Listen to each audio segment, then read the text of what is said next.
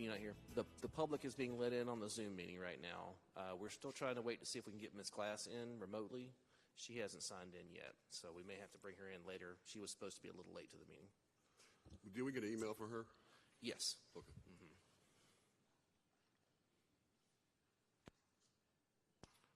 And we're probably going to do like a roll call for everybody since we have some people in person and some people online. But we'll wait till Mr. Carter's ready. Recording in progress.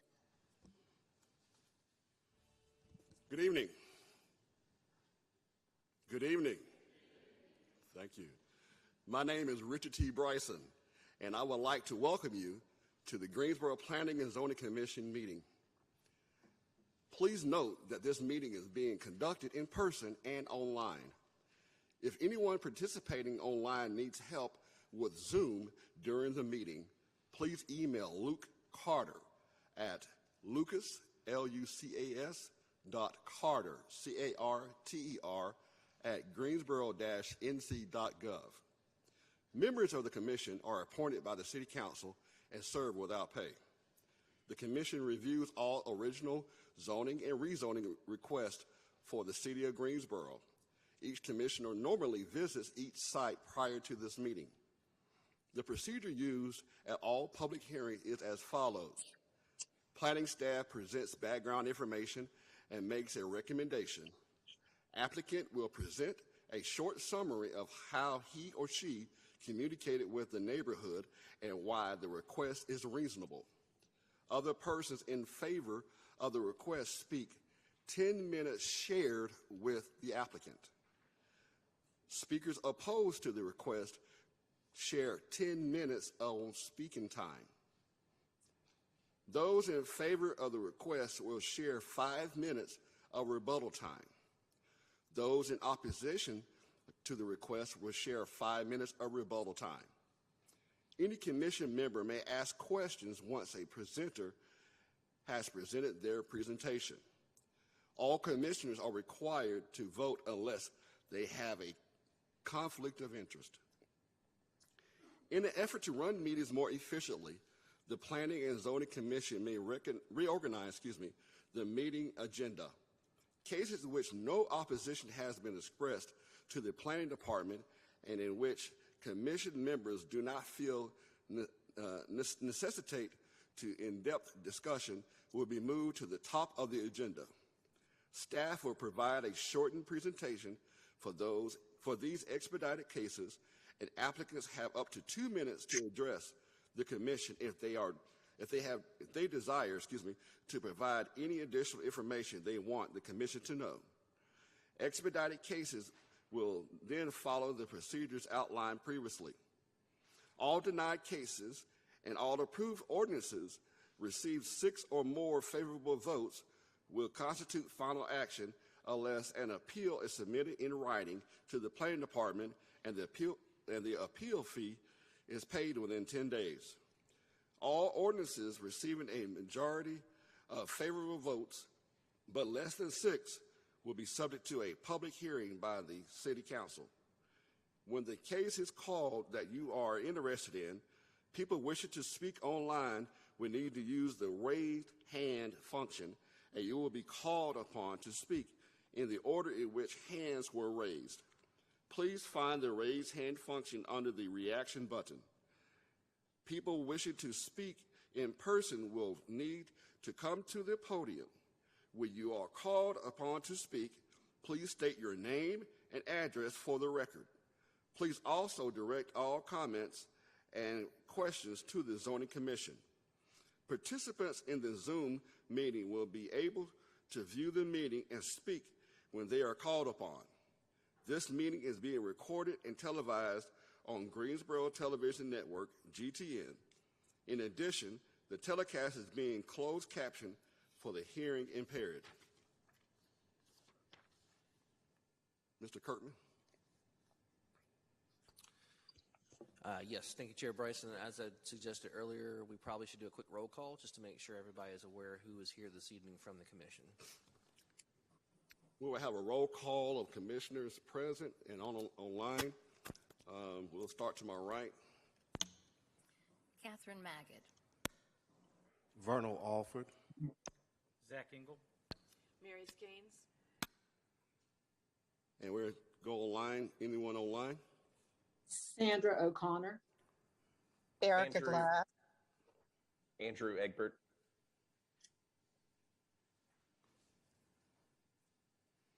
All right, and Richard T. Bryson. Thank you very much, Mr. Kirkman. Bear with me here 1 second.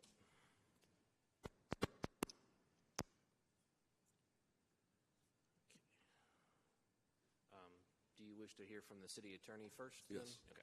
I'd like to speak to the city attorney, Brent, and please forgive me. I don't have to pronounce your last name, but I know your first name, Brent. That's all right. Thank you, Vice Chair Bryson. I appreciate it. Brent Ducharme from the City Attorney's Office. I'd like to remind all in attendance that when considering rezoning applications, the Planning and Zoning Commission makes determinations based on the land uses that are allowed under the proposed zoning district that is put forth in the rezoning application. And where applicable, also propose conditions that are included with the application. Now, land use concerns can be wide-ranging, and by way of example, that would include things such as impacts on public infrastructure, so something such as a traffic concern. These things can be relevant when we're talking about new land uses that would be allowed by a rezoning. However, there are concerns that are not related to land use and the conditions of a rezoning application. These items would not be germane to the determinations that are made by this body. Just to highlight a couple, such issues would include concerns about school impacts or generalized concerns about crime rates in an area, things of that variety. Those types of issues may be referred to the Planning Department or the Technical Review Committee. Thank you.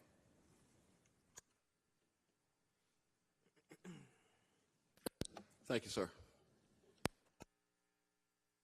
Oops. At this point, the commission then can move on to the agenda with the minutes approval. Mr. Chair, I move approval of the minutes. Second.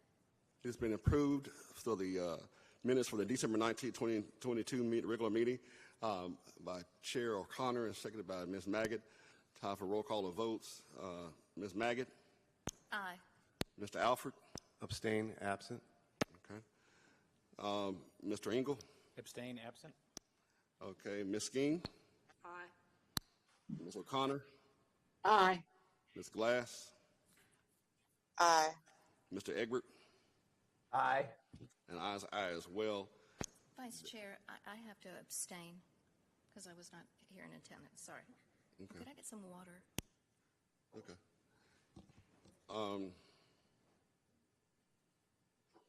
So my read would be that's a 5-0 vote with 3 abstentions. Is that a correct Correct. vote? Okay. All right. The minutes approved or passed for the December 19th, 2022 regular meeting. Do we have withdrawals or continuances? Mr. Yes, Kirkman? we do have 2 requests to continue items this evening. The first request is case Z-23-01005, 1921A New Garden Road. They are requesting to continue that matter to the February 20th Planning and Zoning Commission meeting. Do you want to go ahead and hear that first and then the next one? Yes, sir. Okay. Commissioners, we have a request to continue item Z-23-01-005. What is your pleasure? Do you have anyone here? Andrew Egbert. I'll make a motion to approve. Mr. Egbert has a motion on the floor to approve the continuation of this item. I'll second the motion. Okay. And Chair O'Connor seconds the motion. Second the motion to continue the item until the February meeting. Roll call of commissioners.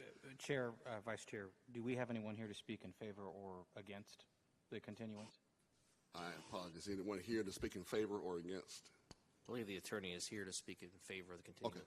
Thank you, Mr. Engel.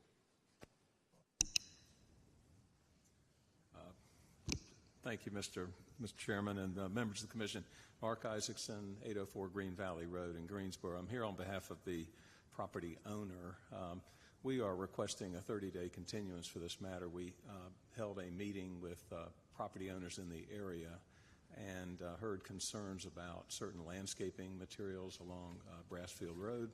We have asked the engineers involved with this project, this rezoning, to study the landscaping.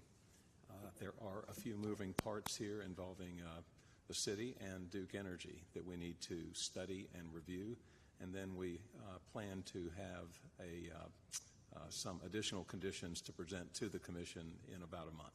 So we request a continuance, and we have notified the staff and everyone else involved, and be glad to answer any questions that the Commission may have.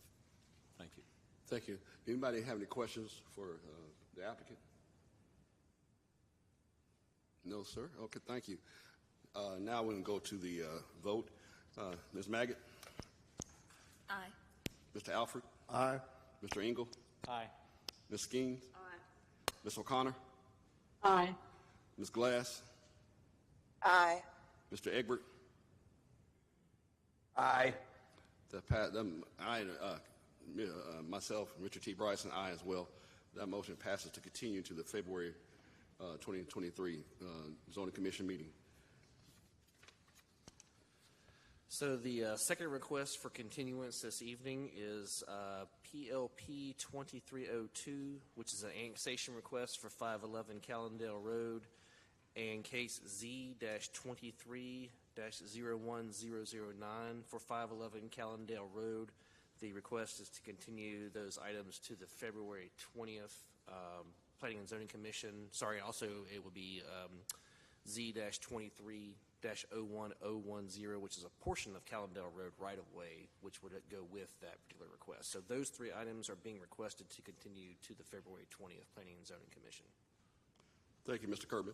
Is anyone here speaking in opposition or in favor of the motion to move this item to the February 20th, February 20th, 2023 meeting? Chair Bryson, we have Tracy Dusenberry, who's the applicant, and she's here to speak in favor of the continuance. And then we may also have someone else, Ms. McIver, on the line who wants to speak on the continuance as well. She would be after Ms. Dusenberry. Okay. Hi. Hi. Please state your name and address, please. Hi, I'm Tracy Dusenberry with Halcon Companies, 2615 Anderson Highway, Powhatan, Virginia, 23139. Yes, I'm chairman and council members. I would like to ask for the continuance to the next meeting. We're working with Councilwoman Hightower on setting up a community meeting. We had reached out to some of our adjacent neighbors and we haven't heard any opposition, but we are working with her to set up a meeting. So we would like to, we appreciate the staff's recommendation for approval, but we would like to ask for continuance until the February 21st meeting or 20th meeting, just to have more time to talk to the community about the proposal. Thank you. Anyone got any questions for the applicant? Thank you. Does someone else want to speak? Ms. McKeever's online to speak. Yep. Please state your name and address, please. Yep, Cheryl McIver, 404 West Mike Houseville Drive, Greensboro, North Carolina, 27406. Just a couple of comments. I am in favor of the continuance. We appreciate the developer working with us on that matter. One comment I would like to make is that the area surrounding the property is really some commercial and some apartments, so not necessarily all residential, although there are a few. It also butts up to a highway, butts up right up to 85, so we're concerned about noise levels for residents and things like that. And one last statement I would like to make is that this is a dead-end road, and we just happened to see the zoning sign because we saw some movement in that area. The zoning sign was placed in the back of the property, not at the front end of the property, and it was placed behind a tractor trailer. So I'm not sure whose responsibility it is, when they put up zoning signs, But I'm not sure if council, you guys have went to the property as you normally do when these cases come. But if you had, you would also see that that zoning sign was behind a tractor trailer and in the back of the property. So I'd just like to make a comment on making sure that whatever processes we have, that those signs are visible. And that's all for me. Okay. Anybody got any questions? Thank you. Okay. No questions. Thank you very much. Do we need to close the public hearing portion? Well, this is just comments about whether or not to continue the matter. Sure. All right. Time for the vote from the commissioners. Ms. Maggot? Aye. Aye. Mr. Alford? Aye. Mr. Engel? Aye. Ms. Skeen? Aye. Did someone make a motion to Yeah, grant did the we continuance? have a motion made in there, Vice Chair Bryson? If there was I'd be, one, I I'd be missed it. happy to make I that. apologize. Yeah, this is Zach Engel. I'd be happy to make that motion. Okay, I apologize. I'm ready to go. I didn't know if I had drifted off or not, but I didn't did. remember- That's I didn't okay. remember a It's motion. okay. All right. It's been moved by Mr. Engel and seconded by Ms. Skeen. Is that correct? Correct. I'll second that. That the motion to continue to the February 20th, 2023 meeting. Again, let's go back. Ms. Maggot. Aye. Thank you. Mr. Alford. Aye. Mr. Engel. Aye. Ms. Skeens. Aye. Ms. O'Connor. Aye. Ms. Glass. Aye. Mr. Egbert. Aye. Ayes are aye as well. That motion passes to continue this particular item to the February 20th, 2023 zoning commission meeting. All right, I think that's all the continuances and we have and withdrawals. Do we need to move on to the expedited? So we have several items that, based on no opposition, are eligible for expedited review by the commission this evening. So I'll read those for the commission, and then you can take whatever motion to adjust the agenda for those items. The first item that appears to be eligible for the expedited review is case Z-23-01001. That is for 1120 and 1124 North Church Street. The next case that is eligible for expedited review is case Z-23-01004, and that is for 8517 Cider Road. Let's see. We did get someone we think is in potentially for opposition on the Presbyterian Road case, so that one will have to go as a normal case on that one. That we just got that a minute ago. And then the other item that would then be eligible for expedited review is PLP 2303 and Z-2301-001, which is the right-of-way that is along the portion of Alamance Church Road that is in front of 1447A and 1453 Alamance Church Road. So those items are eligible for expedited review. We have not received any opposition that we are aware of on that. And Vice Chair, I'd like to make a motion to expedite. Is that all right?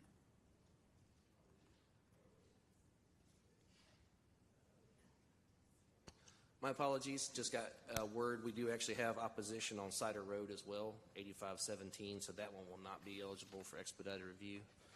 So again, I guess to reiterate where we are, the cases that are eligible are the case 1120 and 1124 North Church Street, and the case for the right-of-way portion of Alamance Church Road. So those are the two items that are eligible for expedited review this evening. Okay. Do we need to entertain a motion to move those to expedite? Sorry, again. Do we need to entertain a motion to move those to the expedited portion? Yes, if we could. Okay. I'd like to make a motion to expedite 23-01-001 North Church Street and 23-01-011 Alamance Road. Vernal Alford, I second. It's been moved by Ms. Maggot and seconded by Mr. Alford to expedite item number Z-23-001 Z-23-01-001, and also the last item on the agenda, PLP 23-03, Z-23-01-011. Is there here a second? Mary Skeens, I'll second that. Okay, I apologize. I'm sorry, my bad. Mr. Alford seconded that motion. Time for a roll call. Ms. Maggot? Aye. Mr. Alford? Aye. Thank you. Mr. Eagle? Aye. Ms. Skeens? Aye. Ms. O'Connor? Aye. Ms. Glass? Aye. Mr. Egbert? Aye. Aye as well. Those two items will be put on the expedited agenda. Mr. Kirkman.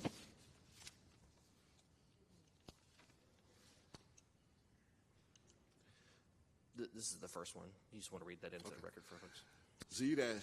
Item Z-23-01-001. A rezoning from PI, public and institutional, and LI, light and industrial, to PUD, planned unit development, for the property identified as 1120 and 1124 North Church Street, generally described as east of North Church Street and north of East Northwood Street, 6.44 acres. Mr. Curtin. Yes, thank you, Vice Chair Bryson. So again, the property is requesting to go from public institutional and light industrial to planned unit development. In terms of the adjacent zoning, north of this request is currently zoned conditional district office. East of the request is zoned light industrial, and south and west request are public and institutional. The current use of the property is an office building. North and south of the request are medical offices. East of the request is the railroad, as well as medical offices and a multi-tenant building, and west of the request is a hospital. There are conditions that are associated with this rezoning request that are shown on your screen that were advertised as part of the hearing. The comprehensive plan designates the property as urban central on the future built form map and residential on the future land use map. Staff concludes that this request does support the comprehensive plan's filling our framework goal to arrange our land uses where we live, work, attend school, and enjoy free time, to create a more vibrant and livable Greensboro, and the growing economic competitiveness goal to build a prosperous, resilient economy, creating equitable opportunities to succeed. This request would permit a variety of medical facility and office uses, along with some supporting uses complementary to those in the area, and staff is recommending approval of the request. This is a planned unit development, so there will be two votes, one on the zoning and one to approve the associated unified development plan, which is now shown on your screen, although it's a little hard to read from here, but that's in your packet as well. So I can answer any questions. Thank you, Mr. Kirkman. Any questions for Mr. Kirkman on staff?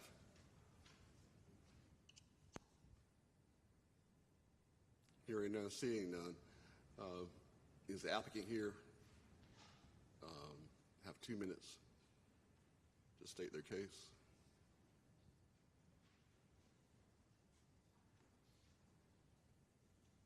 Thank you, Mr. Chairman. Again, for the record, it's Mark Isaacson, 804 Green Valley Road. I'm here on behalf of the property owners. The representatives of those owners are here with me this evening, Lindbrook Development and Samet Companies. This is for a new medical office building, and we think it's a great fit and much needed in this area. We did send out our letters. We had very little, if any, comment from anyone, and we're available to answer any questions, but pleased to be here to present this project to the Commission. Thank you. Thank you, sir.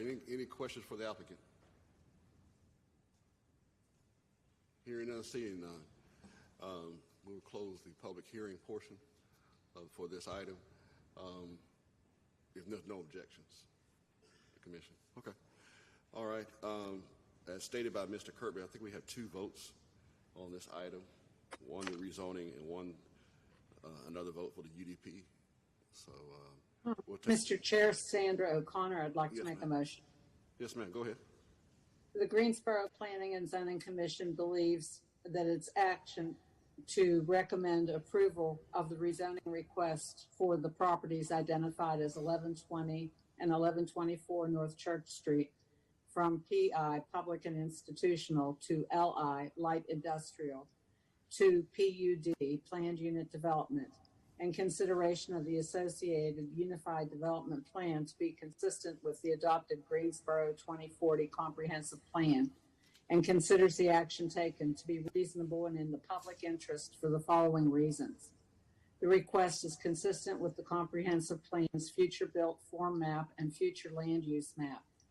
The proposed PUD zoning district, as conditioned, permits uses which fit the context of the surrounding areas and limits negative impacts on the adjacent properties. The request is reasonable due to the size, physical conditions, and other attributes of the area. It will benefit the property owner and surrounding community, and approval is in the public interest. Mary Skeens, second. Thank you. We've been moved by Chair O'Connor and seconded by Commissioner Skeens. Time for roll call to votes. Ms. Maggot? Aye. Mr. Alford? Aye. Mr. Engel? Aye. Ms. Skeens? Aye. Ms. O'Connor? Aye. Ms. Glass? Aye. Mr. Egbert? Aye. And aye as well. That motion passes unanimously. And Mr. Chair, I'd also like to make a motion to approve the UDP, Unified Development Plan, which I understand has met with final approval from TRC. All right, do I have a second for that? Second, Mary Skeens. It's been moved by Chair O'Connor and seconded by Commissioner Skeens to approve the UDP. Time for roll call. Ms. Maggot? Aye. Mr. Alford? Aye. Mr. Engel? Aye. Ms. Skeens? Aye. Ms. O'Connor? Aye. Ms. Glass? Aye. Mr. Egbert? Aye. And I is an aye as well, so that passed unanimously. Just going to move on to the second item that's on expedited agenda, which is PLP 23-03, Z-23-01-011. Annexation and original zoning request from County AG, County Agricultural, to City HI, Heavy Industrial, for the properties identified as right-of-way across the frontage of 1447-A and 1453 Alamance Church Road, generally described as northeast of Alamance Church Road and southeast of Faircrest Lane, 0.32 acres. Mr. Curtin. Thank you, Vice Chair Bryson. Again, the request is only to annex and establish original zoning for a portion of the Alamance Church Road right-of-way.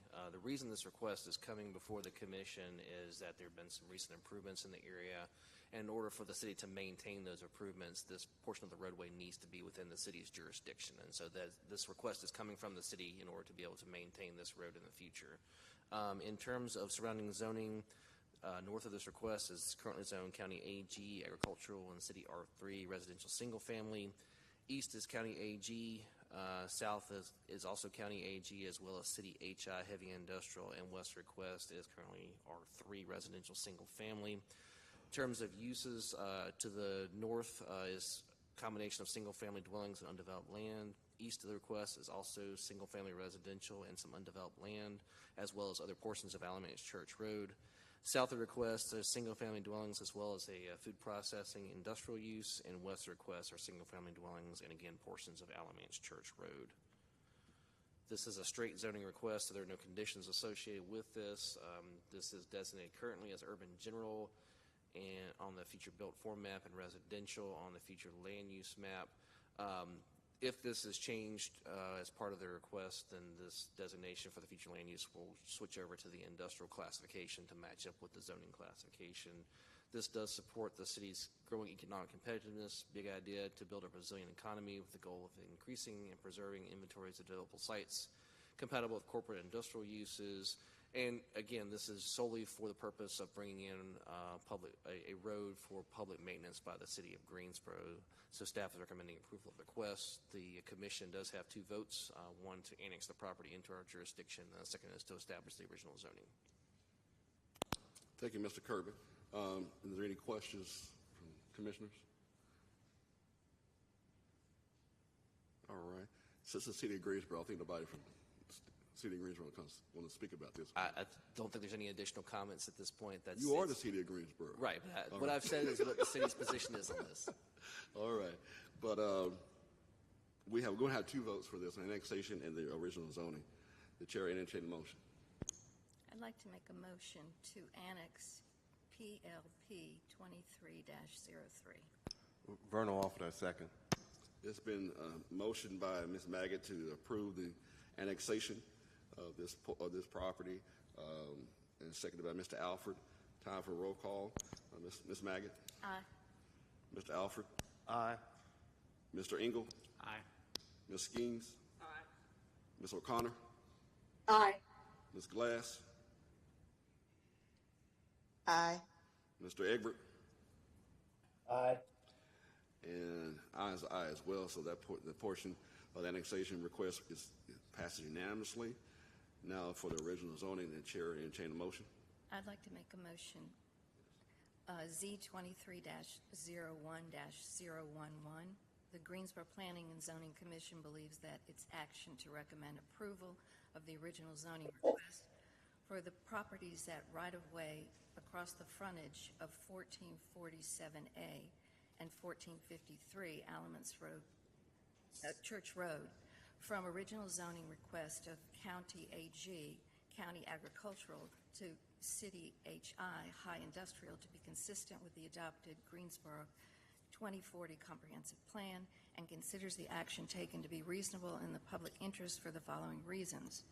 1, the request is consistent with the comprehensive plan's future build format and future land use map. 2, the proposed City HI zoning district permits use which fits the context of the surrounding area and limits negative impact on the adjacent property.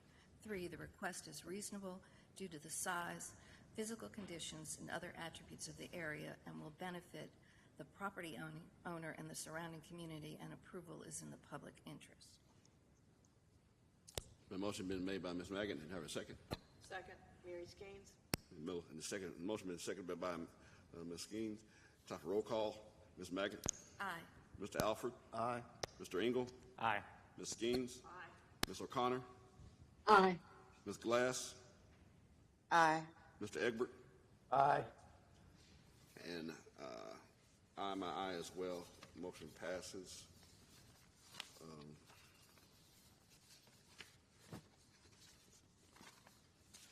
And just to clarify, this is a recommendation. This will move on to City Council because there's an annexation associated with it. Thank you. All right, now we will go to the beginning of our agenda.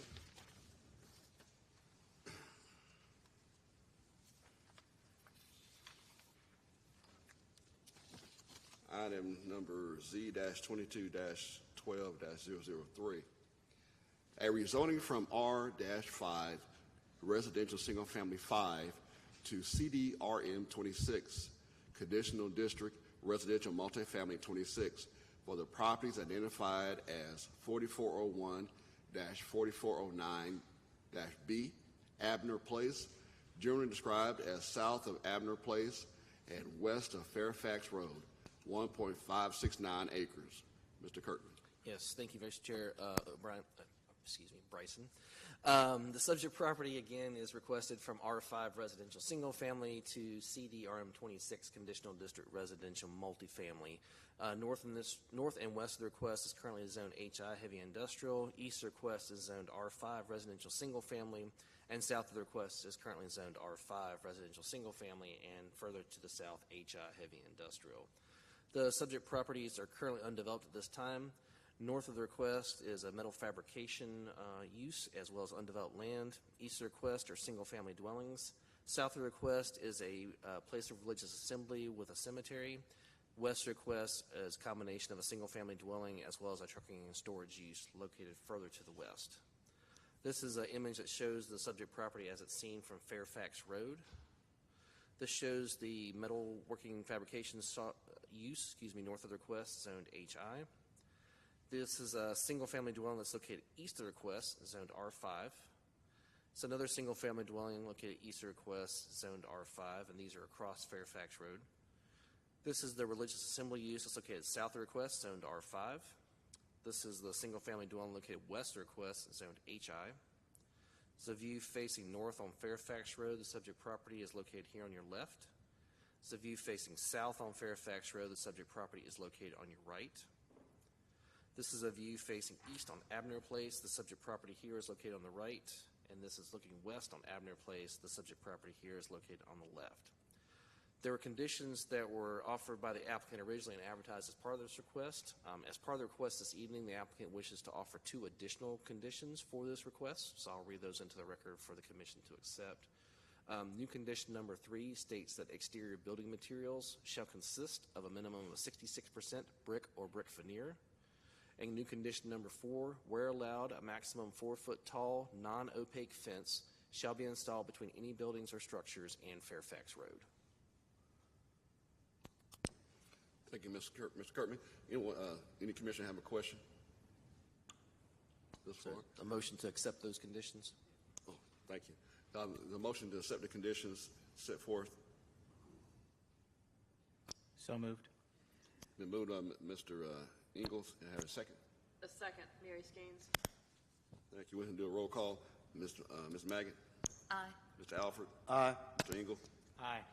Ms. Skeens. Aye. Ms. O'Connor. Aye. Ms. Glass. Aye. Mr. Egbert.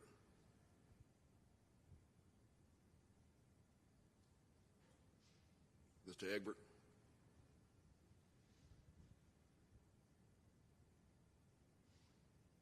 Mr. Egbert.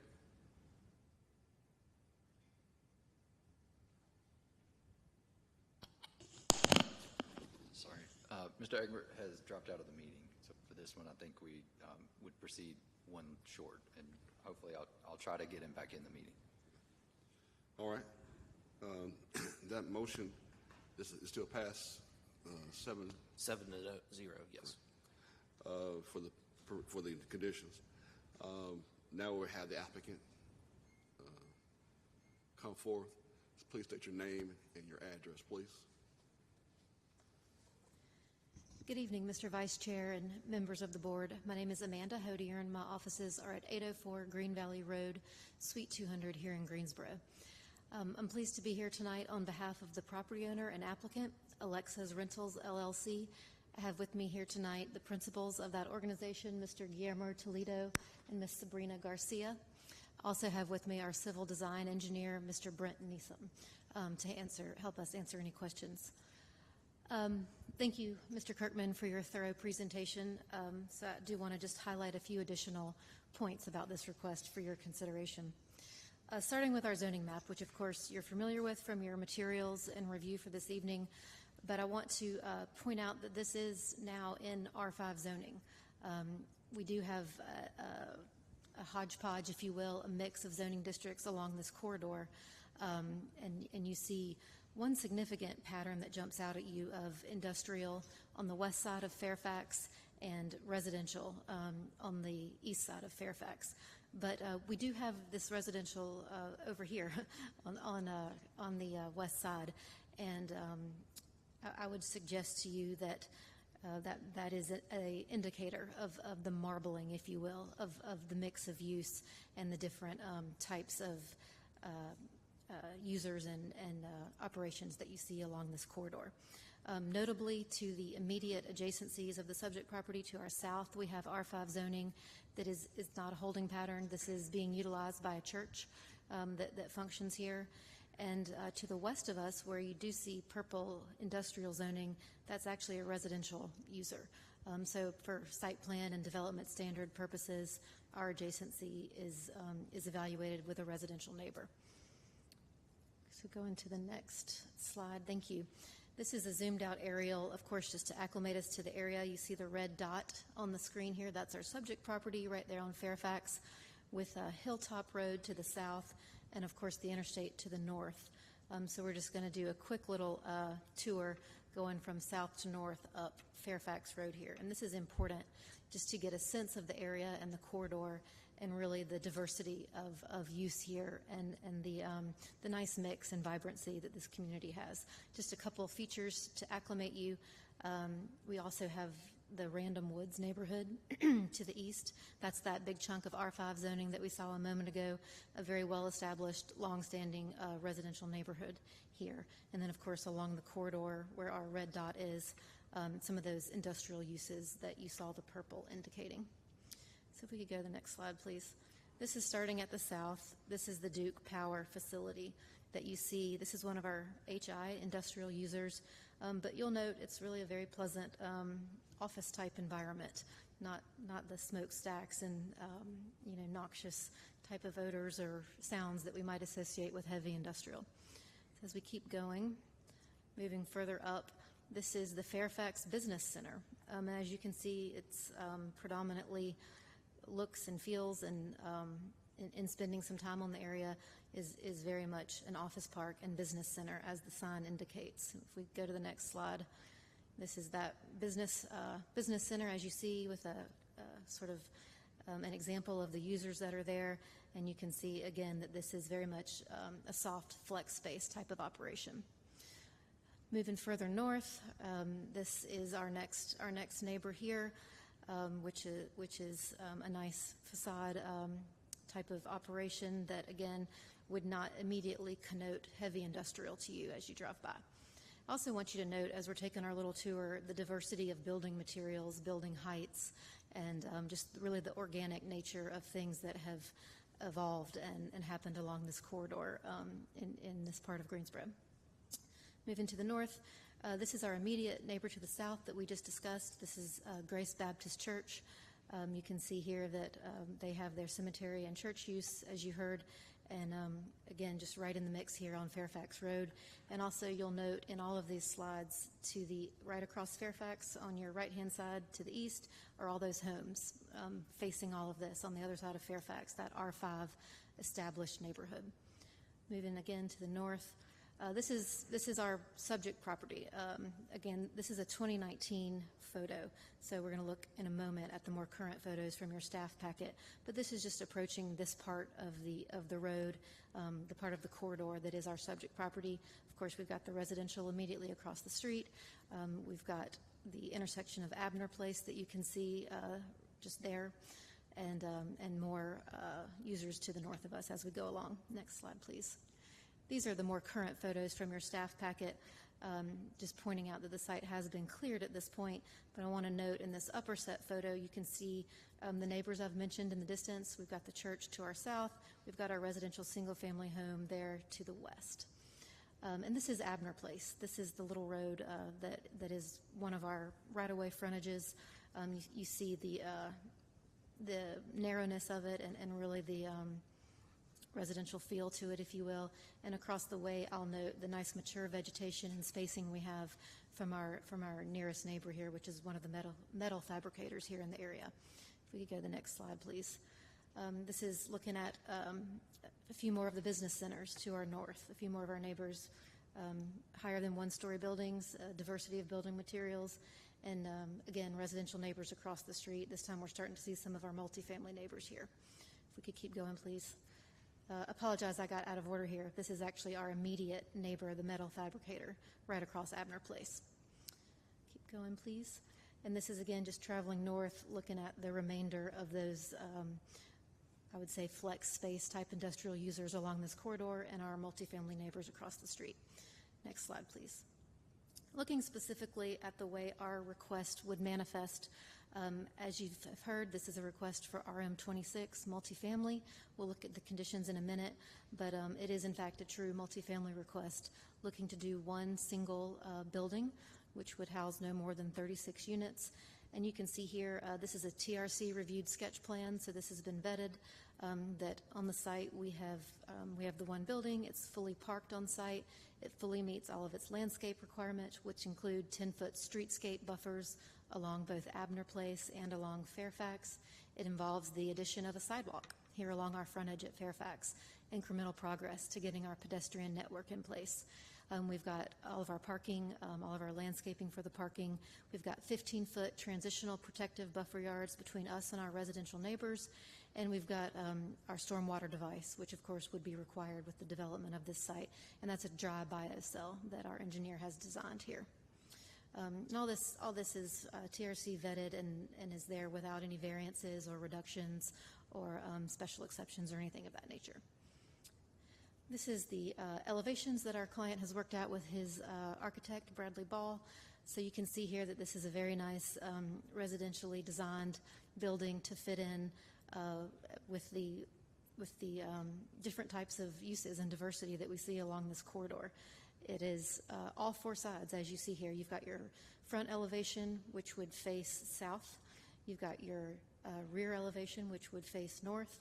And you've got your side elevations. So that's all four sides with this treatment, with the gabled roofing, the architectural shingles, the 2/3 brick, and the other features that you see here.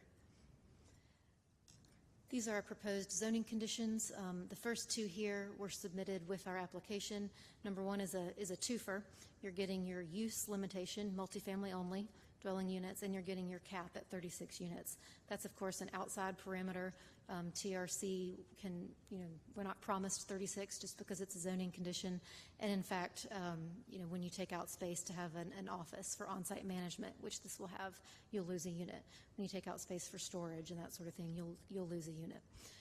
Building height's limited to 50 feet. That's important because that is the limitation in the R5 district right across the street. We wanted to keep that compatibility. Otherwise, it would have been 80 feet here.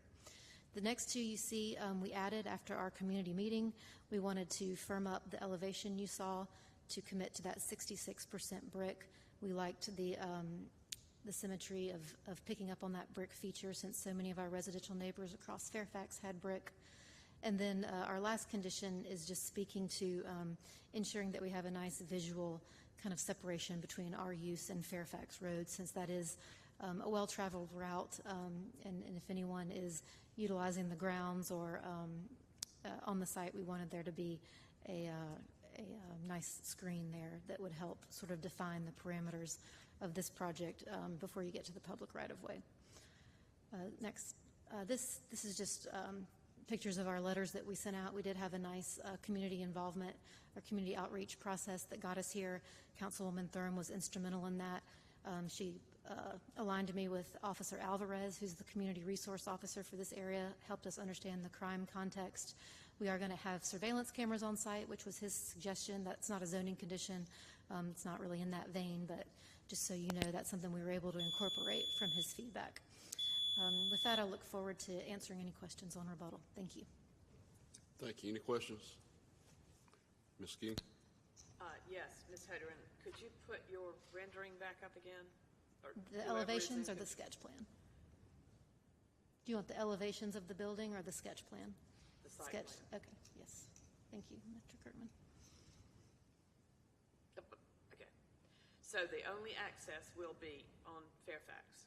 That's correct. Okay. And of course, that'll have to go through driveway permitting process, but this has been vetted by TRC. And that was not an issue. But as you all know, when that is evaluated, if they deem storage lanes or decel lanes are warranted, then that's of course what the developer will have to do. Okay, thank you. Thank you. Any further questions? Thank you. All right. Thank you. Either one, I have one person signed up for opposition. Please come to the podium, state your name and address.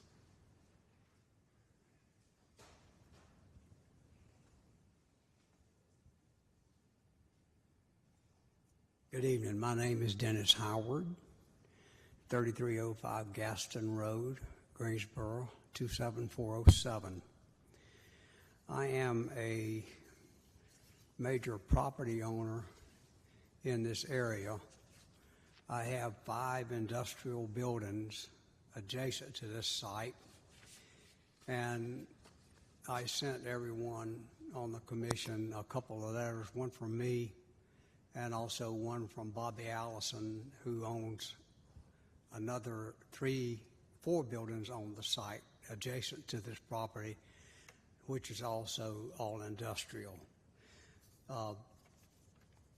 This is all the way down, beginning on one end of Fairfax, all the way to the other, starting with Duke Energy, which is a highly industrial operation, going all the way to the other end of Fairfax, which is R.H. Behringer Company, which is a beer distributor, and it's also a big industrial operation. There's over 20 industries between one end of Fairfax and the other. And to put high-density apartments down amongst all these industrial buildings, to me, does not fit. All the properties on the west side of Fairfax Road, where this project is proposed, are industrial properties. The 36 units that are being proposed on this piece of land, this is a little bit over a 1.5 acre piece of land. The apartments are 2 bedrooms. If you put 36 units and you have 2 to 3 people per apartment, you could easily have 100 people living here. And if you have 100 people living on 1.5 acres, you could also easily have 50 cars parked here. You can see that this is a very high density for such a small piece of land.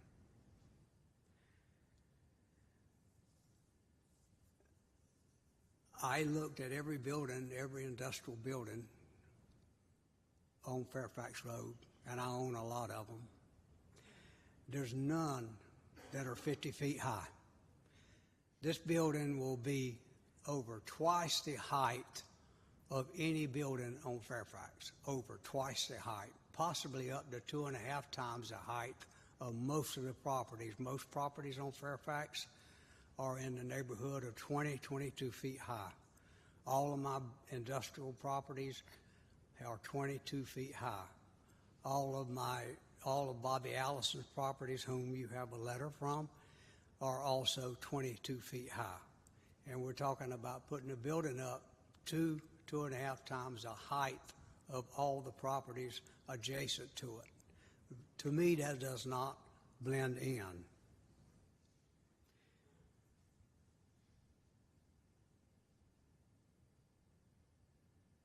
I think I can end this, and I don't really want to be cute about it, but I think I can just, if I want to synopsize everything that's going on here, I think it's kind of like cramming a square peg into a round hole. This property is not meant for apartment use, high-density apartment use. If any use at all, it would certainly fit more industrial than it would residential. Thank you very much. Thank you, sir. Any questions for Mr. Howard?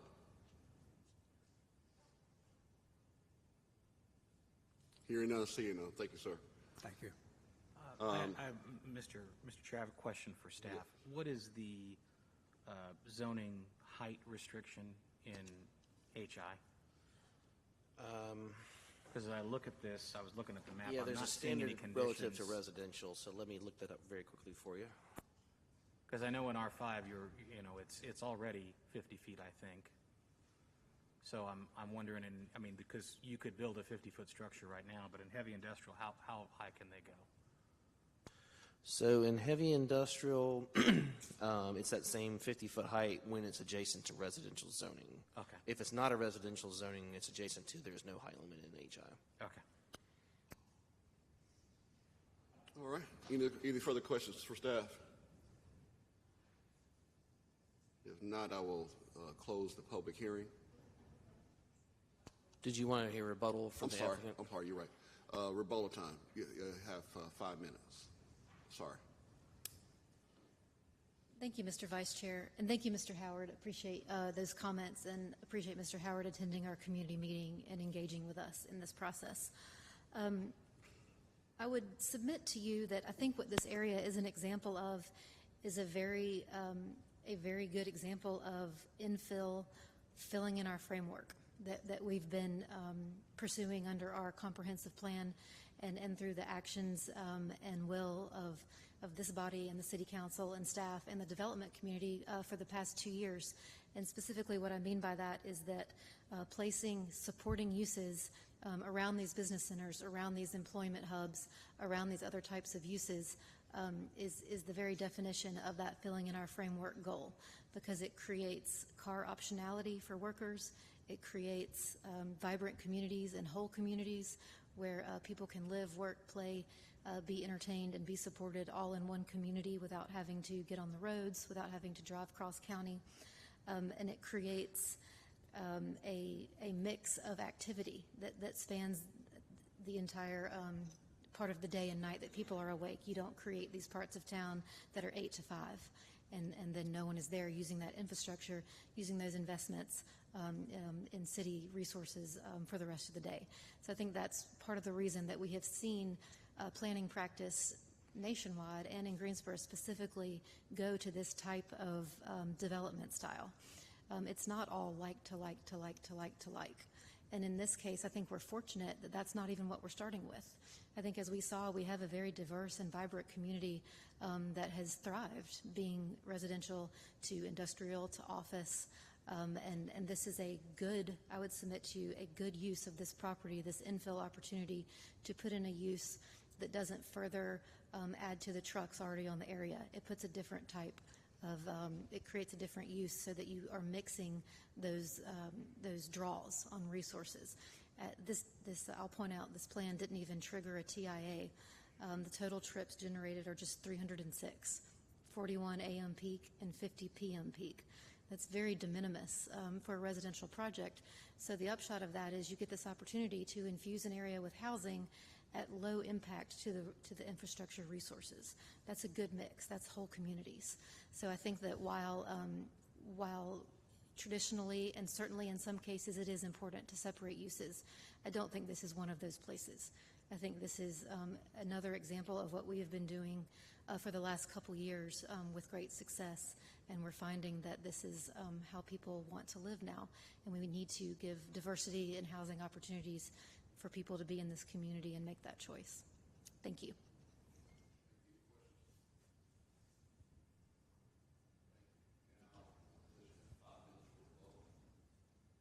Sorry.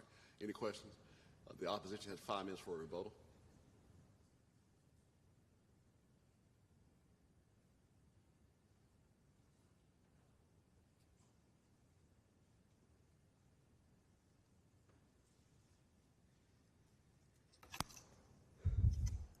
You know,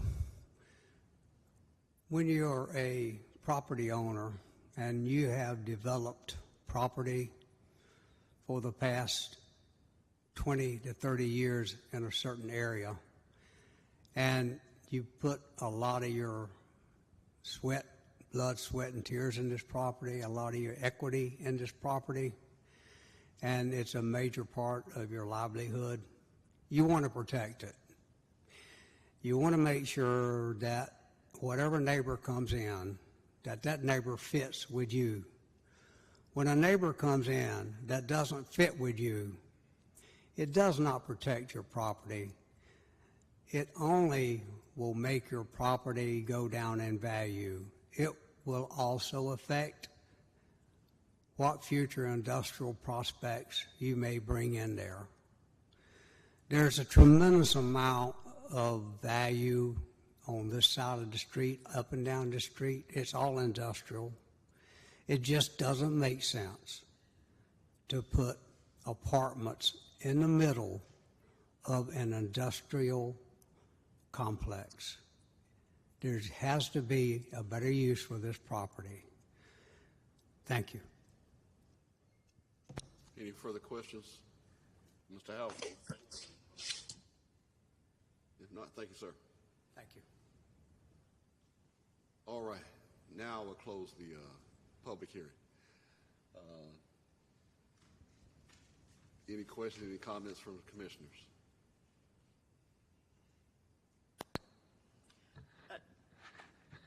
Yes. We're getting involved in discussions in terms of height restrictions, and yet those apartments across the street are certainly bordering on being 50 feet, the mansard roof that's on those apartments. And the fact that in the HI zoning, you can go 50 feet.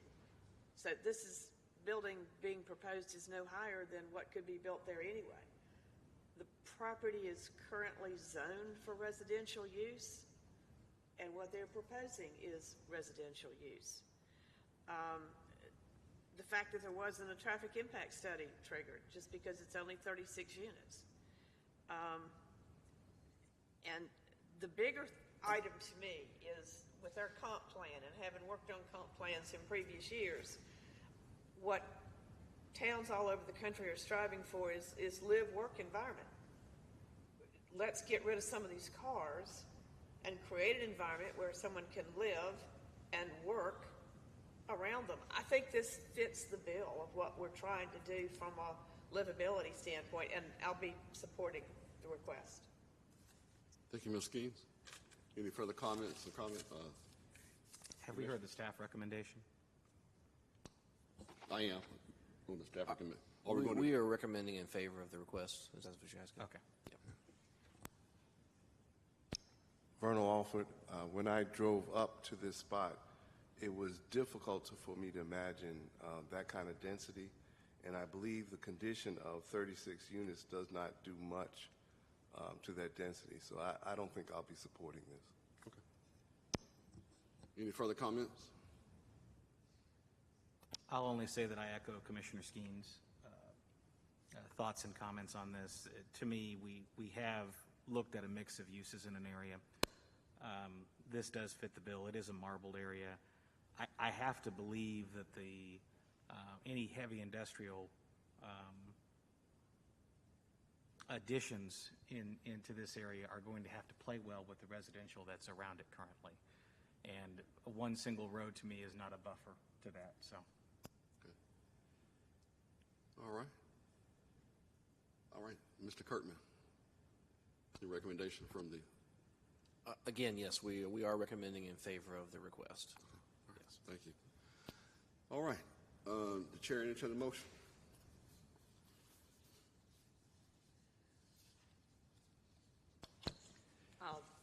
I'll make a motion. The Greensboro Planning and Zoning Commission believes that its action to recommend approval of the rezoning request for the properties at 4401 to 4409B Abner Place from R5 residential single family to CDRM 26 conditional district residential multifamily 26 to be consistent with the adopted Greensboro 2040 comprehensive plan, and considers the action taken to be reasonable and in the public interest for the following reasons. The request is consistent with the comprehensive plan's future built form map and future land use map. The proposed CDRM 26 zoning district, as conditioned, permits uses which fit the context of surrounding area and limits negative impacts on the adjacent properties. The request is reasonable due to the size, physical conditions, and other attributes of the area. It will benefit the property owner and surrounding community, and approval is in the public interest. A second. It's been moved by Commissioner Skeens and seconded by Commissioner Maggot to approve item number Z-22-12-003. Vice Chair Bryson, just want to clarify something. Mr. Egbert was able to get back in and has heard most of the conversation. He missed the first couple of minutes of discussion, but he has the information and feels like he's able to vote on this request. So I just want to note that for the commission. All right, thank you. All right, roll call. Ms. Maggot? Aye. Mr. Alford? Neg. Ms. Engel? Mr. Engel, sorry. Apologize. Oh, okay. Aye. Ms. Skeen? Aye. Ms. O'Connor? Aye. Ms. Glass? Aye. Mr. Egbert? Aye. And I'm an aye as well. That passes 8-1. 7-1. 7-1, I'm sorry. 7-1. And this is final action from the commission. Okay, I'm sorry. Yeah. The approval constitutes a final action unless an appeal is submitted in writing to the planning department and the appeal fee is paid within 10 days. Anyone may file such an appeal. All such appeals will be subject to the public hearing at the, is it Tuesday, February 21st, Mr. Kirkman? Yes, that is correct. Tuesday, February 21st, 2023, City Council meeting. All adjoining property owners will be notified of any such appeal. All right. Let's move on to the next item on the agenda. Is PLP 22-43 and Z-22-12-005. An annexation and original zoning request from County CZ-HB, conditional use highway business to city CDRM 18, conditional district residential multifamily 18 for the properties identified as 3510 Liberty Road, generally described as west of Liberty Road, north of Edgemont Road, and east of Old U.S. Highway 421, 24.07 acres. Mr. Kirkland. Yes, thank you, Vice Chair Bryson. Again, the request is for annexation to bring this property into the city's jurisdiction and then to establish original zoning of city CDRM 18, conditional district residential multifamily. North of the request is currently zoned County RS 40 residential single family and County CZLI conditional zoning light industrial. East and south of this request are currently zoned County RS 40, and west of the request is zoned County RS 40 with City Plan Unit Development PUD located further to the west. The subject property is currently undeveloped at this time. North of the request is a building contractor office with outdoor storage and a single-family dwelling. East of the request are single-family dwellings and undeveloped land. South of the request are single-family dwellings and a religious assembly use. West of the request is a U.S. Highway 421, and then further to the west is a religious assembly use and undeveloped land. This is an image that shows a portion of the subject property as seen from Liberty Road. And this is an image showing the subject property as seen from Edgemont Road. This is undeveloped land that's located north of the request along Liberty Road, zone County RS 40. This is one of the single-family dwellings located east of the request, zone County RS 40. This is another single-family dwelling also located east of the request, zone County RS 40. This is a religious assembly use that's located southeast of the request, zone County RS 40. This is a single-family dwelling located south of the request on Edgemont Road, zone County RS 40. This is the undeveloped land that's located southwest of the request on Edgemont Road, zone City PUD. This is an undeveloped portion of land for religious assembly use located west of the request, zone County RS 40. It's a view facing south on Liberty Road. The subject property here is on your right. This is facing north on Liberty Road. The subject property here is on your left. This is facing west on Edgemont Road. Subject property is on the right. And this is east on Edgemont Road. The subject property is on the left. It's a view facing north on U.S. Highway 421. The subject property here is located on your right. This is the condition that was submitted with this request and advertised as part of the hearing. The GSO 2040 comprehensive plan designates the property as urban general on the future built form map and as residential on the future land use map. Staff has concluded that the proposed original zoning does support the comprehensive plan's Creating Great Places goal to expand Greensboro's citywide network of unique neighborhoods, offering residents of all walks of life a variety of quality housing choices, and the Building Community Connections goal to maintain stable, attractive, and healthy places to live and raise families. The proposed CDRM 18 district as conditioned does allow moderate intensity residential uses to support some nearby industrial uses and also compatible with various nearby residential uses. Staff notes generally care should be taken with respect to building orientation, materials height, and visual buffers to ensure appropriate transitions to that nearby lower density residential uses. Staff is recommending approval of the annexation and original zoning request, and I can answer any questions. Thank you, Mr. Kirkman. Any questions for staff?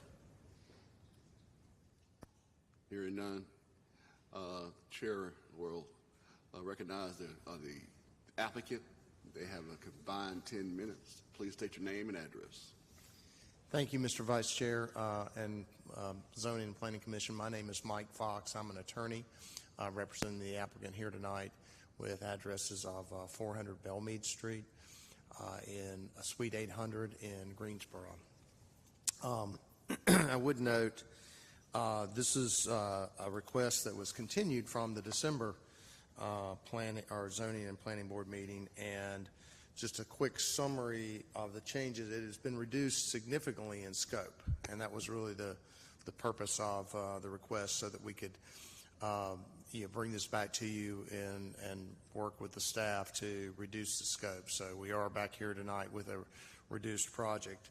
By way of summary, this is proposed to be a multifamily project on roughly 24 acres, approximately 386 units. And it is, my client is the Corey Corporation. Previously, there was another property owner identified on the agenda, but it's just Corey now, because what we essentially did was the 24 acres Corey has owned for some period of time, and then they were looking at partnering with the adjoining property owner to have a parcel of approximately 50 acres, and do a multifamily complex of double the size of what we're proposing now. And subsequent to getting into this, meeting with the neighbors, we decided that we would go backwards on it and reduce the scope to just the property that Corey owns. So it's just the Corey property now, and the scope is half of what it used to be.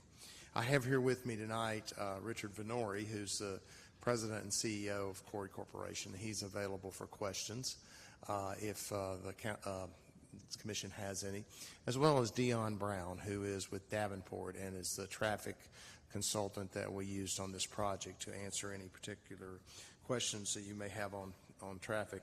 Staff has been great to work with. They did a good job of summarizing where this is, and I know you all know where it is. And it is right along Highway 421, which is a future interstate designation as well, just a little further south once you get outside the loop. And also a corridor in which this region has created many thousands of new jobs that will be developed over the next few years, some of which right down the road at the Toyota battery plant in Randolph County, and some a little further down the road at the location in Chatham County where Wolfspeed plans to produce microchips for use in all kinds of electronics. So, and there's also a number of other significant job developments that are underway in this area. So we've done a great job as a region of creating jobs, so we need to make sure we have places for all those people to live that are going to take those jobs, and this is right along that corridor. It is in the Tier 1 growth area for the city, so it is something that the city has identified as the prime area for this type of development, and the future land use is for residential. And we feel like that the multifamily done in the high quality that Corey Corporation typically does is a great buffer for the single family neighborhoods that are behind it away from 421. So we feel like that this will be an asset to the community, and are looking forward to hopefully developing this and providing housing for those many thousands of job seekers who are going to be looking in this area. I will say that we had 2 different neighborhood meetings via Zoom, well attended, both of them. The first one was in the first version of this project, and obviously there were concerns about the scale of the project as well as potential traffic impacts. And then once we decided to reduce the scope of the project, we had a second neighborhood meeting, and there were fewer people there, but there were still concerns about traffic. That was really the primary concern. There was appreciation for the reduction in the scope, but still concerns about traffic. We've on your staff report has the summary of the traffic impact. You'll note that the main access point on Edgemont, site access number 1 there in the summary of the traffic report is the main access point, and the secondary access point would be on Liberty. And having the main access point here right there in close proximity to 421 really helps with the traffic flow. It keeps most of the traffic between that point and 421. And as a result, working with GDOT and NCDOT, Davenport determined that based on this layout and this number of units, that there would not be any improvements that would be required. There wouldn't be a signal required, nor any turn lanes there. So we feel like that the traffic is very manageable. We understand there were some existing concerns there of some speeding in the area, and obviously Corey Corporation will work with its neighbors both now and after the development goes forward, if it's approved, to address those concerns from people passing through that area and focus a law enforcement presence on that. Corey's design is sensitive to the architecture in the area, and they will design a product that fits into that area. We feel like this is a great site. This would be a down zoning, in my opinion, from a highway business use. You could have a lot of different uses there that would be very commercial. This would be a residential use and would be consistent with the surrounding residential in that area. Staff, you've heard, does support this project and feels like it meets a number of the criteria of our future land use plan and our city policies, and we appreciate their support, and they've been great to work with, as always, on this project. I'd be happy to answer any questions that you may have, or I have Richard and Dion here as well if you have questions of them. Commissioner, you have any questions? Ms. Skeens? I do, Mr. Fox. And you mentioned it early on about the future interstate. When the day that happens, and it's no longer a future, but it's an actual interstate, will that access from Edgemont to 421 be affected at all?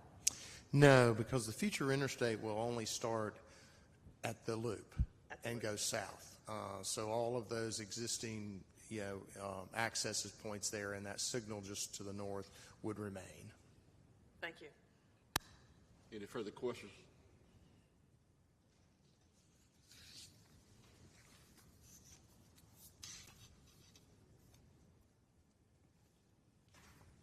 All right.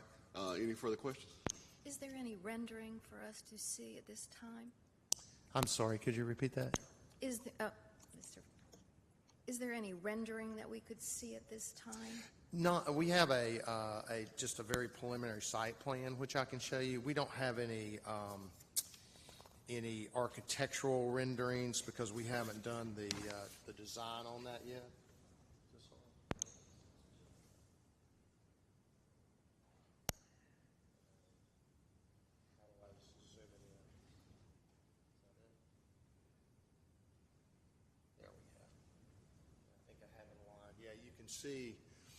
You can see on the left there, that is 421, and then the main access is there on Edgemont, and then followed by the secondary access to the far right on Liberty. Any further questions? All right. Thank you, Mr. Fox. Thank you. All right. Those in opposition, or do you have anyone else who want to speak in favor?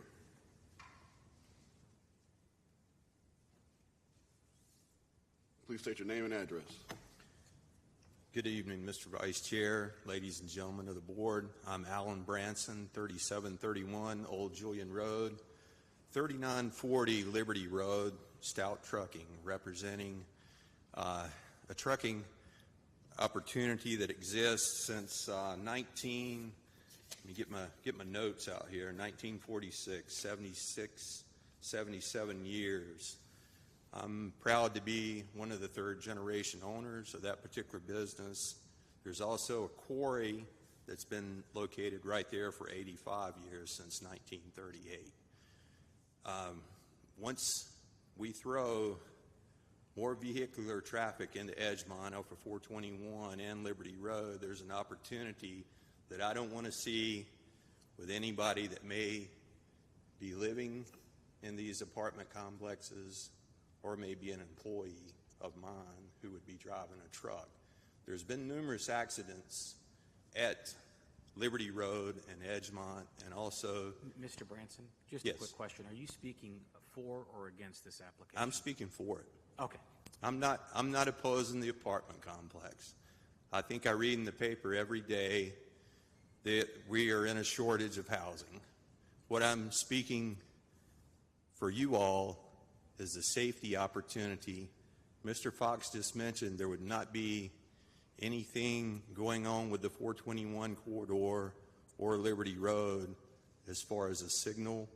There was a truck accident just fairly recently with not one of mine, but another individual. There is typically anywhere from a minimal day of 50 to over 200 plus tractor trailers and dump trucks. We see it all over the place right now. No quarry in my backyard. Well, this one's been here for a long time. And when you do move these residents into the area, safety is going to be your number one concern. This property lies in Tier 1 in Guilford County outside the city limits of Greensboro. I know you all hold the key to water and sewer up and down this corridor. As he mentioned, Toyota. I've been heavily involved in the development of the Toyota plant also. I served across the way from 2012 to 2020 as a commissioner. I know the area. My concern is safety without a light, either at 421 and Liberty Road, and putting more traffic in there with heavy industrial traffic. Central Carolina concrete mixers, that's another 25 or 30 trucks in and out within a mile of where this will be developed. So just something for you to consider. I know all of you say you go out there and you view the site, but potential for a serious accident, I think, justifies a stoplight. Thank you. Thank you. Any questions for Mr. Branson? Hearing none, seeing none. Thank you, sir. Anyone else speaking in favor of this item? We're out of time for the in favor. Okay. All right. Anybody speaking in opposition of this item? Please come to the podium, state your name and your address. Those in opposition have up to 10 minutes combined.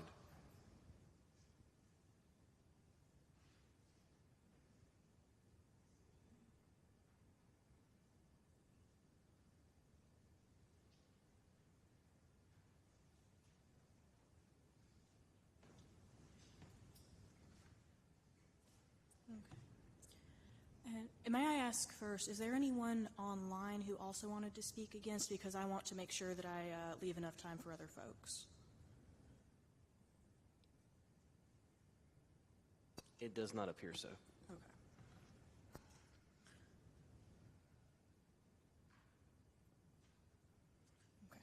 Okay. My name is Bethany Boring. I live at 3201 Liberty Road. That was the image they showed where you were looking up the road towards the site. There's a large open area on the left. That is where we both reside. I'm going to be brief. I submitted a written comment to you that I hope you are able to receive and review. To be frank, I have spent most of the day unexpectedly at the vet, and I don't have the energy or the ability right now to be as emphatic as I might wish to be. I purchased my house at Liberty Road 3 years ago on Monday. When I purchased it, I spoke with my realtor, and I had 3 conditions. The first was that it had to be in Guilford County. And the second was that it had to be on an acre of land. And the third, that it couldn't be in a highly citified, for lack of a better word, area. And that is how I located this house, which has been absolutely wonderful. The amenities near the closeness to the city, but with the feeling of still being in the country, was exactly what I was looking for. And I think that's what most of the individuals and the neighbors nearby were looking for. when you look at those images that they showed of the planned site, what you see is trees. What you see, even on the highway, what you see is trees. What you see is open space. The adjacent, if I have it pulled up right now, the adjacent zoning currently, with the exception of the light industrial that is zoned light industrial because there is a small business on it. It's not what you might typically think of for light industrial, is RS40, RS5. Well, that is the surrounding area. As you probably know, that's limited to anywhere from 1 to 5 dwellings per acre. Where this proposal would be anywhere from at least 5 times as much as 18 times the zoning, current permission of the area around this subject site. I think you can also see, if you look at the site plan, that the scope has been reduced to about half the size, but I think that everyone who lives nearby, in our minds, what we hear is phase 1 and phase 2.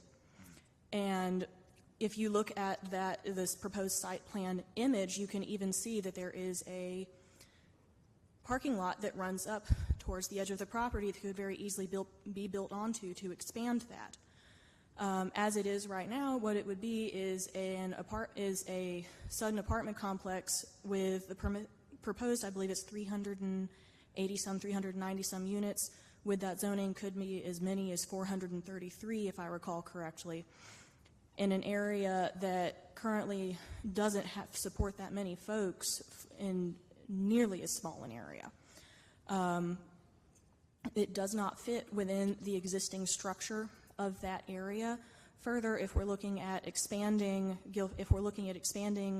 the user base of Greensboro and Guilford County, it would seem that permanent homes that would be built in a smaller zoning are more appropriate to that area, as opposed to a luxury apartment complex that is gated off from its surroundings.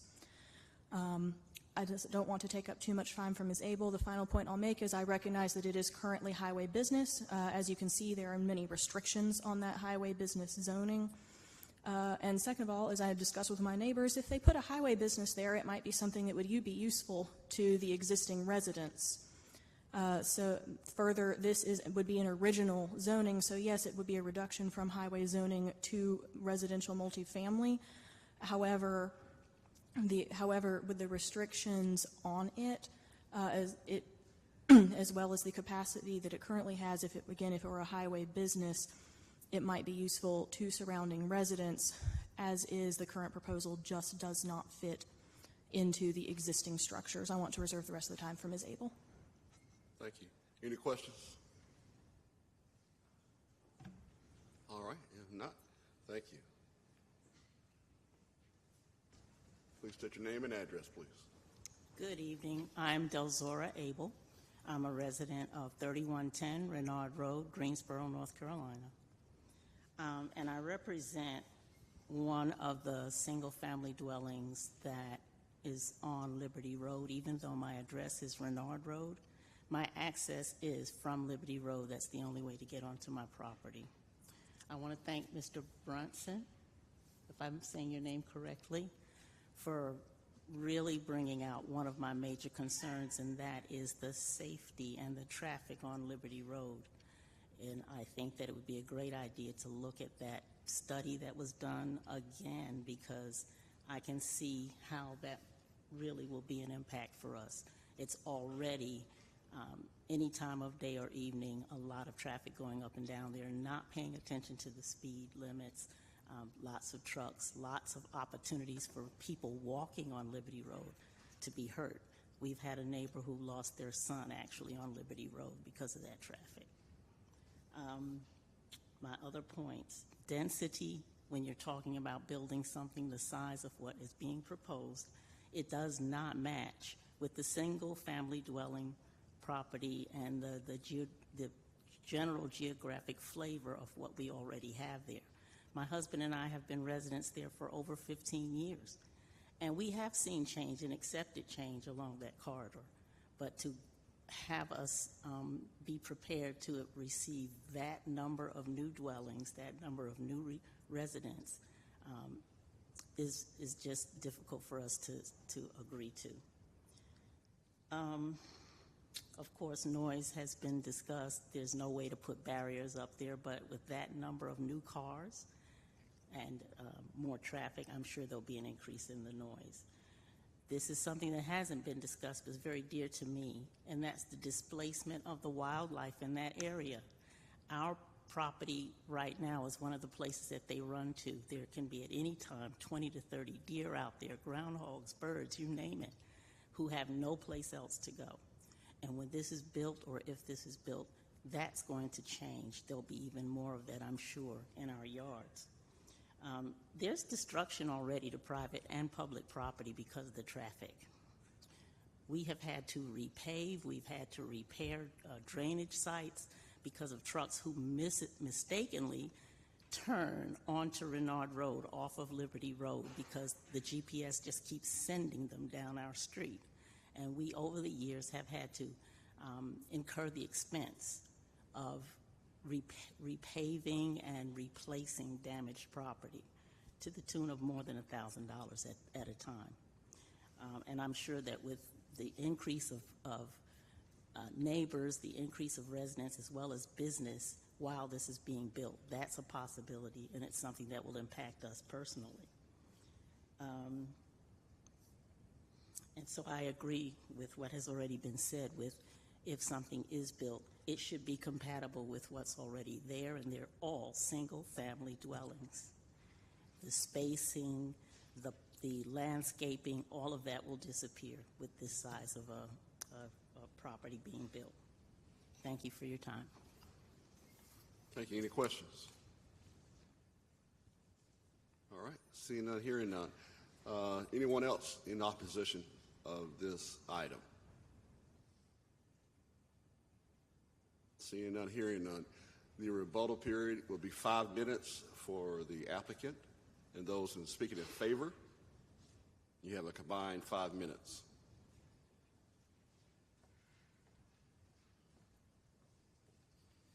Thank you, Mr. Vice Chairman and Planning and Zoning Commission.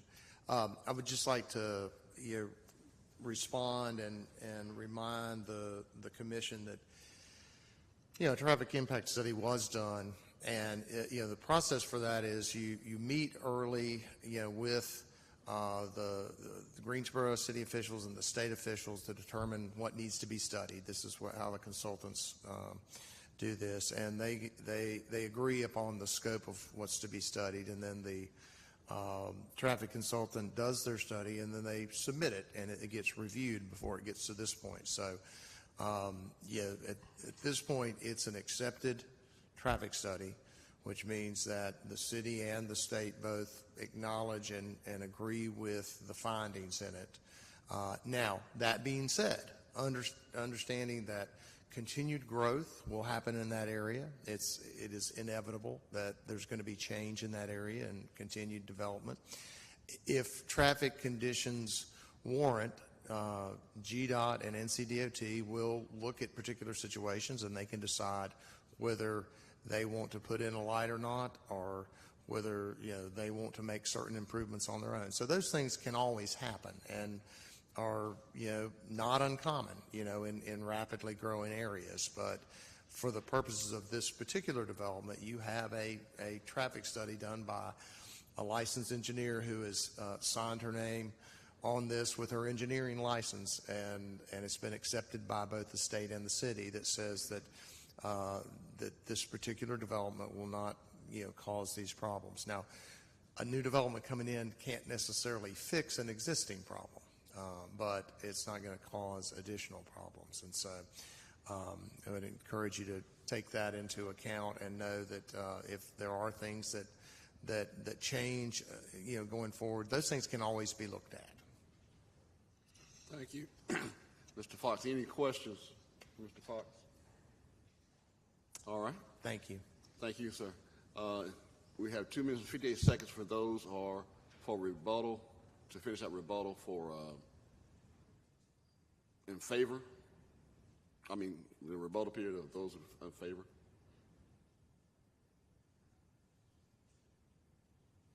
Anyone else want to speak? We'll move on to rebuttal from those who are in opposition. You have 5 minutes combined.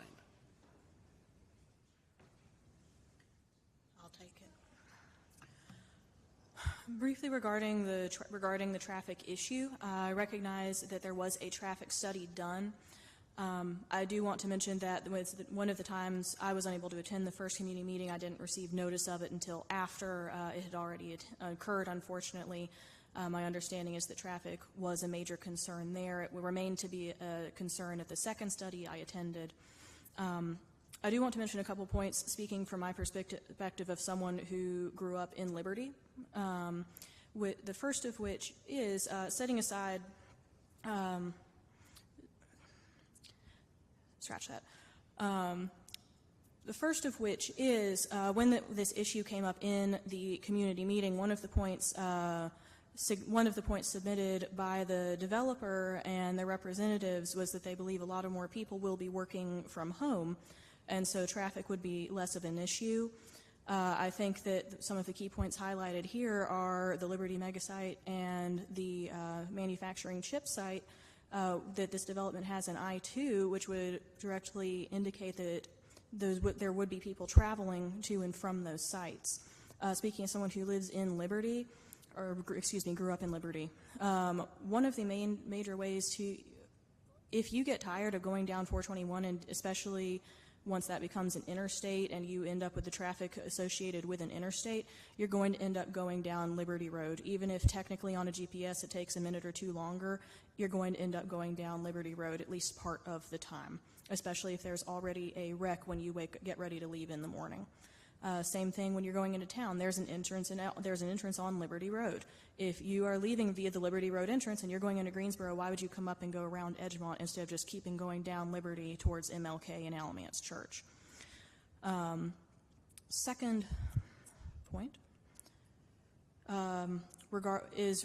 again, there was an issue brought up regarding the traffic and the walkability of the area. There are no sidewalks. The area is not walkable. There is going to have to be driving. As far as I know, I have never seen a bus come up that way. When I looked at the bus routes, maybe I just can't read them, but I didn't see any that would be easily accessible to that area. You see people walking down the streets, even at night, and they're in the street, and it's just simply one, not walkable. There's not public transportation out there.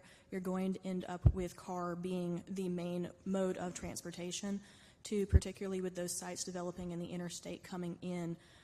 Just speaking as someone who lives there, I recognize that I do not have a traffic study degree, but speaking between my neighbors and I and everyone and those who spoke on the neighborhood meeting, we remain extremely concerned about traffic for the reasons I highlighted.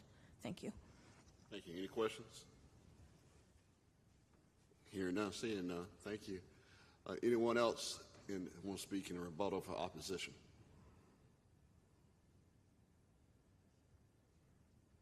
Seeing none, hearing none. All right, we'll close the public hearing portion for this item. Is there any discussion or comments from commissioners? I did have a question for staff. Remind me, development ordinance-wise, on Liberty and Edgemont, will the applicant be required to put in sidewalks as part of this development? With a subdivision, which is where multifamily is, they do have requirements for right-of-way dedication for necessary public improvements if they're identified, as well as sidewalks. And I can let Mr. Tipton speak more to that from a transportation standpoint. But yes, generally they have to do that additional infrastructure with a city project. Okay. Any further comments or questions? I want to elaborate on that question. That will require them to put in sidewalks all the way up Liberty Road. Along their frontage, On correct. their frontage, as well as on Edgemont. So there will be some sidewalks. The other question is, there was a mention of public transportation. This property is in the county. It's not eligible for bus service at this point. Would it be eligible for bus service if it's annexed? I'm going to let Mr. Tipton Mr. talk more to Tipton, that, can you but share that's that? a question really for the GTA folks to do the analysis It with is. it. It's a GTA question, really, and I can't speak for GTA, but bus routes are set up based on demand. And with no demand right now, there's nothing there to serve, but you have to have some decent demand to get a bus to go that far out.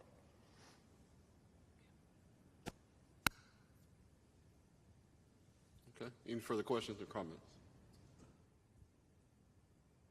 If not, the chair entertain a motion. I will. We have 2 votes. I'm sorry. It should be 2 votes on this one.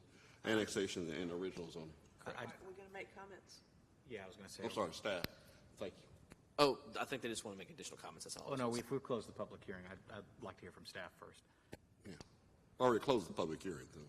Correct. Yeah, and we are recommending in favor of that, favor of the request, both the annexation and original zoning. It was noted earlier, this is in growth tier 1 where city services would be available and is also designated as residential on the comprehensive plan. So we think this is something we can support.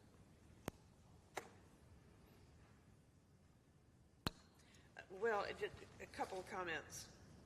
And that is, this is a down zoning.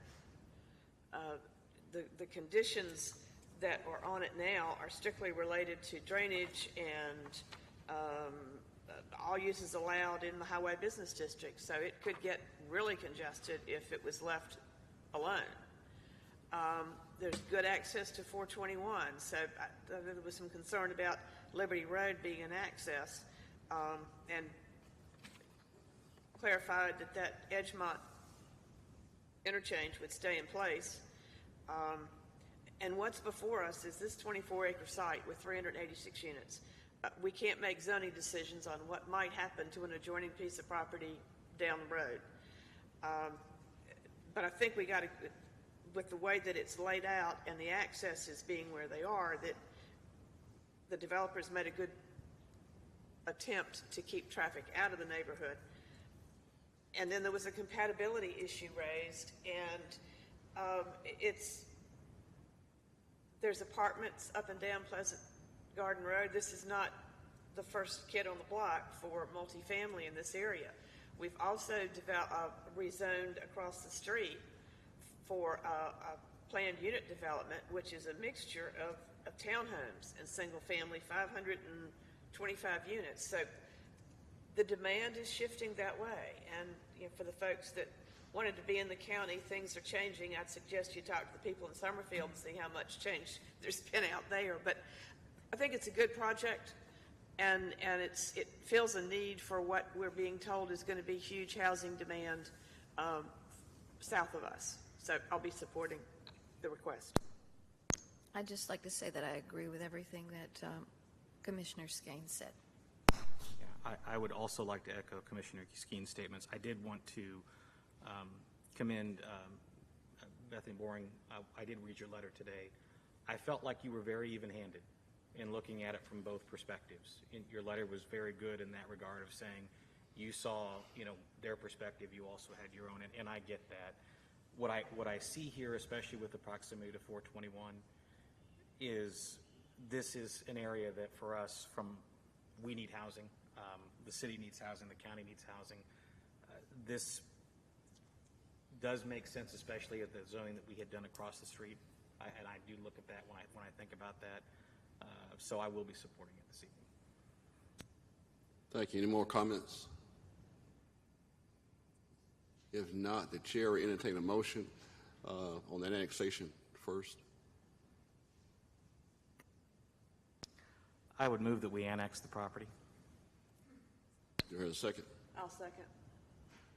Is that Ms. Skeen? Okay. It's been moved by Mr. Engel and seconded by Ms. Skeen to approve the annexation of the item PLP 22-43 and Z-22-12-005. The roll call, Ms. Maggot. Aye. Mr. Alford. Aye. Mr. Engel. Aye. Ms. Skeens. Aye. Ms. O'Connor. Aye. Ms. Glass. Aye. Mr. Egbert. Aye. And I'm aye as well. It passed unanimously. Now we will move on to the original zoning. Is there a motion? Be willing to do that. In regards to agenda item Z-22-12-005, the Greensboro Planning and Zoning Commission believes that its action to recommend approval of the original zoning request for the property 3510 Liberty Road from county CZHB conditional use highway business to city CD-RM-18 conditional district residential multifamily to be consistent with the adopted GSO 2040 comprehensive plan and considers the action taken to be reasonable and in the public interest for the following reasons. 1, the request is consistent with the comprehensive plan's future built form map and future land use map. 2, the proposed CD-RM-18 zoning, as conditioned, permits uses which fit the context of the surrounding area and limits negative impacts on adjacent properties. 3, the request is reasonable due to the size, physical conditions, and other attributes of the area. It will benefit the property owner and surrounding community, and approval is in the public interest. Vernon Alford, I second. Thank you, sir. It is moved by Mr. Engel, seconded by Mr. Alford, to approve the original zoning for this item. We'll do a roll call. Ms. Maggot? Aye. Mr. Alford? Aye. Mr. Engel? Aye. Ms. Skeens? Aye. Ms. O'Connor? Aye. Ms. Glass? Aye. Mr. Egbert? Aye. And I'm an aye as well. That passes unanimously. Is this a recommendation, Mr. Kirby? Yes, this is a recommendation due to the annexation. Okay. This constitutes a favorable recommendation and subject to a public hearing at the Tuesday, February 21st, 2023 City Council meeting. All right. Commissioners, the time is 7:23. We can keep on going or we can take a break. It's up to you. I don't want to, usually we take a break around this time. Or you want to keep on going? What's the pleasure of the commission? Take a break? 5 minutes, 10 minutes? What you want to do? 10 minutes? We'll be back here at 7:33. Recording stopped.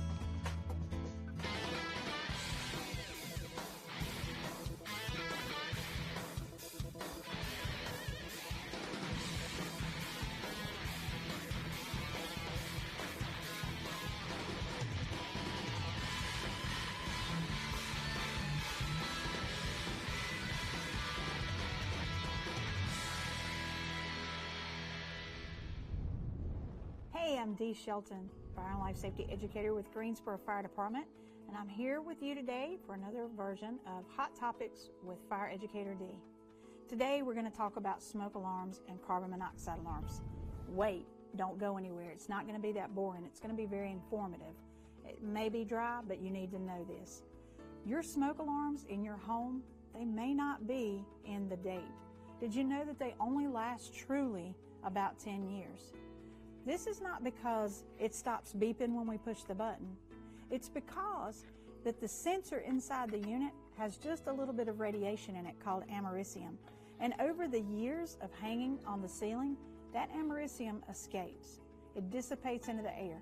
It's not enough to bother you or harm your family, but it's enough to keep the unit from working correctly if it's an ionization type alarm. So what you need to know is, how do I know the age of my alarms?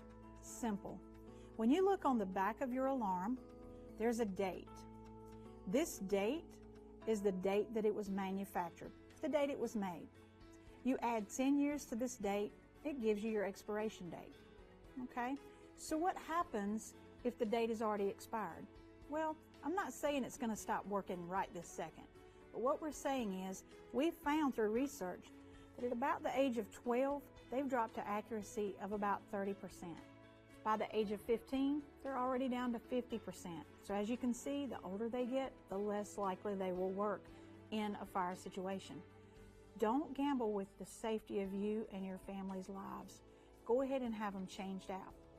Now, the fire department does offer free smoke alarms. They have a 10-year battery, so you don't have to change the batteries. But there is a little caveat to this. If your home was built since July 1 of 1999, you have a very special type of system with your alarms. It's called an interconnected system.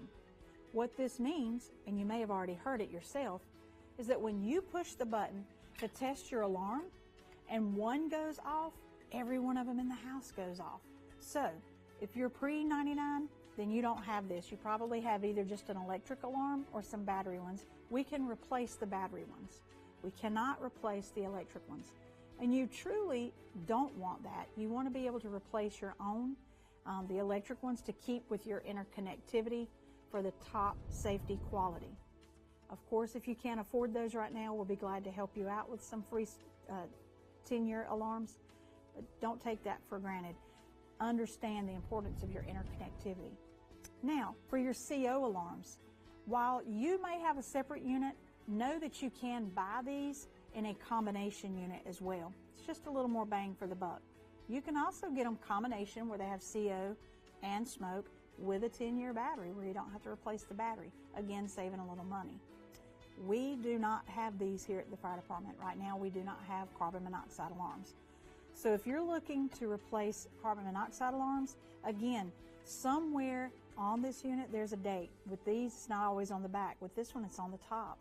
Again, you're going to add ever how many years it tells you in the instructions. Could be 5 years, up to 10 years. Read the instructions. It's important to know. Another thing is to make sure that your family understands the difference in the sounds of these alarms. It's a vast difference, and you should understand both. We're going to listen to those right now. A smoke alarm gives you 3 slow beeps.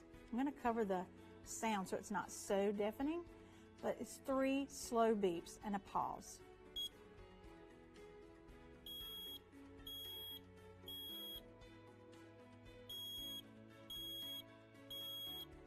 This is smoke only.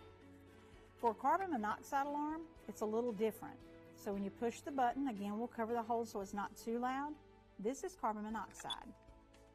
So this unit's going to give you 4 really quick beeps, and then a longer pause, and then 4 more quick beeps. This cycle will continue until you either reset it or the hazard has stopped.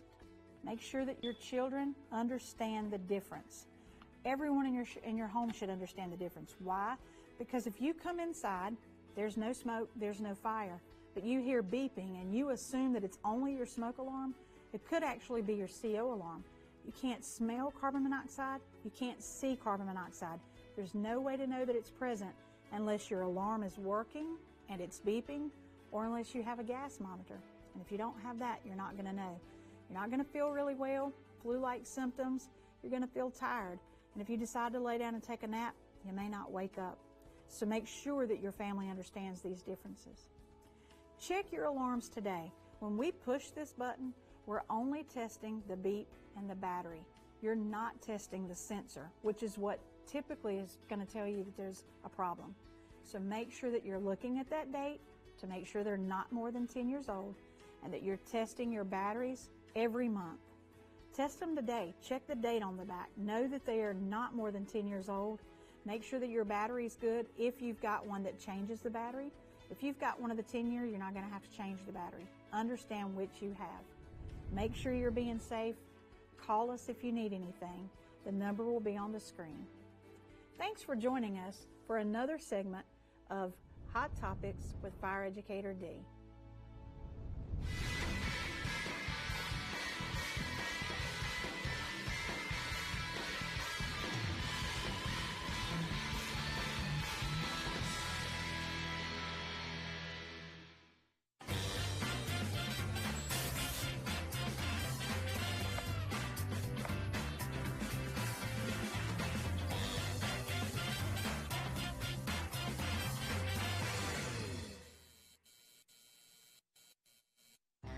Drink, eat, listen. It's time for lunch. We're on New Garden Road and going to Gia.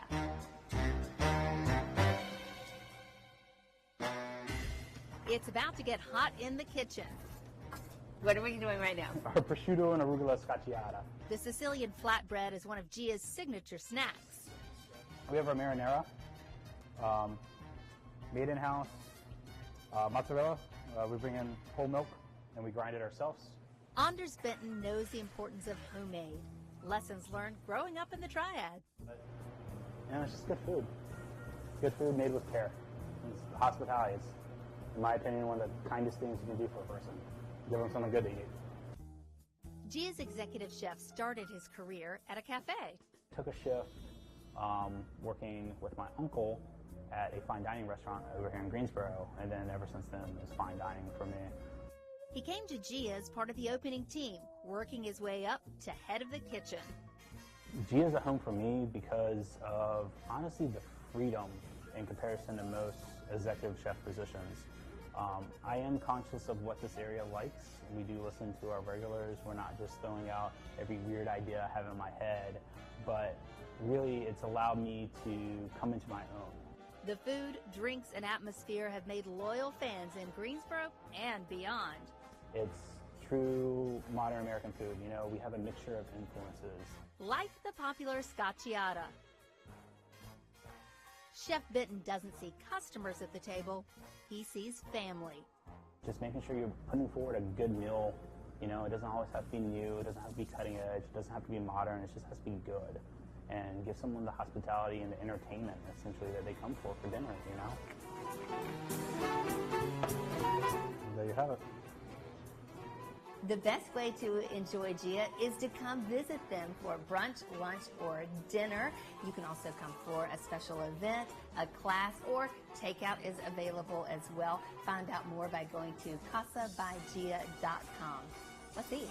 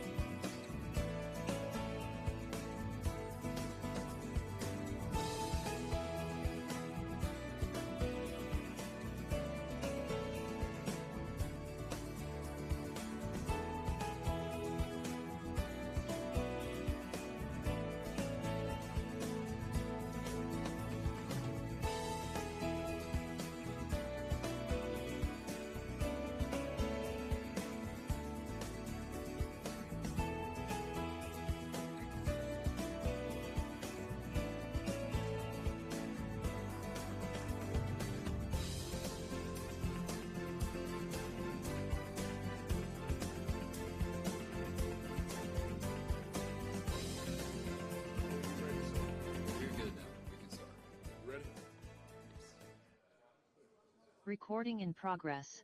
Hello? She's back. Can I get your attention, please? Hello? We're going to start back with our meeting. The next item on the agenda is Z-23-01-002.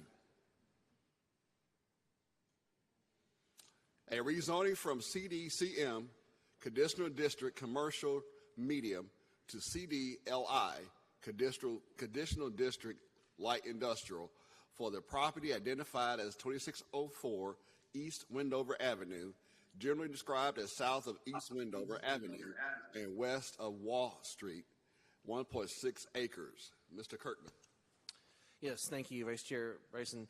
Again, the request is a rezoning from property from Conditional District Commercial Medium to Conditional District Light Industrial.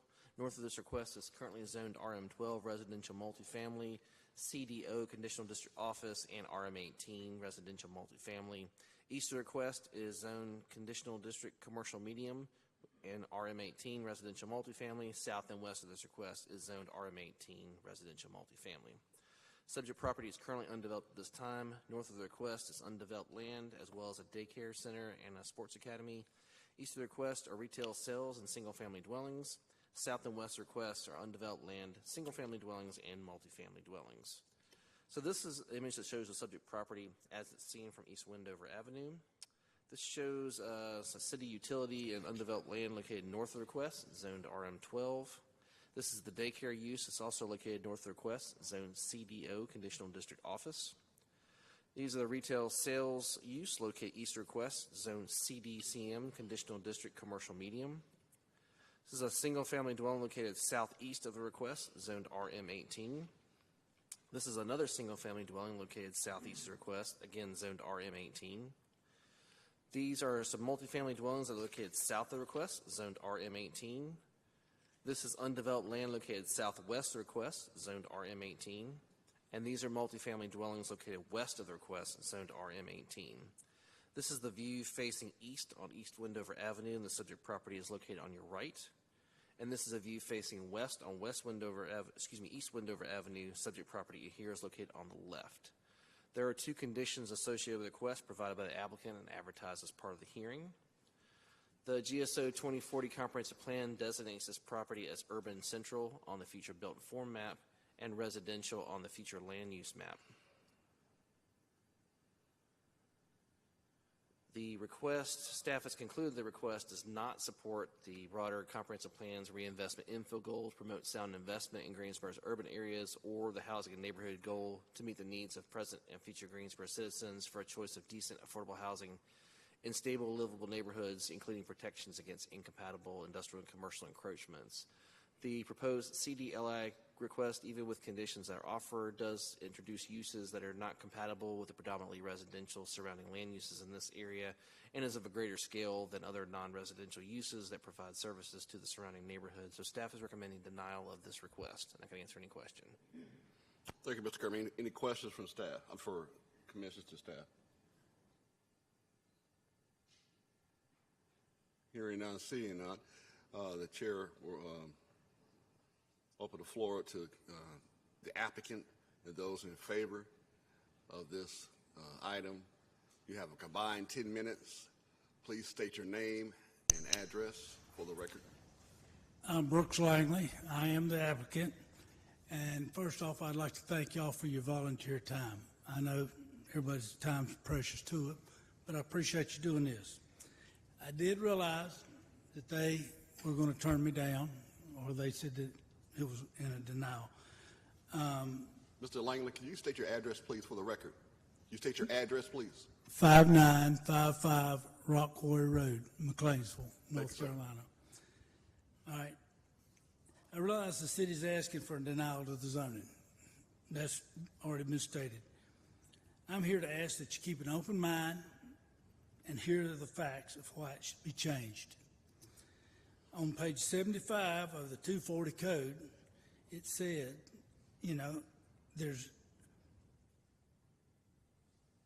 it addresses proposals, considerations for inconsistent growth. I understand that. It also opens land that ordinarily would be denied. but it also says it can be taken to a board at a higher level, and that's the reason I'm here, to talk to you. My plan is to sell the property, but it has been on the market now for 10 years, zoned as the way it is. The property that is adjacent to it, which is the AutoZone, Auto Advance, whatever, 15 years ago, that property was sold for $1.5 million.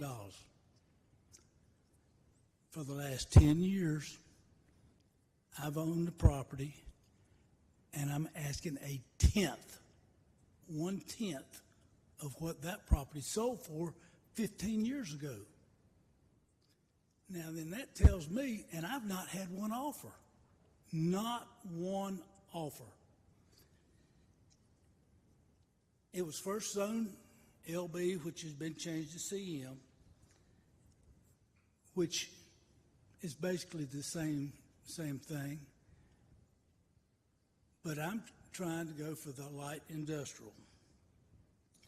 You know, it's had a 4x4 sign out in front of the property with commercial property written across it. Now, something has to give. I mean, you're on Wendover Avenue. It's commercial property. The property right beside it sold for $1.5 million. And I can't even get an offer at $150,000. There's something askew here. So what I'm asking for a higher level of it, I'm taking it to a higher level. I'm asking for light industrial, which is not that much different from what the zoning is, but it does open opportunities for growth of the city of Greensboro and income for the city of Greensboro. Right now, for 10 years, it's sat as a vacant lot, which does nothing but encourage vandalism, encourage dumping. I've had mattresses, toilets, loads of asphalt. All these things have been dumped on this property, which have been cleaned up. But if it is sold to and opened up to a LI, which is light industrial, which is not that much difference than light industrial and CM, I got you a packet of pictures. Picture number 5 is where the pictures were all taken from. It shows the lay of the land. As described on each picture, it shows where I'm standing 50 feet off of Wendover Avenue. That's basically at one end of the lot. The residential houses that you saw were taken from Wall Street. The apartment buildings were taken from inside their parking lot. This lot is totally secluded from everything. I mean, you don't even, number one picture shows you a picture sitting at WA looking straight over at their property, and it's a nice lot, but it is not available for anybody to buy. And that's one of my things. So, changing it from CM to LI, it increases the possibilities. Number one, LI, you've got neighborhoods. You could have job opportunities. Create revenue for the city. Right now, it's a vacant lot. It's got illegal activity going on there. It's got nothing going for it for the city. You can promote growth to the city. I mean, do you realize a neighborhood that has a opportunity or a new business come into it, there's excitement in the neighborhood. Hey, we got something going. We got something coming in, you know, rather than a vacant lot that's been trashed. It would serve the neighborhood and everybody's benefit, even though it's residential. I mean, around it, and that's what they're saying. It's residential, but it's secluded. But if it has a business, you got a business versus a vacant lot, you're going to beautify things. Only way to make change and growth is for change. Something's got to change. I'm asking for a change to a higher authority. You know, it's only reasonable that in 10 years you could have had a offer. Not one. Not one. I've had people call about it, but you know what? When the realtor tells them what it's zoned, down the hole. So bottom line, I'm looking to promote growth. The city doesn't grow without change and opportunities, and this is offering both. If its property would sell, it opens possibilities of neighborhoods, kids working at different places. You know, there's a lot of LI that this land is not even suitable for. So that anybody that would be buying it would be taking that into consideration. The land drops off. It's got a city water sewer on it, which the city just buried a truck getting near their sewer line. I have people park cars there, try to sell them. I mean, I just ran one off last week. I said, you know, what are you thinking? The guy said, well, I didn't know who owned the lot. It was a vacant lot. I said, there's a big Keller Williams sign there. Doesn't that give you an idea? I'm asking for your sensibility and logical part of your moral fiber to consider this for LI. I mean, it's not going to do anything but do good for the community. So that's my presentation. And thank you for your time, especially for your volunteer time. Thank you very much. You. Any questions from Mr. Langley? I do have a couple of questions, Mr. Langley. Got a question from Mr. Langley? I do. Commissioner Engel? You said you're selling the property. Do what now? You said that you're selling the property. Do you have somebody The property is for sale, yes, sir. Do you have somebody that's interested in the property as a car storage? Nobody that is interested in buying the property. If I could sell the property. No, so can I ask you, what's with the condition then?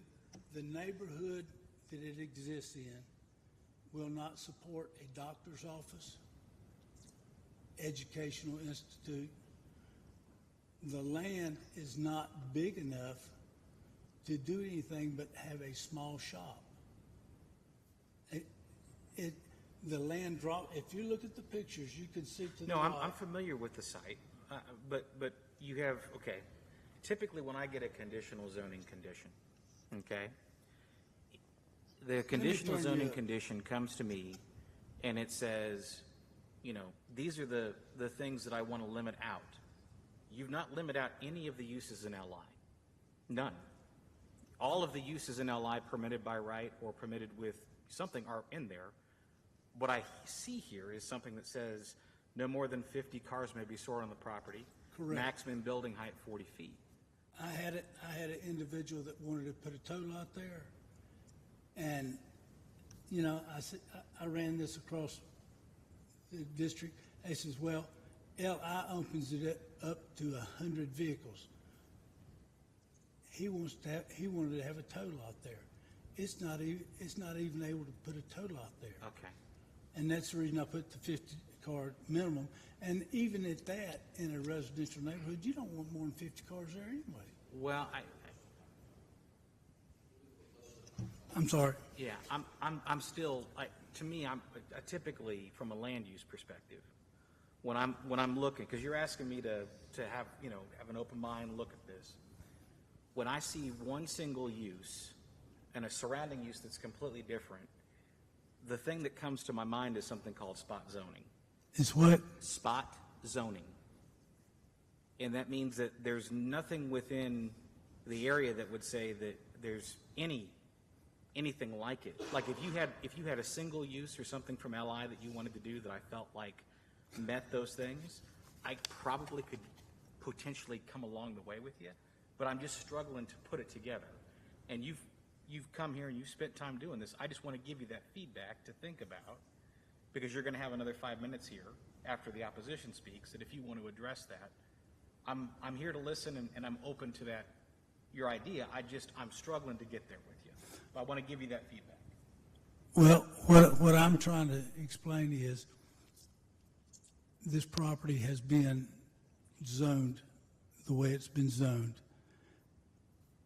At a tenth of the price, the property next to it sold for 1.5. Now then, any businessman, and you're not going to put a single housing, a duplex or anything like that. You're not going. It's not conceivable.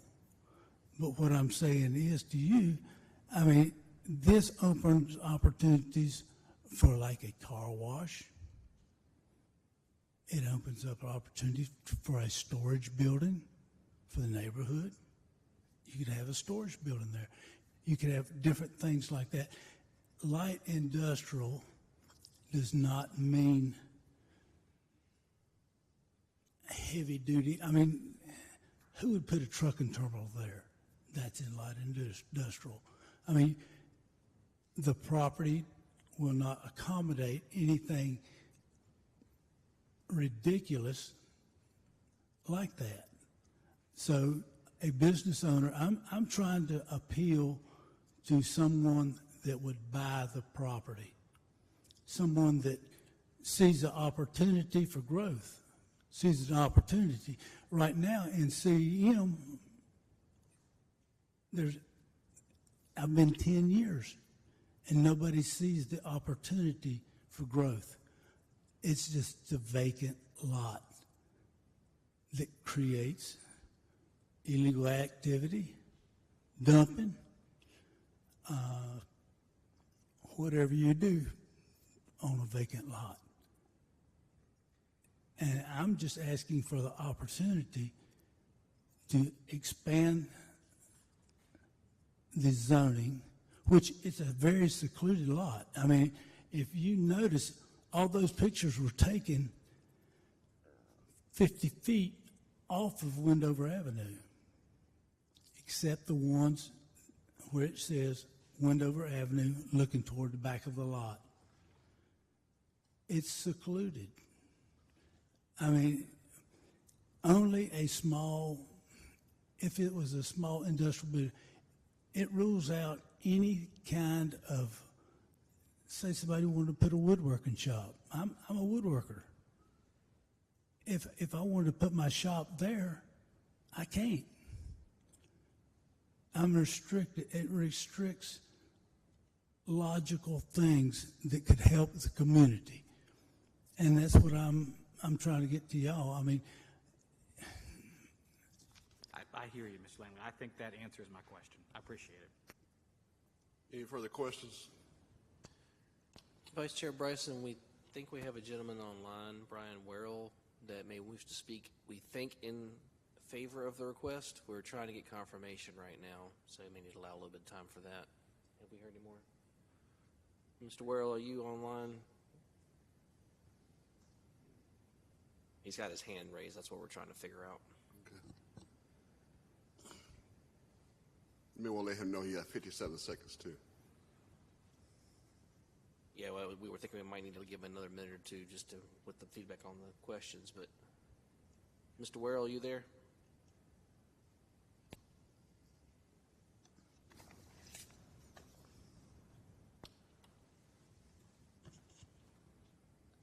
He is not muted, and his box is lighting up on Zoom, but I'm not hearing anything.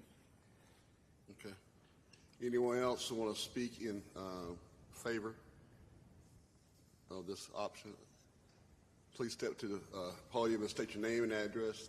You have 57 seconds. Thank Good you. evening, Mr. Bryson, Alan Branson, and fellow chair members. Alan Branson, 3731 Old Julian Road, Julian, North Carolina. I've known the property owner all of my life. He served the city of Greensboro as a fireman in the streets for a number of years. If many of you remember back when the city of Greensboro was in a drought period before the Randleman Reservoir became available and online, he was one that come to the city with a property to help them with water. An excellent individual who is invested in a property, who is telling you all what he would like to do. I think you should take a look at it. I know what the city's recommended. I don't think he's asking for anything out of reason. As I said earlier, I served from 12 to 20 on the Guilford County Board of Commissioners, so I've been involved in planning and zoning. I've been involved in economic development. I'm part of the reason you're seeing some of the growth, whether you want to believe it or not, around the airport and the Randolph County, Guilford County line. So I think it's crucial when these folks come before you and they pay their taxes and they clean up after people messing up their property, that you need to take that opportunity to think outside the box. Thank you. Thank you. All right. Do we have anybody who wants to speak in opposition?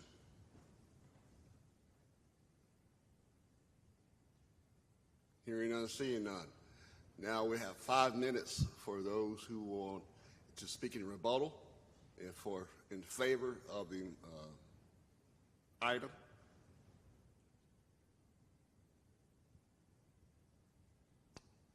And Vice Chair Bryson, we did confirm Mr. Worrell was not going to speak on this application. Okay, thank you. All right, I hear none, see nobody. I have 5 minutes for rebuttal for those in opposition.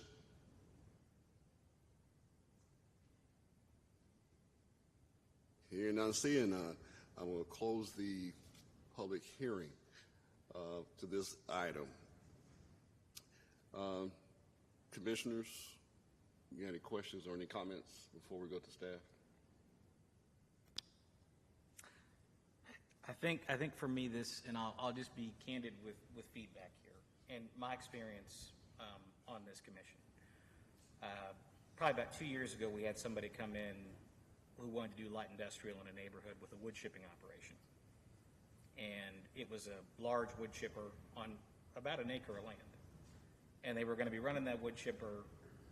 They had hours of operation, things like that, not compatible. With what I'm presented here tonight, that wood chipping operation could be on this property that you're asking if I approve this. When we do zoning, we have to look at all of the uses, all of them, that could be done on this property. You could put in a conditional application. My feedback to you from my perspective is I can't approve this as conditioned because there are too many uses in here that I cannot see as compatible with the surrounding community. You've mentioned the fact that as a tax-paying person in Greensboro, and I respect that because I am too, and it's expensive. I don't disagree with that. But I will say this. You have a zoning, right now it's commercial medium that is so far conditioned down that the only thing you can do there, near as I can read it, is auto parts sales. That's it. I would say if you'd come to me with commercial medium and you wanted to put something there, we could look at that. Or if you wanted to put light industrial there, but you had it conditioned down to a single use with a buyer, we could look at that too. But as it is presented to me tonight, I can't support this for those reasons. But I am open, if something else were to come with a more conditioned application, I would be open to looking at it. But as it stands right now, I can't. So that's the feedback that I have. Any further comments? Yes, Ms. King. Just to piggyback on Mr. Enkel's comments, I mean, what we have before us is request to change the zoning to conditional district LI for 50 cars to be stored on that property. And when you do car storage, it requires barbed wire fencing, things that are not conducive to the neighborhood. So that's the problem that I think staff had, and what we have is you've conditioned it to a specific use, but you haven't excluded other uses. And in LI, there could be a dry cleaning plant. There could be a sheet metal shop. There could be a machine and tool repair shop, noisy, with all those apartments around it. You could have a vet service with kennels, barking dogs all night long. So my suggestion is that if you want to get it rezoned, you need to have a specific user in mind so that you can come in and structure your request. Because what it looks like to us tonight is that you have a specific user that wants to store up to 50 cars on this piece of property. That's the way you've conditioned it. And that's just not conducive to the location. So that's my problem, is that it's not conditioned. It's conditioned to car storage is what you've brought us tonight in a residential environment. So I can't support it the way it is currently presented. All right, I'm going to close public hearing portion of it now. Any other comment from any commissioners?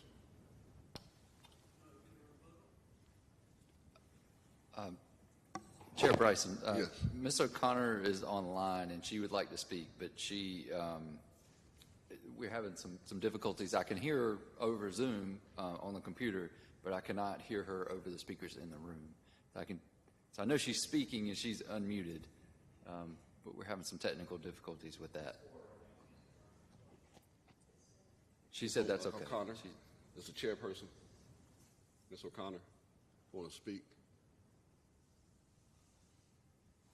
We need to fix that. Can't be heard. It's not that critical. There she is. Okay. We have you now. Oh, okay. Thank you. I am inclined to agree with both Mr. Angle and Ms. Skeens. I also would encourage, and I'm sympathetic to the fact that the owner would like to have some usefulness from the property, and I appreciate that. I would like to suggest that perhaps some research into the existing zoning might find ways that the property could be used, and perhaps someone could assist with marketing it in that regard. But I can't support changing the zoning for where this property sits and what is around it. So I appreciate the willingness to come out of the box and speak with the commission, but I can't support this evening. Thank you. Any further comments from commissioners? I'd just like to say that thank you for coming. We understand your concern, and you have an acre and a half. Maybe it's time to move away from commercial to some type of residential product that you could present as a residential area where you could, in a acre and a half, you could do an R5 or an 18, and maybe that would be more suitable for someone to think about purchasing. Mr. Langley, the public hearing is closed at this point. Do what? I said the public hearing is closed at this point. Thank you. All right, the chair will entertain the motion. The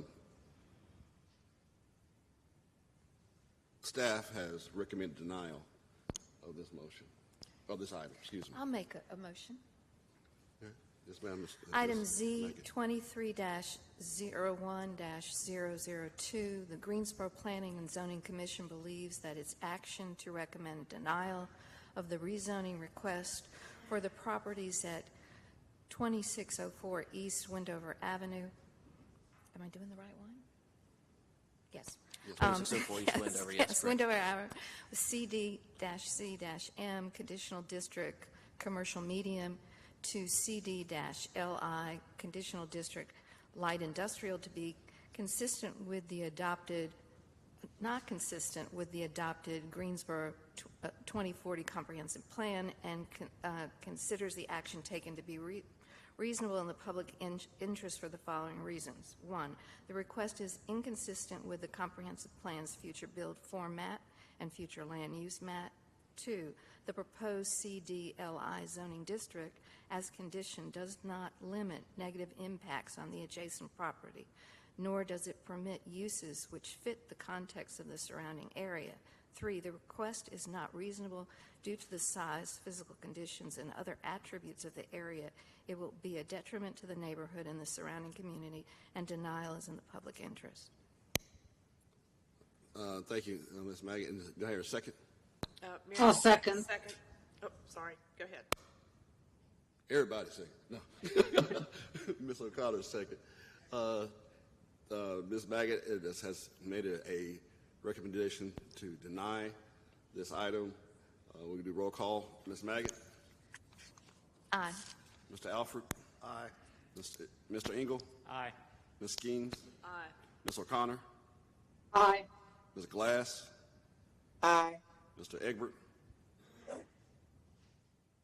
Mr. Egbert?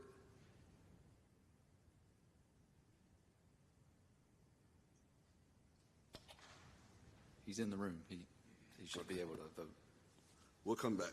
And I'll say aye as well. That passes 7 or 6 to 0. Mr. Egbert, are you there? Yeah, I'm here. I'm with everybody. Okay. All right. So you're aye as well. Yeah, I'm an aye. Okay. All right. Zoning denials constitute final action unless an appeal is submitted in writing to the planning department, and the appeal fee is paid within 10 days. All zoning appeals will be subject to a public hearing at the Tuesday, February 21st, 2023 City Council meeting. Thank you.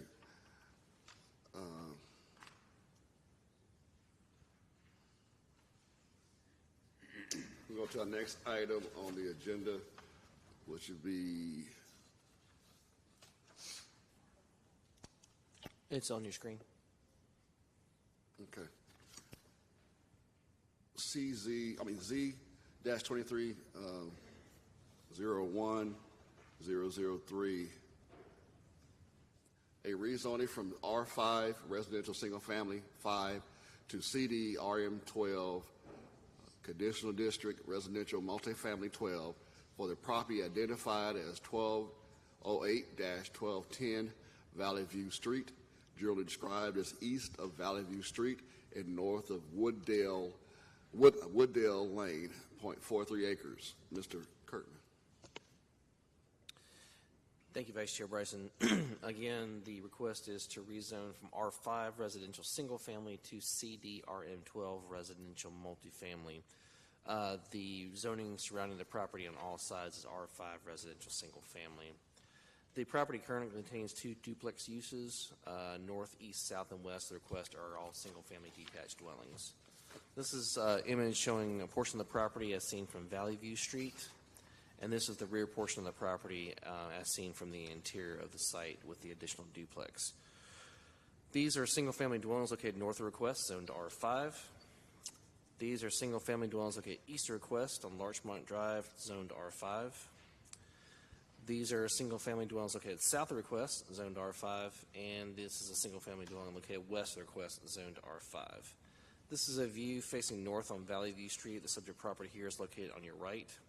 It's a view facing south on Valley View Street. The subject property is located on the left. This is the condition that was submitted by the applicant and advertised as part of the hearing. Comprehensive plan designates this property currently as urban central on the future built form map and residential on the future land use map.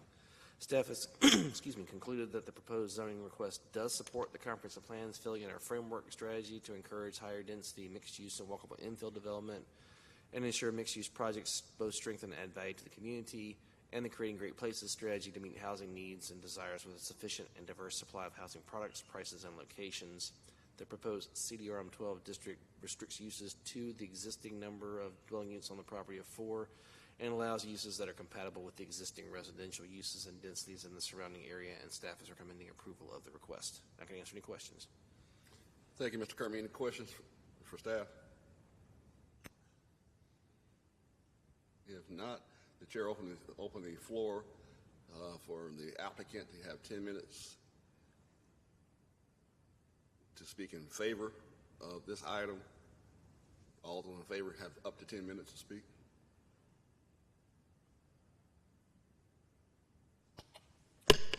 We have Mr. Roderick Adams, who is the applicant, and he's online. Mr. Adams, state your name and your address, please. Yes, my name is Roderick Adams. My address currently is 3219 Pleasant Garden Road, Greensboro, North Carolina, 27406. Thank you, sir. You have up to 10 minutes, sir. All right, and to explain the situation with the property, I bought the property in 1998. When I bought the property, when I first purchased it, it was the house was rented, and then it had an oversized garage that had an apartment attached to it with it described it as a detached oversized garage, to where the previous people that owned it used the garage as a cabinet shop, that he had it zoned previously then as commercial with conditions. And then when I purchased it, I lived in the apartment because the house was already rented. And then eventually, because I was in a group, I eventually moved over to the garage where it was, and I rented out the apartment. And after I rented out the apartment, I eventually turned the garage, with the bathroom and the office that he had in there, I turned it into an apartment. And then once the tenants moved out of the house, I moved out of the garage apartment. Now that I made into an apartment, I moved into the house. And then the tornado that we had, I think it was 2016, 2018, a tree fell on the back of the house, and I had already moved out of the house. So I had to cut the house in half because the tree had fell on the back side of the house. And so I had tenants in there, so I had to make immediate adjustments to it.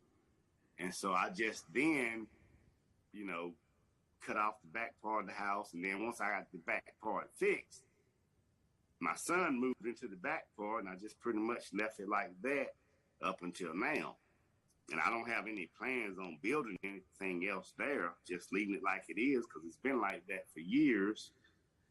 And so I don't have any plans of building no other units or apartments there. I just want to, provide affordable housing for people. And all of my tenants that's there, they've been there for years, because I provide good housing, affordable housing. And my only plans in the future is maybe upgrading, I got to do a new roof maybe on the house eventually, and the siding and windows. And that's about it. I'm not planning to build anything else. I just want to do the rezoning to be in compliance with the city, to have the property with the 4 units that's on it. And like I say, they've been there for years, hasn't caused any problems. And I just want to be approved for it. And that's all I got to say. Okay, thank you, Mr. Adams. Any questions from Mr. Adams? Yes, Ms. Gaines. All right, so Mr. Adams, currently, if I followed that story correctly, you've got what amounts to 2 duplexes. Yes. So it's a total of 4 units. And so what you're trying to do is just come into compliance, because you've got 4 units on a piece of property that's zoned R5, which only wouldn't allow for the 4 that you've currently got. Is that right? Right, that's correct. And I can't sell, when I purchased the property, that was one of the issues when I purchased it. I can't sell one without selling the other. Like, say, if I decide tomorrow that I want to sell the property, I can't sell 1208 without selling 1210. They have to be sold together, according to what I was told when I purchased it. I follow. Okay, any further questions from Mr. Adams? All right. Thank you, Mr. Adams. All right. Is anyone else in favor of this item?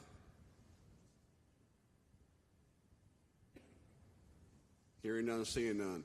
Do we have anybody who's in opposition for this item? My name's Lisa LeGrand. We're at 1220 Valley View.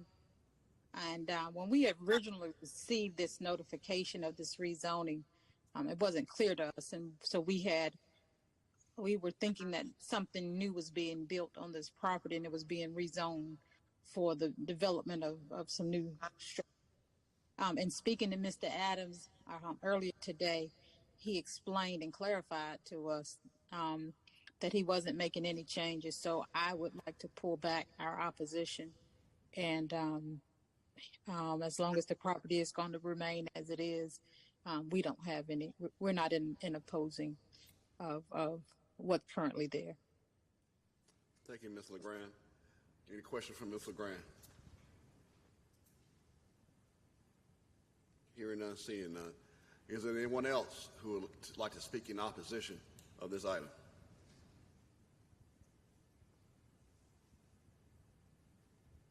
Hearing none, seeing none. The portion has come that we can speak in rebuttal. Those in favor of this item have 5 minutes for rebuttal.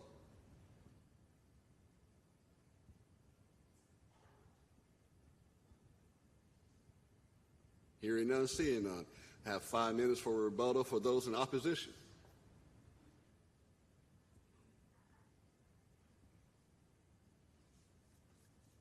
Hearing none, seeing none. The chair will close the floor to public comment. Any questions and comments for commissioners?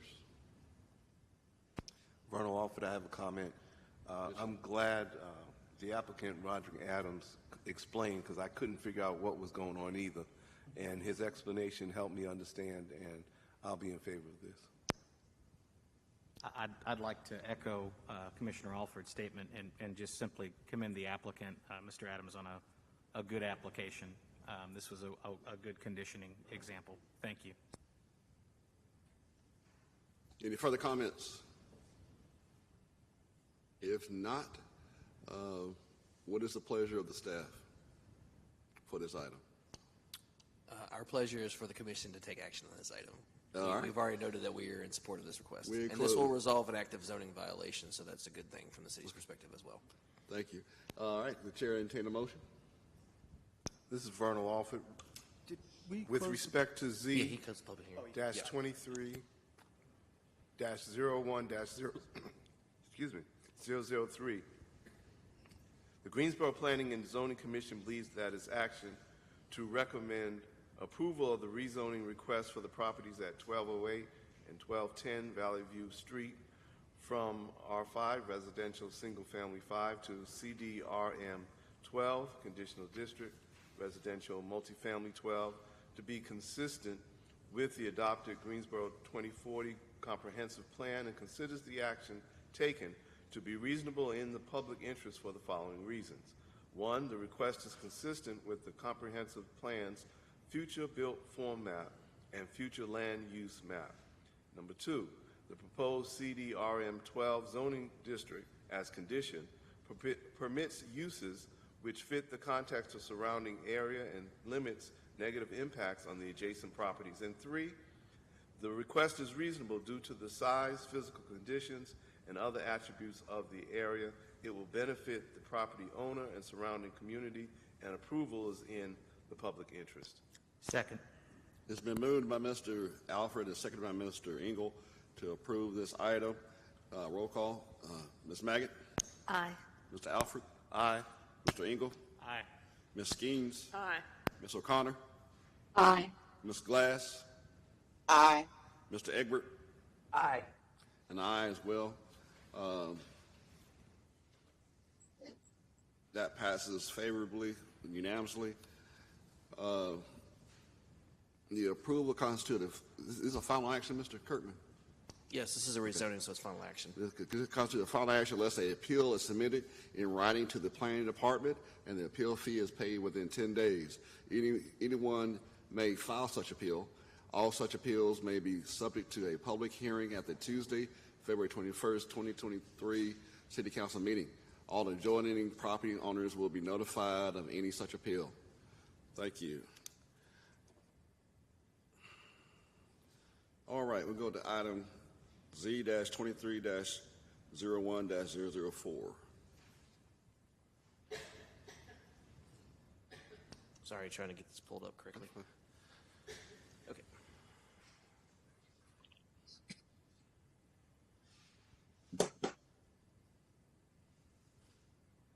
A rezoning request from R3, residential single family 3, to LI, light industrial, for the property identified as 4200 and 4206 United Street, generally described as northeast of United Street and northwest of Ashland Drive, 0.97 acres. Mr. Kirkman.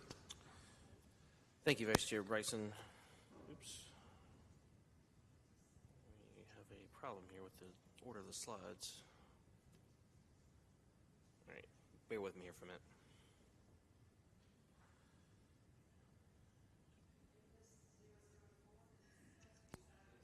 Cider Road. I've got something off on one of the slides here, so I would apologize for that. So if you'll read into the record the Cider Road from the agenda. Okay. Got it off on a slide. Z-23-00, excuse me, Z-23-01-004 is 8517 Cider Road, south of Cider Road and west of Sandy Ridge Road. A rezoning request from R3 to LI, light industrial,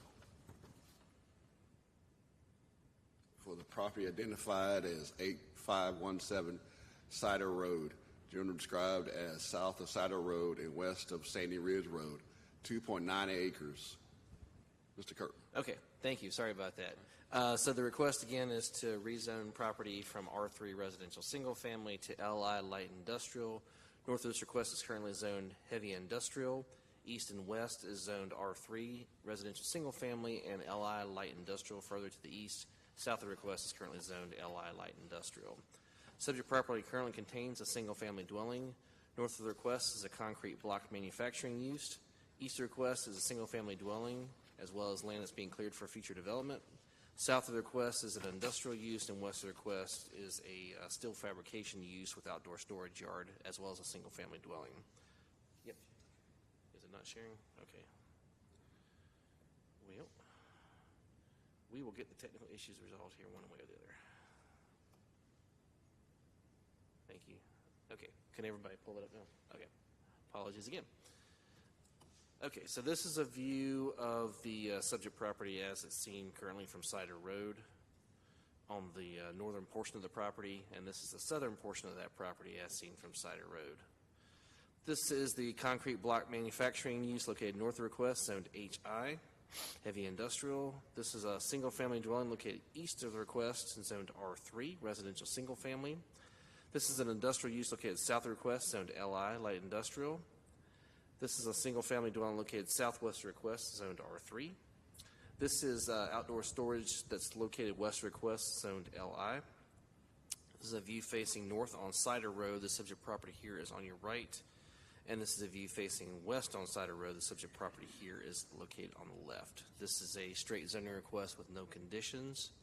It is designated as urban general on the future built form map, and the western area plan designates this property as an employment area. Staff has concluded this rezoning request does support the comprehensive plan's growing economic competitiveness, big idea to increase and preserve the inventory of developable sites compatible with corporate and industrial uses, and notes that the LI district is generally intended to accommodate limited manufacturing, wholesaling, warehousing, research and development, and related commercial service activities which in their normal operations have little or no adverse impact upon adjoining properties, and the uses permitted in this district are consistent with those in the surrounding area, and staff is recommending approval of this request. Thank you, Mr. Kirkman. You have questions or comments from commissioners? All right. The chair opened the floor up for those in favor of this item. You have up to 10 combined minutes. Please state your name and address. Okay. Thank you, Commission members. My name's Norris Clayton with Hugh Creed Associates Engineers at 1306 West Wendover Avenue in Greensboro, North Carolina. I'm here to represent Mr. Benjamin Takuba, who owns the property at 8517 Cider Road. Mr. Takuba bought the property in March of 2020 with the hopes of moving his business, which was Takuba Construction, from Winston-Salem to Greensboro to be in a more central located area with his business model. His company provides construction debris containers to construction job sites and picks those up on a routine, daily, if needed basis, and takes them to approved construction debris landfills in the area. He has 5 dump trucks and 11 employees in his business. A typical day is the 5 dump trucks are parked in the back in a gravel parking lot. The employees come 2 to a truck, get in the trucks and go around to the job sites throughout the day, and then at the end of the day they come back, park the trucks, get back in their vehicles and go home. So there's very little movement of vehicles on the site. There's one other employee that is there to make the construction debris boxes that they put on the sites for the construction companies.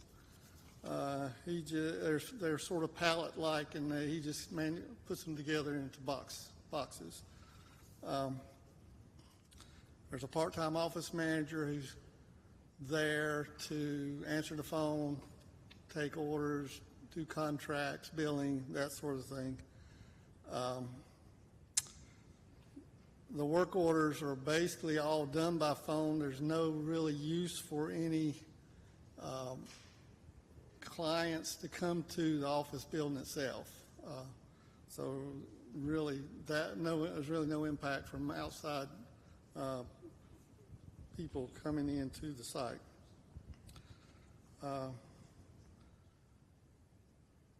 We did contact the surrounding owners for a neighborhood meeting on the site. We did it on January 10th. We had one person there who showed up. His name was Tommy Smith, and he lived about 3 houses down from our business. He was more just concerned with what was going on. He really offered no negative things about our rezoning request. Yeah, I think his concern was more of adjacent construction that was going on beside him that he was having an issue with, which was not anything conducive to our site.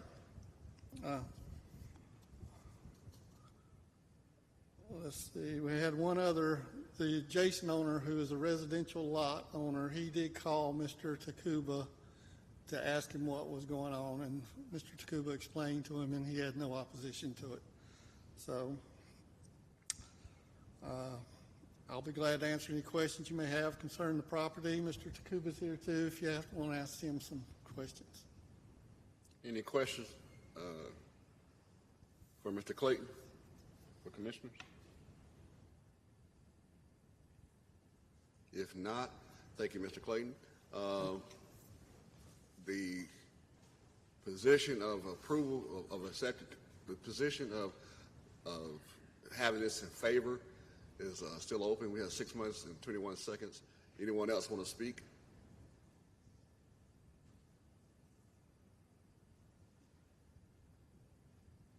If not, the chair open the floor up for those in opposition.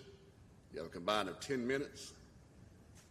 Please step to the podium, state your name and your address. Thank you, Mr. Vice Chair and Planning and Zoning Commission. I commend you for your service. I've never been a part of this.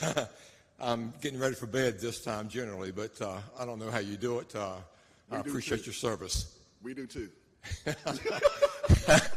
I don't live at 8503 Sally Road. I do own the property at 8503 Sally Road. Sometimes when you rezone property, you lead to damage and problems to the adjoining properties.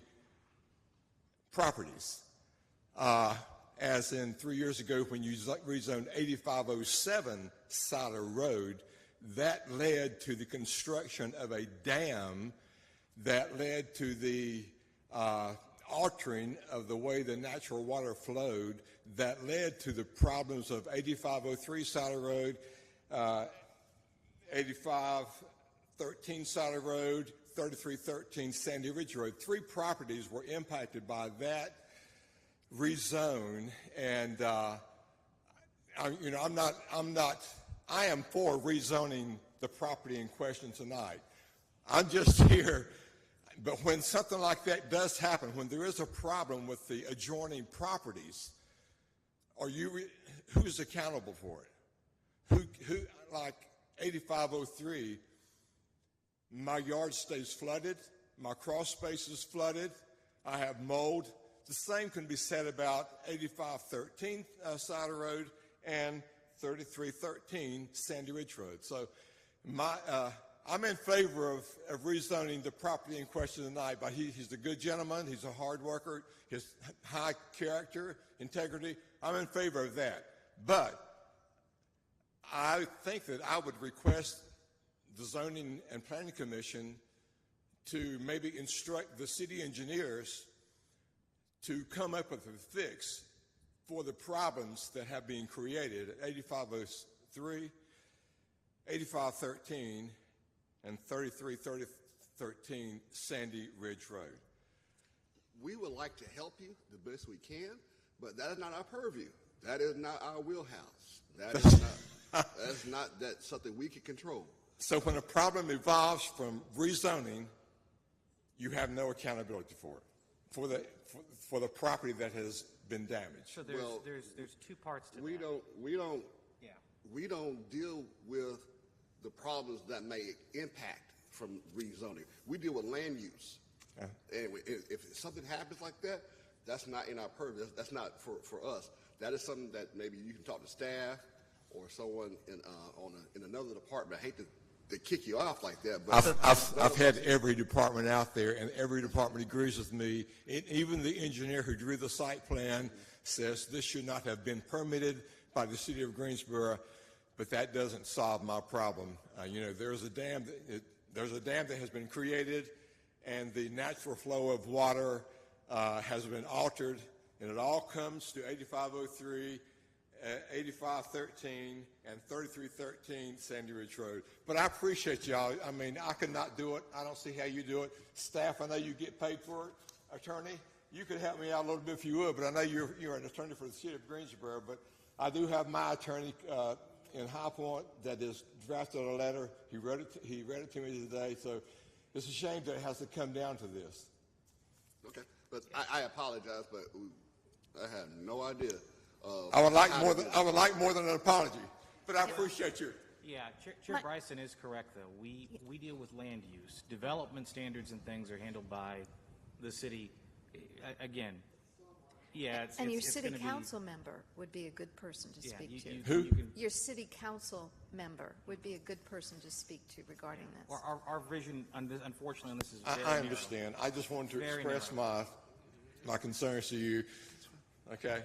Thank you for the time. Thank you, sir. Anyone else have opposition to this item? Hearing none, seeing none, the floor is open for 5 minutes of rebuttal for those in favor of this item.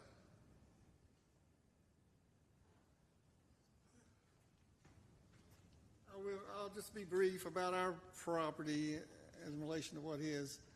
The property he's talking about has been developed. It was a very high density type zoning or development. It had watershed control devices, and our intent is to keep this as a low density development, which is below 12% built upon area on the site. So we should have plenty of open space that won't be a problem. Anyone else speaking in favor in a rebuttal? If not, the floor is open for 5 minutes of rebuttal for those in opposition.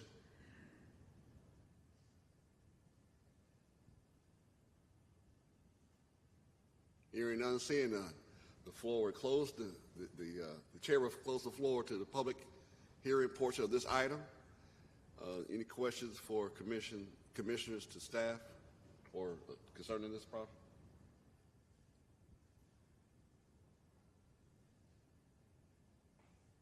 Okay. I'd like Mr. to make Kirk, a motion. We open for a floor for a motion now. Yes, sir. This would be appropriate for a motion from the commission. All right. Okay. Regarding Z 23-01-004, the Greensboro Planning and Zoning Commission believes that its action to recommend approval of the zoning request for the properties at 8517 Cider Road from R3 Residential Single Family 3 to LI Light Industrial to be consistent with the adopted Greensboro 2040 Comprehensive Plan and considers the action taken to be reasonable and in the public interest for the following reasons. 1, the request is consistent with the Comprehensive Plan's future build form map and future land use map. 2, the proposed LI zoning permits uses which fit the context of the surrounding area and limits negative impacts on the adjacent properties. 3, the request is reasonable due to the size, physical conditions, and other attributes of the area. It will benefit the property owner and the surrounding community, and approval is in the public interest. Thank you, Ms. Maggot. Do I hear a second? Second. Thank you, Mr. Engel. It's been moved and properly seconded moved by Ms. Maggot, seconded by Mr. Engel. Roll call, Ms. Maggot. Aye. Mr. Alfred. Aye. Mr. Engel. Aye. Ms. Skeens. Aye. Ms. O'Connor. Aye. Ms. Glass. Aye. Mr. Egbert. Aye. And aye as well. That passes unanimously. This approval constitutes final action unless an appeal is submitted in writing to the planning department and the appeal fee is paid within 10 days. Anyone may file such an appeal. All such appeals will be subject to the public hearing at the Tuesday, February 21st, 2023 City Council meeting. All adjoining property owners will be notified of any of such appeal. Thank you.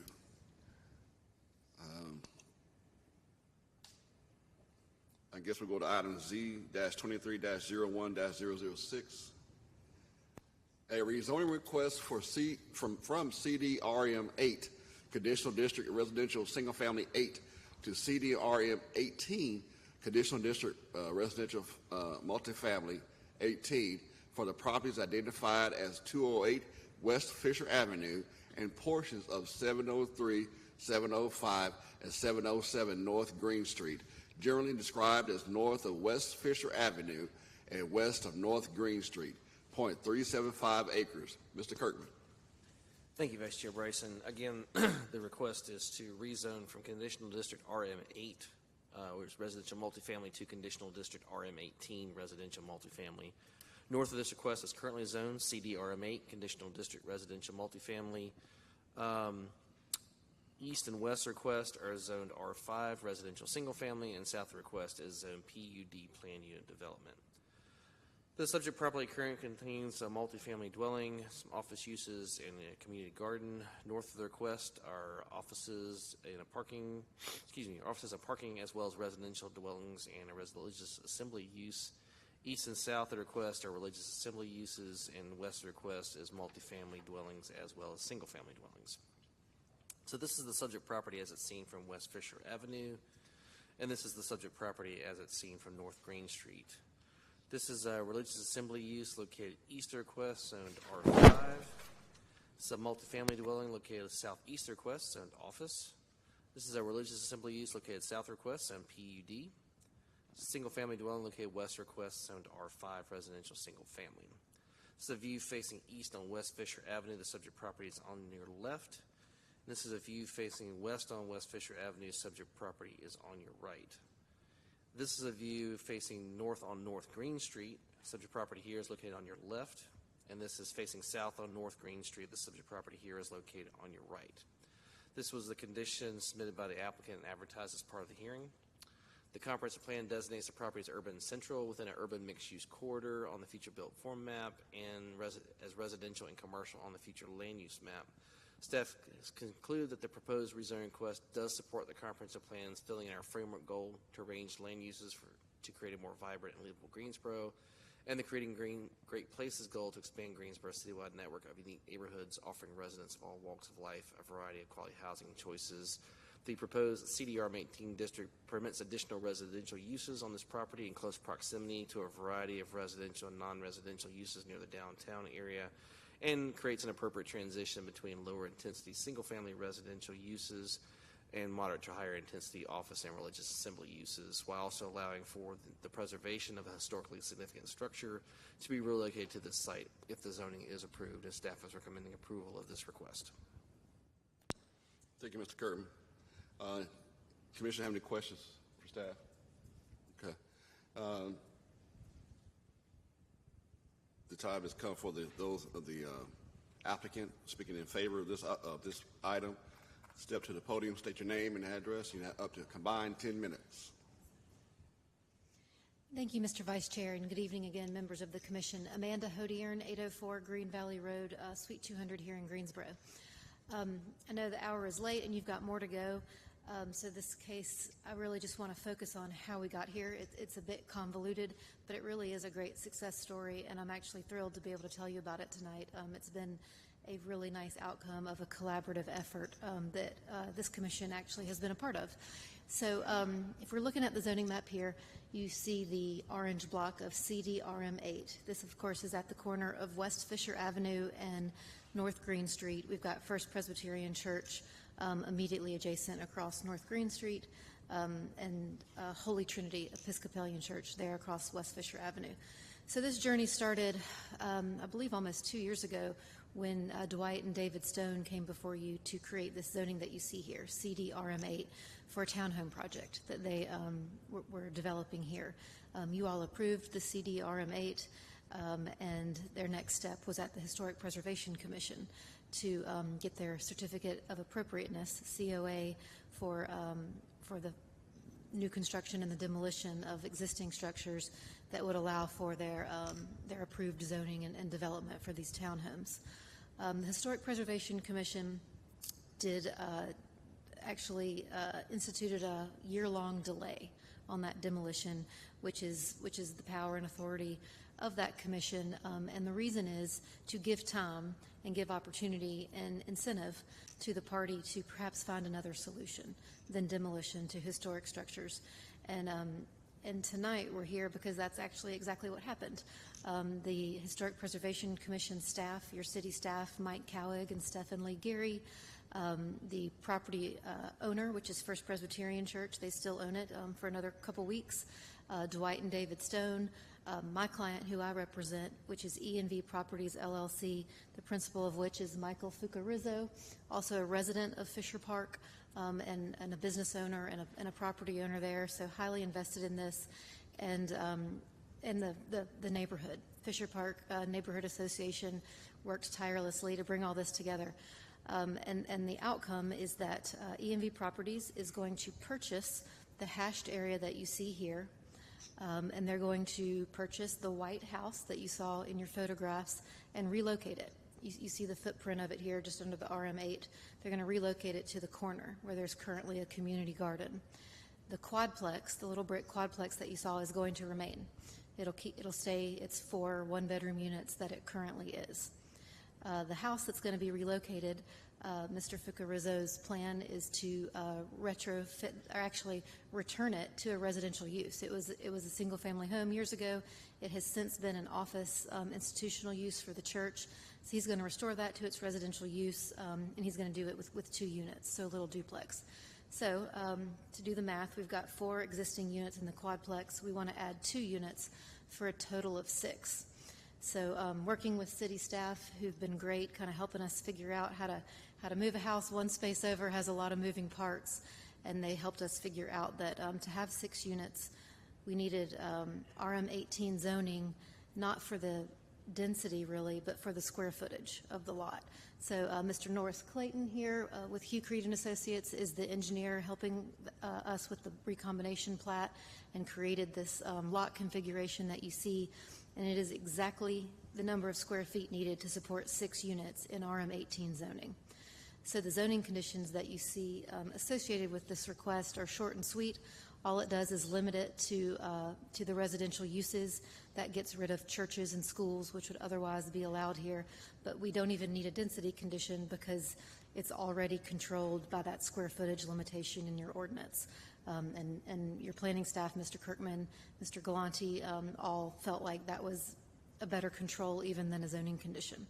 So that's why you don't see any kind of limitation. We're not trying to build 18 units. We just want the 6, and this is the math that gets us there. So I think that about explains it, but I know I've gone through that quickly, so I'm happy to answer any questions.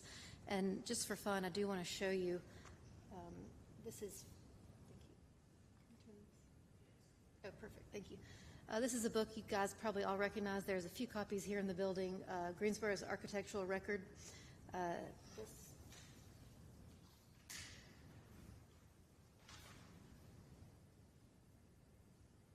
This here is the house that originally sat on this property. It was one of the earliest homes built in Fisher Park. You'll notice right behind it, if you look a little further, is the quadplex, the brick quadplex. So I submit to you that this rezoning and this effort really is restoring this aspect of Fisher Park, this boulevard on West Fisher Avenue, to its original aspect by placing a residential structure here on this corner. And we're just thrilled to have this outcome and really appreciate all the leadership and collaboration with all the parties that I mentioned at the top. And I'm going to save some time for some representation from the neighborhood to speak. You notice that we sent out over 140 letters. I did not get one call. I don't know, but I don't believe you guys got any calls, and that's because, again, the neighborhood worked really hard on this and did a great job communicating about it and being a partner in this outcome. Thank you, or we hope this outcome. Thank you. Thank you. Any questions? Comments? Okay. Those in favor have 4 minutes, 11 seconds. Anyone else want to speak? Please step to the podium and state your name and address. Good evening. Thank you, Commissioners, for your time. My name is Cheryl Pratt. I live at 910 Magnolia Street, 27401. I'm a member of the Fisher Park Neighborhood Association Board of Directors. We have been working on this for over a year. We are so excited that the Florence and Monroe house is not going to be torn down, that it's going to be pushed over where there was a lovely house that is no longer there, and that these 2 properties are going to be restored. And this is the first time in 10 years that I can remember the Fisher Park Board voting to support a rezoning for higher density.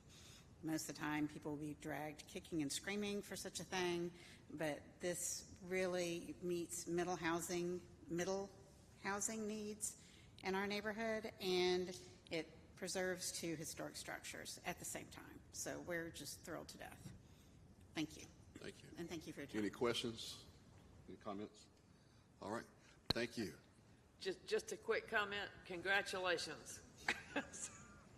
I know it wasn't easy getting here, but it's a great success story.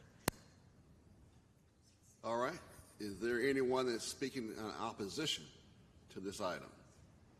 Please step to the podium, state your name and your address, and you have up to 10 minutes collectively. Is there anybody online? I don't think there's anybody online in opposition. Okay. Yeah, we don't see anybody, so you have that time. Okay, thank you. Hello, good evening. My name is Brooke Shippen, and my home is 210 West Fisher Ave. To be clear, I am not in opposition at all, and I will absolutely be following up with Amanda. Thank you very much. There was no box that had just questions, so I'm bringing questions, not opposition. Like I said, I own there was a little white house up there, and that was the house that I have bought. And I just wanted to clarify and confirm the impact on my property and the other 5 homes on Simpson that face this development. with particular consideration to water mitigation, light pollution, parking barriers between our properties, surveillance, noise pollution. And I realize that this might not be the correct forum to address those, and I apologize, this is my first meeting, but I did want to voice that there are multiple easements on my home, and that signifies that that has value in the city of Greensboro, and I would like to protect that home. And none of those photos really showed, but my house sits below both of the properties on either side, including the brick apartment building. And I just want to be clear in how all of this renovation and rebuilding is going to affect the other properties that are the other historic properties on the street. All right. I have a question. Did you receive anything from the applicant in the mail or anything? Yes, I did. Okay. This is it? Yes. Okay. All right. Let me make sure. That is something that purview. Again, we don't have purview to that. You may want to speak to staff about. Yeah, and I'll just add items. real quick, this process, they are talking with our technical staff at this point. There will be a plan that will show the location of the property. That's actually where the next step at Board of Adjustment came from in addressing building setbacks and other things. And so part of that review would get into any other potential offsite impacts as part of that conversation. Gotcha. Thank you. All right. Any other questions or anything? All right. Anyone else who's in opposition to this item? If not, the floor is open to 5 minutes of rebuttal for the applicant on those in favor of this item.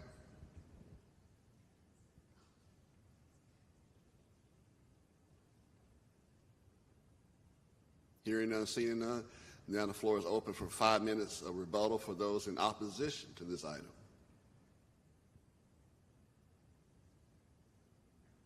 Hearing none, seeing none, the chair will close the floor to public hearing portion of this item. Any questions, any comments from commissioners before we take a motion? I just want to say, and you know, I've obviously seen the work Mr. Fuku-Rizzo has done, and it's spectacular. Obviously, the house that you had restored there, the Price House, is fantastic, and I am super excited. Mrs. Pratt, I know you were not an easy one to please in all of this. You have a very high standard, and I think that's fantastic. I think it speaks to the integrity and sort of the Fisher Park neighborhood and how you work as a community together that this is coming through. So super pleased that this is the result tonight. So I will be supporting it, and I'm happy to make a motion if nobody else wants to say anything. Any other comments? Go ahead, sir. All right. In regards to agenda item Z-23-01-006, the Greensboro Planning and Zoning Commission believes that its action to recommend approval of the rezoning request for the properties at 208 West Fisher Avenue and portions of 703, 705, and 707 North Green Street from CD-RM-8, Conditional District Residential Single Family 8, to CD-RM-18, Conditional District Residential Multifamily 18, to be consistent with the adopted GSO 2040 Comprehensive Plan, and considers the action taken to be reasonable in the public interest for the following reasons. 1, the request is consistent with the Comprehensive Plan's future built form map and future land use map. 2, the proposed CD-RM-18 zoning as condition permits uses which fit the context of the surrounding area and limits negative impacts on the adjacent properties. 3, the request is reasonable. Due to the size, physical conditions, and other attributes of the area, it will benefit the property owner and surrounding community. Approval is in the public interest. I'll second the motion. Thank you. A motion has been made by Mr. Ingalls, seconded by Chair O'Connor to approve this item. Roll call. Ms. Maggot? Aye. Mr. Alford? Aye. Mr. Ingle? Aye. Ms. Skeens? Aye. Ms. O'Connor? Aye. Ms. Glass? Aye. Mr. Egbert? Aye. Aye as well. This approval constitutes final action unless an appeal is submitted in writing to the planning department and the appeal fee is paid within 10 days. Anyone may file such appeal. All such appeals will be subject to a public hearing at the Tuesday, February 21st, 2023 City Council meeting. All adjoining property owners will be notified of any such appeal. Thank you. Let's go to item Z-23-01-007. A rezoning request from CDCM Conditional District Commercial Medium to CDCM Conditional District Commercial Medium for the properties identified as 4200 and 4206 United Street, generally described as Northeast United Street and northwest of Ashland Drive, 0.97 acres. Thank you, Vice Chair Bryson. The request again from Conditional District Commercial Medium to Conditional District Commercial Medium. North of the request is currently zoned RM18 residential multifamily. East and west request is currently zoned R5 residential single family. South of the request is zoned R5 residential single family with PI public institutional located further to the south. The subject property is currently a contractor's office. North of this request are single-family dwellings and multifamily dwellings. East of the request is the Holden Road right-of-way as well as single-family dwellings. South of the request is the Wendover Avenue right-of-way, single-family dwellings, and a retirement community located further to the south. And then west of the request are single-family dwellings. This is an image of the subject property as it's seen from United Street. This is another image of the subject property. This is a view from Ashland Drive. This is a single-family dwelling located north of the request. That's on South Holden Road, zoned RM12. This is also a single-family dwelling located north of the request, again zoned RM12. This is a single-family dwelling located southwest of the request on United Street, zoned R5. This is another single-family dwelling located southwest of the request on United Street, zoned R5. It's a single-family dwelling located northwest of the request on zoned R5. This is a view facing southeast on United Street. The subject property here is located on your left. This is a view facing northwest on United Street. The subject property is located on your right. This view is facing northeast on Ashland Drive. The subject property here is located on your left. And this is facing southwest on Ashland Drive. The subject property here is on your right. There were several conditions that were offered on this request originally. However, the applicant would like to add additional conditions to the request this evening, so I'll read those in the record for the commission to accept. New condition number 3 notes that required vegetation materials for any street planting yard fronting United Street shall be of evergreen material for year-round screening. New condition number 4 states that the exterior of the existing buildings shall be painted in earth tone colors. New condition number 5, freestanding exterior lighting shall be limited to 25 feet in height and be located no closer than 30 feet to the right-of-way of United Street. New condition 6, no freestanding signage shall be permitted within 30 feet of the right-of-way of United Street. Condition 7, this site shall only be open to the public between 7 a.m. and 8 p.m. And new condition 8, prohibited fence materials shall include barbed wire and chain-linked woven wire. So I'll ask the commission to vote to accept those conditions. Thank you, Mr. Kirkman. Any questions from commissioners to staff? No, I would make a motion that we accept these conditions. I'll second that.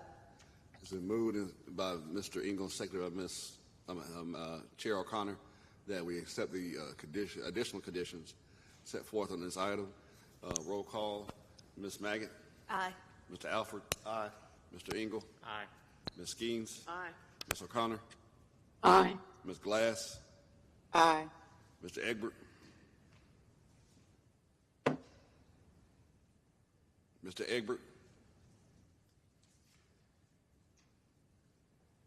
Mr. Egbert? We're moving on. I'm an aye. That passes 7-0 thus far.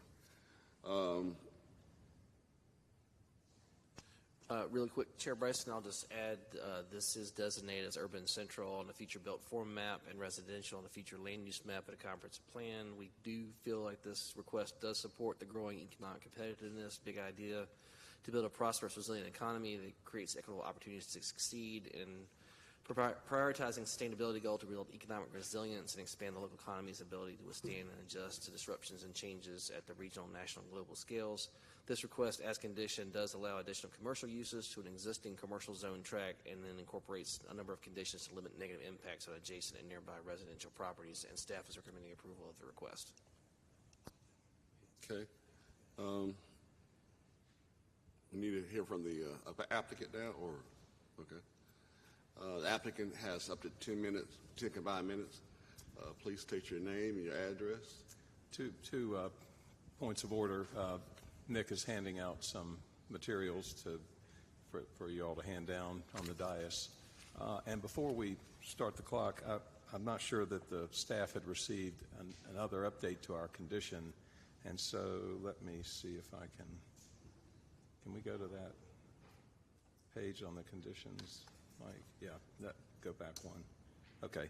On that second condition, we want to, so right now it says any outdoor storage of equipment or material must be fully screened from ground level view, and that's fine. This condition shall not apply to automobile display areas, and the original condition ended there. We want to add located along Ashland Drive so that the United Street side would be subject to that ground level screening. So I hate to put you through your paces to revise that, but I think in the shuffle of going back and forth on these conditions, we would like to submit that as another amendment or addition to the conditions. Mr. Chair, I'd like to move approval of the additional condition. Second. All right, been moved by Ms. O'Connor and seconded by Ms. Maggot to approve the additional condition on the condition. Roll call. Ms. Maggot? Aye. Mr. Alford? Aye. Mr. Engel? Aye. Ms. Skeens? Aye. Ms. O'Connor?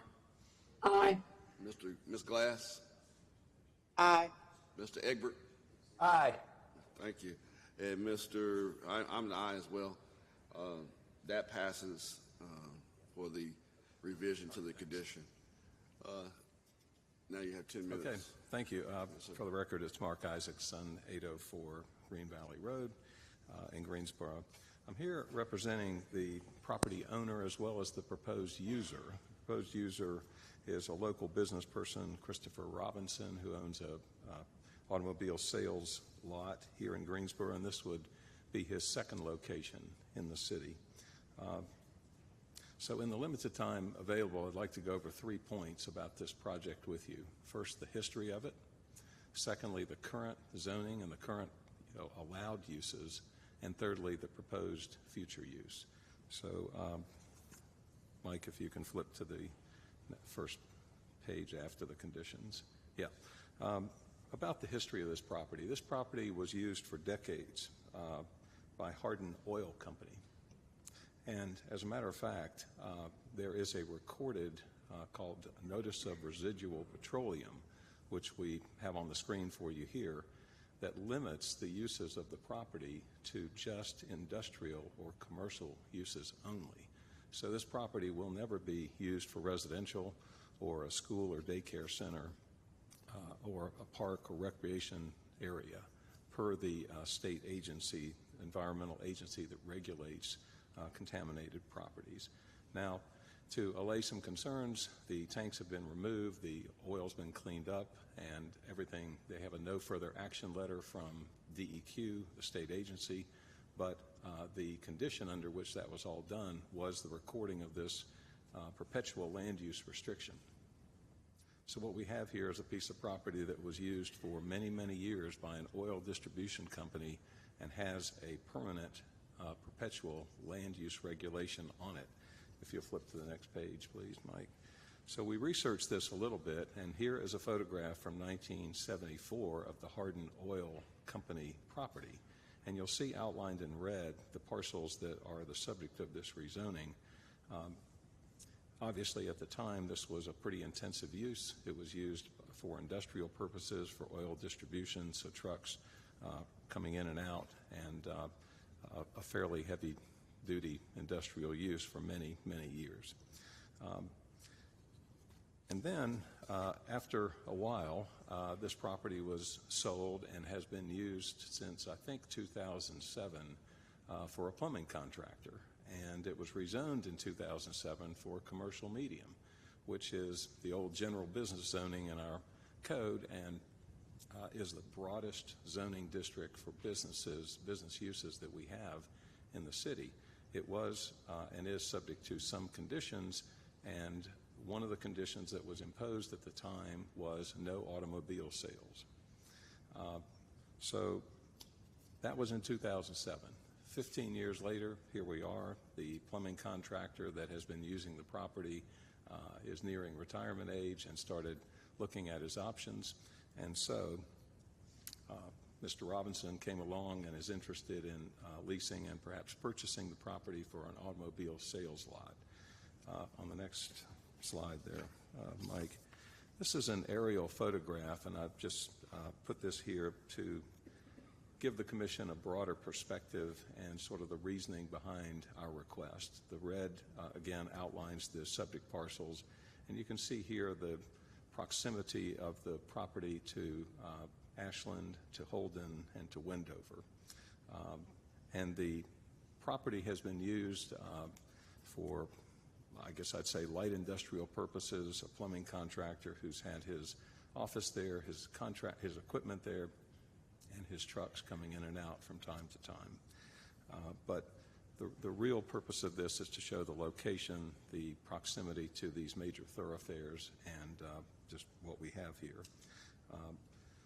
We had so it's zoned commercial medium right now with these conditions. A very broad range of uses could be put on the property for business purposes. So when we filed this request, we sent out a letter to folks in the area per the staff's notification list. We had a neighborhood meeting. I think about 14 people attended. And most of the concerns we heard were about the impacts, if any, on the residential properties up and down United Street.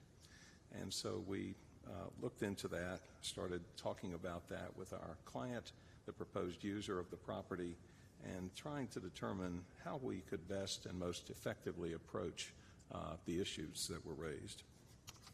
So if you'll flip to the next page, Mike. So we have imposed, as you've just seen, a number of additional restrictive conditions if this application is imposed. The intent here, the overall purpose, is to orient the business use on this property away from United Street and toward Wendover Avenue, toward the thoroughfares. And so, for example, we have imposed an extensive buffer requirement as much as possible under the city's development standards.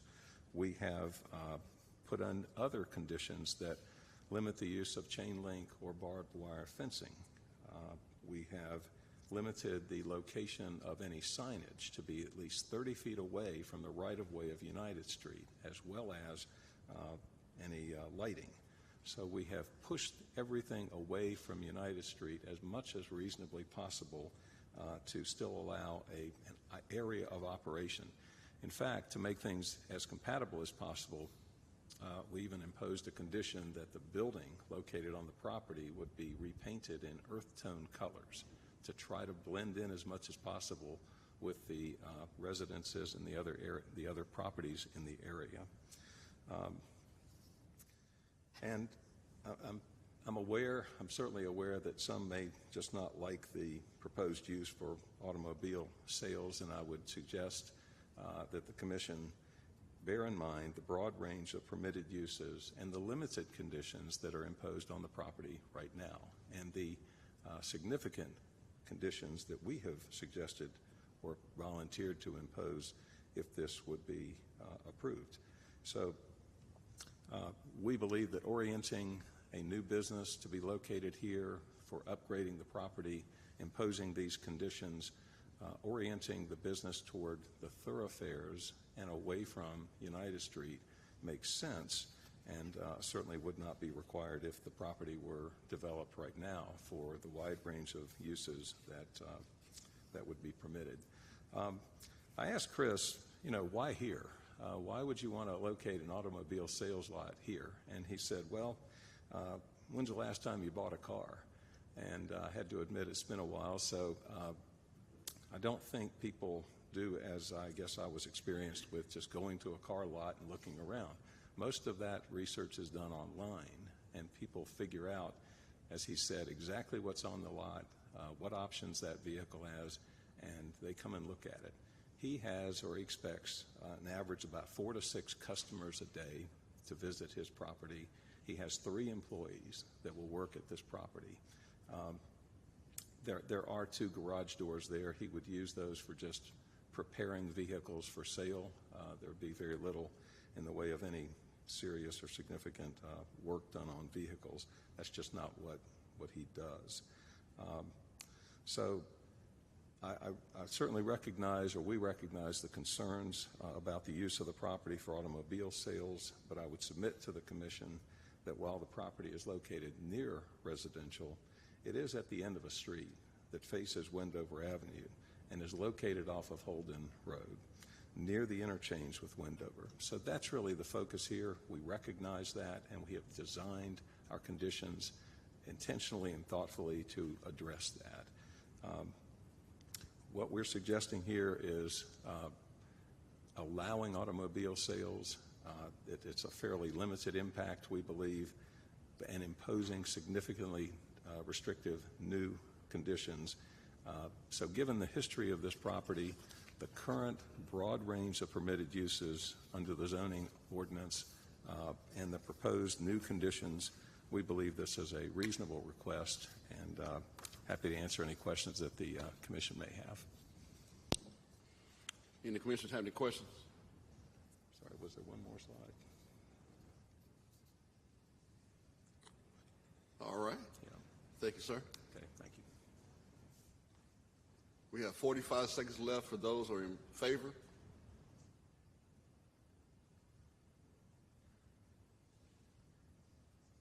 Hearing none, seeing none. The floor is open for those who are in opposition to this particular item. You have a combined up to 10 minutes.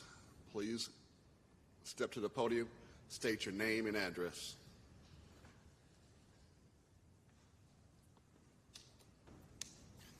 Good evening. My name is Andrew Schaffner. I live at 4204 Princeton Avenue. And I, too, would like to thank the commissioners for staying late and listening to this matter. As some of the other neighborhoods have spoken, they've worked together with developers in the past, and in some cases for many, many years, to develop a plan that arguably works for the property. To talk about some of the additional history of this property, the original commercial intent in 2007 and then reaffirmed by the LDO in 2010 maintained that restriction of no automobile sales. That was something that was worked hard and fast between the property owner, the Hardin Oil Company, and the Highland Park neighborhood. I would also like to mention, while we're on the neighborhood, that we do have many residents of the neighborhood here tonight. We were going to have some online, but I did not get the copy for the Zoom meeting link, so I was not able to give that to other members of the neighborhood. The 2010 zoning restriction against automobile sales was upheld and, as a matter of fact, supported by the Greensboro City Council. Sandy Carmody, Von Johnson both supported that along with the rest of the council. I believe that was a unanimous decision in 2010.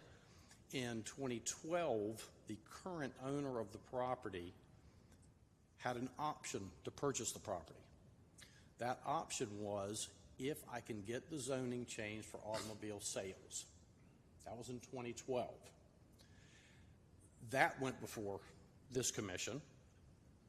I believe it passed. We appealed to City Council, and it failed. Once again, that was a unanimous decision upholding the 2010 decision of no automobile sales.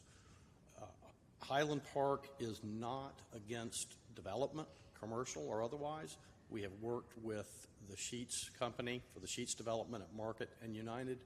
We worked with Cone Hospital in 2015 for the Cone Hospital development, tearing down of one of our houses and the expansion of their commercial IT facility there. I would like to bring attention to the application itself. There's no traffic count information. There's no traffic impact study. There is no environmental impact study. Now, there was mention just this evening, I was unaware of the petroleum limitation on the property, the perpetual petroleum limitation, but it seems to me that coming back with a car dealership that was already restricted and upheld by the City Council in 2 separate sessions would contribute to additional petroleum exposure to the property. There were a few homes, I can't give you the exact number, but there were a few homes within the range of the letters that were mailed out that were missed. So there were some property owners that were not notified. And in the conditions itself in the application, there are several things that were removed that were just added back again tonight, and that was the hours of operation and then the additional screening for automobile sales. In the normal course of action in this zoning, you would have to screen for automobiles, materials, and equipment that are located on the property. That is being removed, with the exception of what's now been added back in. So there will be exposure on one of the street sides for visibility. The current use of the property as a, if you want to call it industrial, that's fine. If you want to call it an operational base, that's fine as well. But there are idle trucks, cars, vehicles, motor vehicles, RVs, and other equipment that are stored there on a frequent basis. There has been no screening to date on that property at all, none that didn't already exist. And there has been no code enforcement on that property for this matter. That's something that I believe we've discussed before. That would be 2015. The proposed conditions associated with this are relaxing conditions in a currently CDCM area where the only restriction, the single and only main restriction that has been offered for over 15 years now has simply been no automobile sales. We're not saying it can't be a doctor's office, a train station, a bus terminal, anything else, but no automobile sales. It is not contiguous with the neighborhood. There are only 2 main traffic light exits to the neighborhood. One is at the north end of United, the other is at this intersection, and there are approximately 24,000 cars a day within 100 yards of that intersection if you include Wendover, Holden, Ashland, United, all of those areas. Let's get to the impacts on public infrastructure if the new uses are allowed.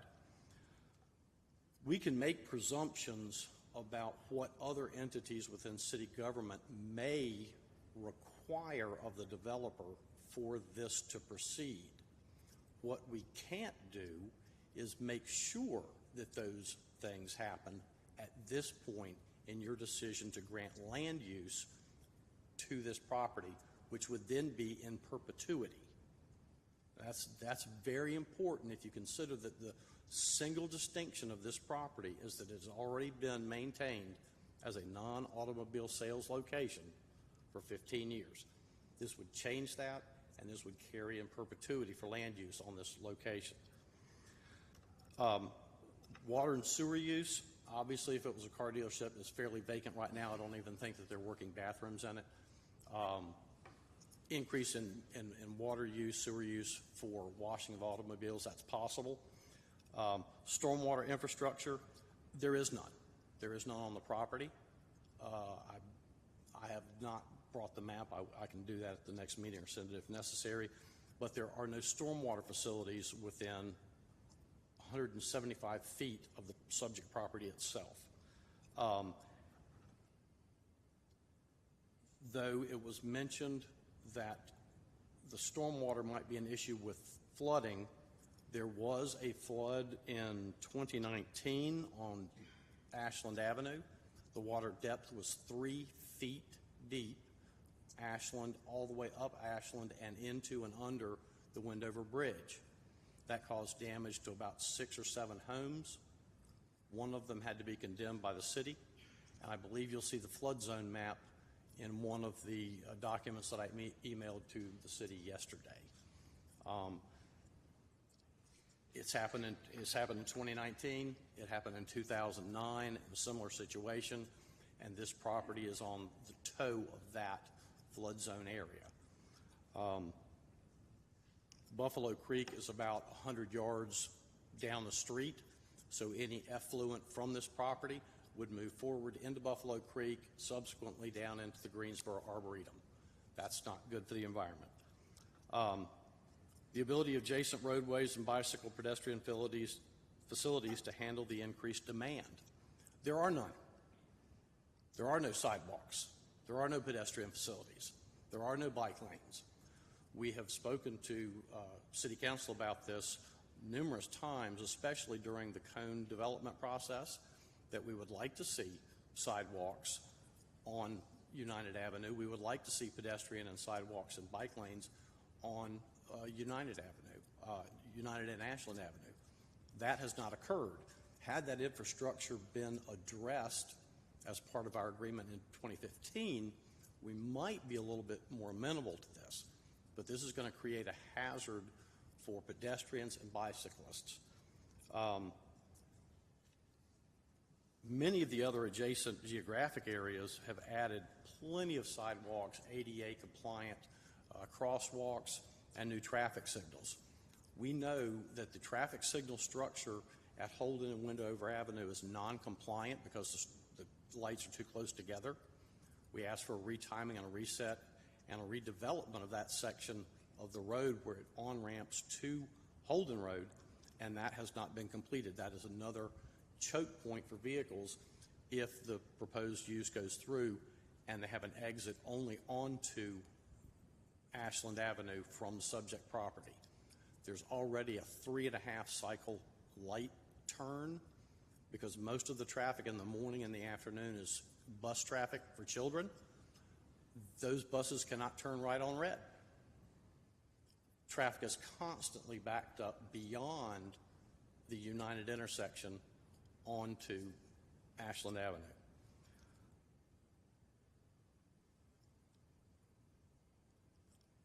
Let me go ahead and close by saying that the primary and last major concern is that there has been no traffic impact studies, no traffic count information, no environmental impact studies done on this property, and you're talking about taking something from a gravel, non-pervious situation to a pervious, permanent asphalt situation. Thank you. Thank you, sir. Any questions for commissioners? Hearing none, seeing none. The floor is open now for 5 minutes of rebuttal for the applicant and those in favor of this item.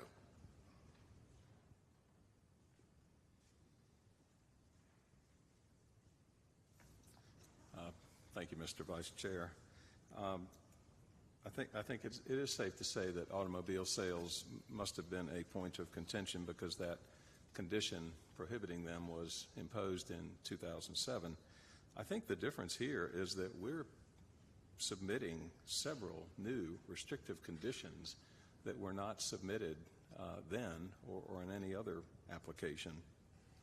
And they're all intended, as I mentioned, to reorient any business use here toward Wendover Avenue, toward the thoroughfares, and to limit the impacts on the residences on United Street. I think that is a significant difference that I hope the Commission will take into consideration.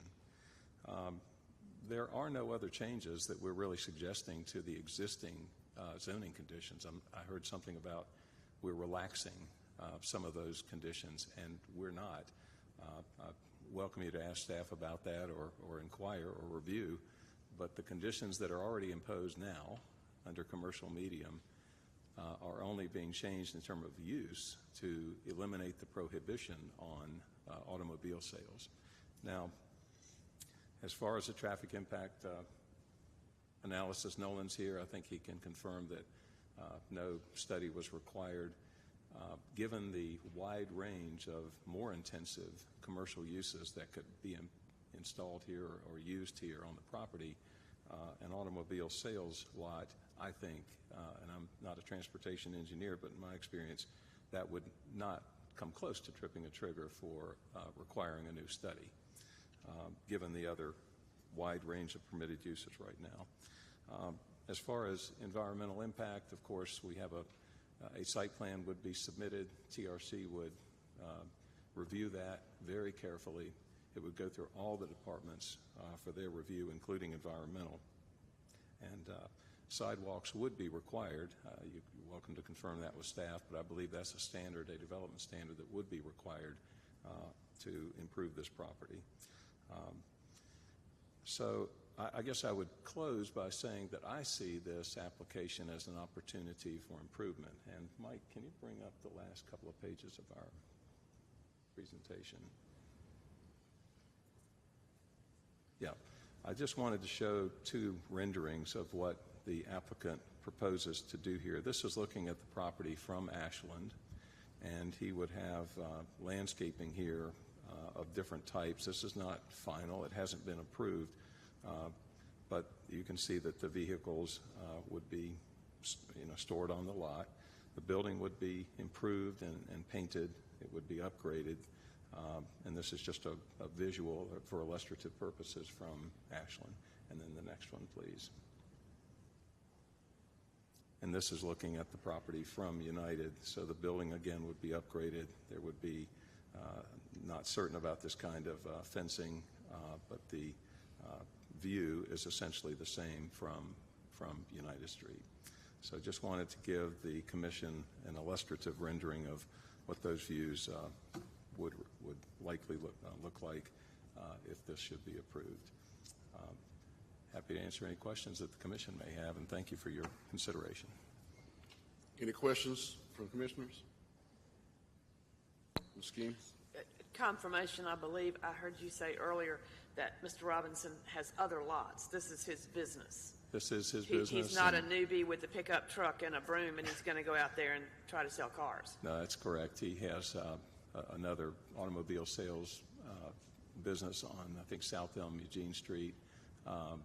But, again, that is not subject to all of the conditions that we've submitted here.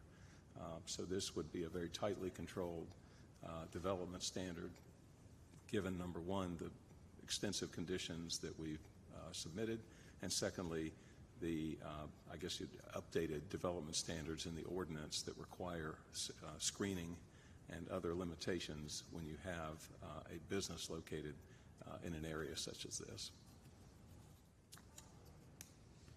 Okay, thank you. Any other questions?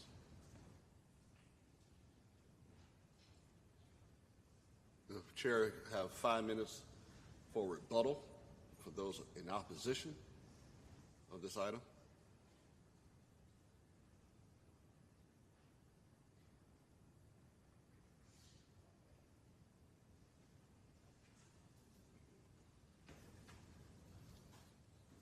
Thank you for your time.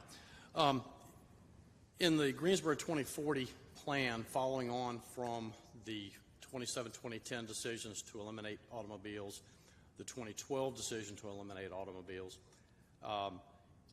in the Greensboro 2040 plan, car lots should not and are not prioritized in so far as sustainability goes. Car lots do not contribute to the growing economic competitiveness that may occur in our particular neighborhood. Now tonight, I can tell you, I did not bring pictures. I brought people. There are 90 homes in the neighborhood. We have all worked together for decades to make sure that we make deliberate, effective decisions for the people that live in that neighborhood. That's why it's a very, very important neighborhood. Additionally, it only has 2 primary exits for traffic. Any additional sales type traffic, especially in an automotive area, would increase the load at the Holden-Ashland intersection to a point where you would increase safety concerns and liability. We have brought this to council's attention in several neighborhood meetings, and when we continue to bring up safety considerations and liability considerations It simply increases risk. At some point, when there's an accident, God forbid a death, and these notifications have been discussed and brought up time and time again, there can increase risk and liability.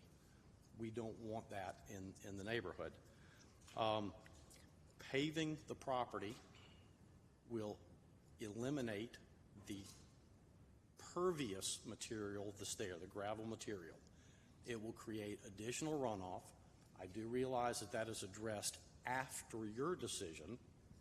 However, once your decision for use is granted, we can't go back. And I will tell you, it is a very slippery slope from a car dealership to a mattress business or a vape shop. And I say that with all due respect because my brother's in the mattress business.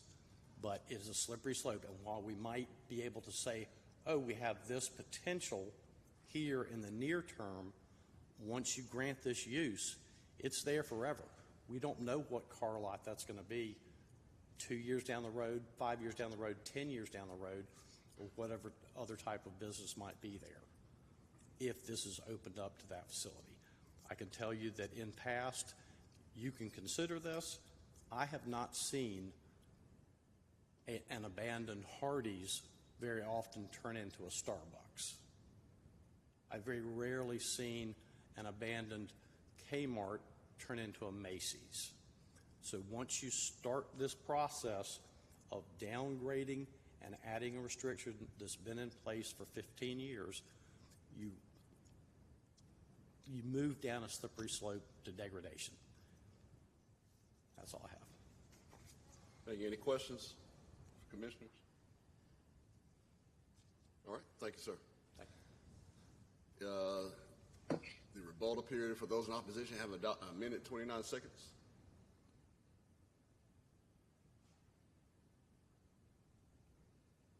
All right. Hearing none, seeing none. The chair closes the floor for public comment. Any concerns or questions from the commissioners? I have a question for staff too, actually. Just because it was referenced, and just looking at what is permissible right now, is a vape shop and a mattress store permissible with the current yes, zone? both of those would be considered general retail sales, and so the conditions So those do could not be restrict. built right now without talking to us, right? They have those use rates. That is correct. Okay. And I noticed, I'm looking at the floodplain map. This is not in a floodplain at this point, is it?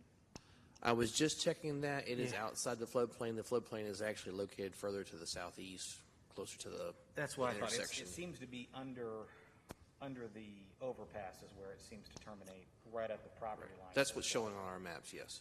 Okay. And I say that because I lived in, Latham Park. Obviously, flooding is a concern for me. And I will tell you, working with the city for a number of years to mitigate issues in that area, about a third of Greensboro actually goes into Buffalo Creek. So this would actually not end up being probably additive to the other things that are probably already coming through there. This is a difficult case for me. I typically have not been supportive of vehicle sales uses near residential single family or even residential multifamily, and I think that's evidenced earlier tonight when it comes to our conversations. This is a little different for me because of what it already is, which, I don't know how to say this. It's to me, I sort of agree with Attorney Isaacson that this is at least correcting some of the uses in here that I would not want near single-family homes. I don't know how they got in there, but they're there.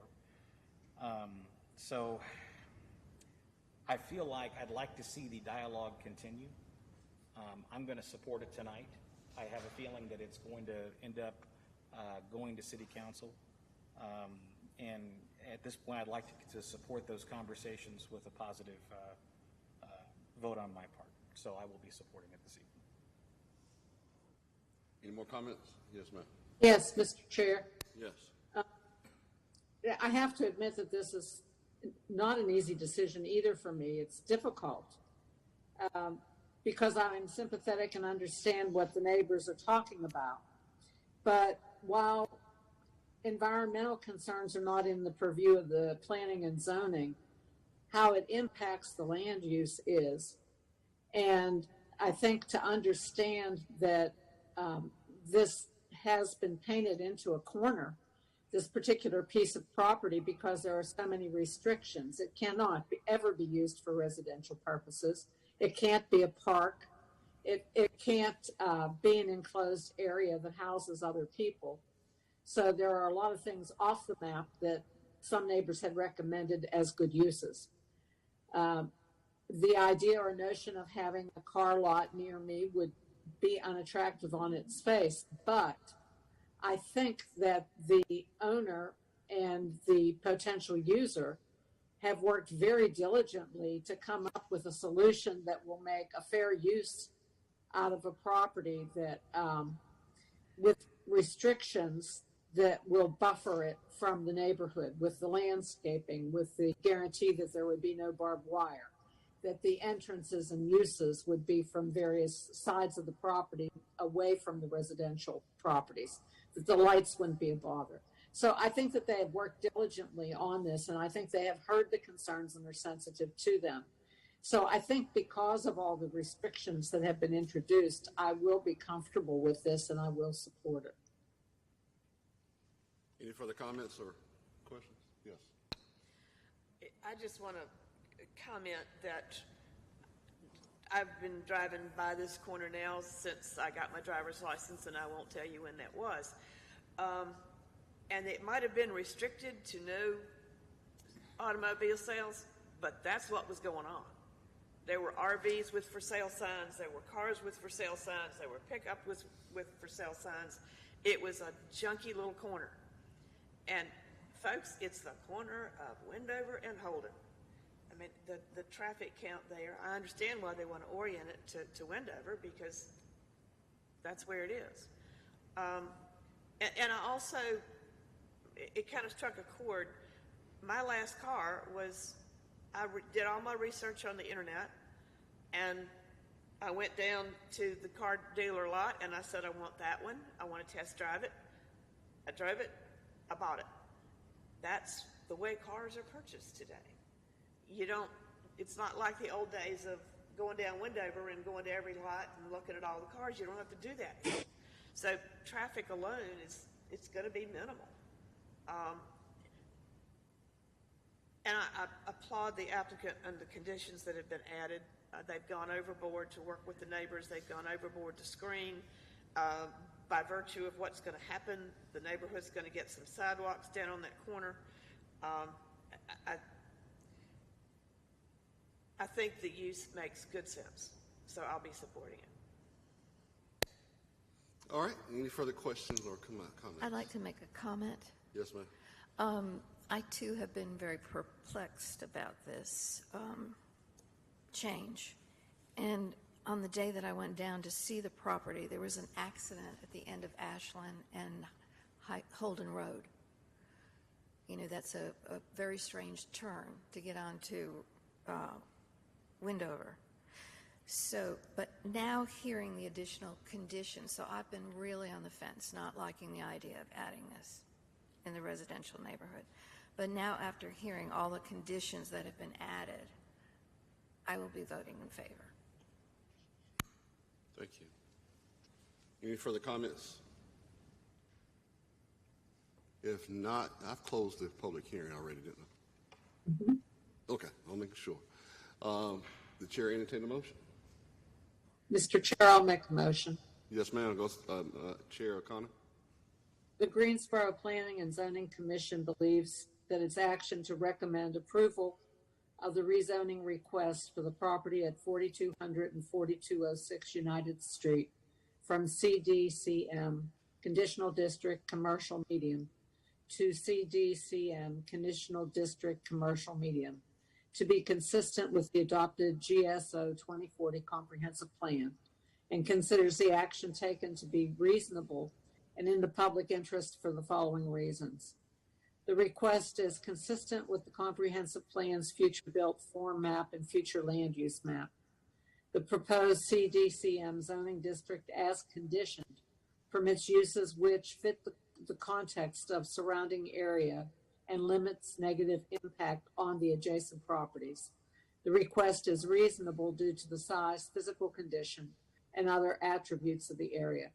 It will benefit the property owner and surrounding community, and approval is in the public interest. Second. It's been moved by Chair O'Connor and seconded by Commissioner Engel. Roll call. Ms. Maggot? Aye. Mr. Alford? Aye. Mr. Engel? Aye. Ms. Skeens? Aye. Ms. O'Connor? Aye. Ms. Glass? Aye. Mr. Egbert? Aye. And I'm aye as well. Motion passes. The approval, this approval constitutes final action unless an appeal is submitted in writing to the planning department and the appeal fee is paid within 10 days. Anyone may file such appeal.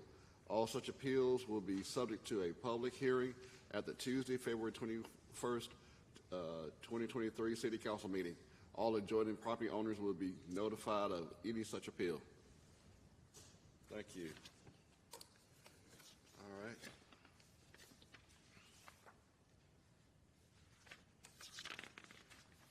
Next item on the agenda is item PLP 23-01, Z 23-01-008.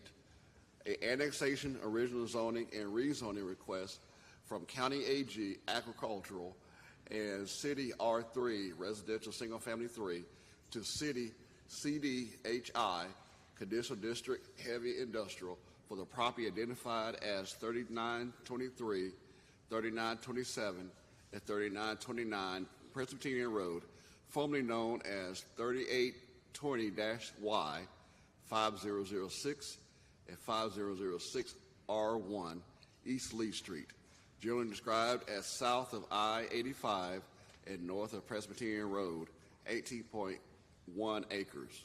Mr. Kirkman. Thank you, Vice Chair Bryson. The request is to annex original zone and rezone property from current County AG and City R3 to City CDHI Conditional District Heavy Industrial. North of this request is currently zoned County AG and City R3, as well as City PUD Planning and Development further to the north on the other side of the highway. East and the south request is City CDHI, and then west request is County AG. The subject properties are not developed at this time. North of this request is undeveloped land, single-family dwellings in Interstate 85. East and south are industrial uses that are currently under development. West request is undeveloped land. So this is a view of the eastern portion of the subject property as seen from I-85. This is the western portion of the subject property, also seen as from I-85. This is a warehouse and distribution use that's under construction right now, and it's located south of request along Youngs Mill Road, Zone City CDHI Conditional District Heavy Industrial. These are single-family dwellings located north of request across the interstate on Minorwood Road, Zone City PUD. This view here is facing on I-85. The property here is located on your right, and then on Interstate 85, the subject property here is located on your left. This is the condition that was offered as part of this application. The comprehensive plan designates the property as planned industrial in the future built form map and residential in the future land use map. So if this request is approved, the land use designation would be considered amended to the industrial designation so that they are consistent with each other.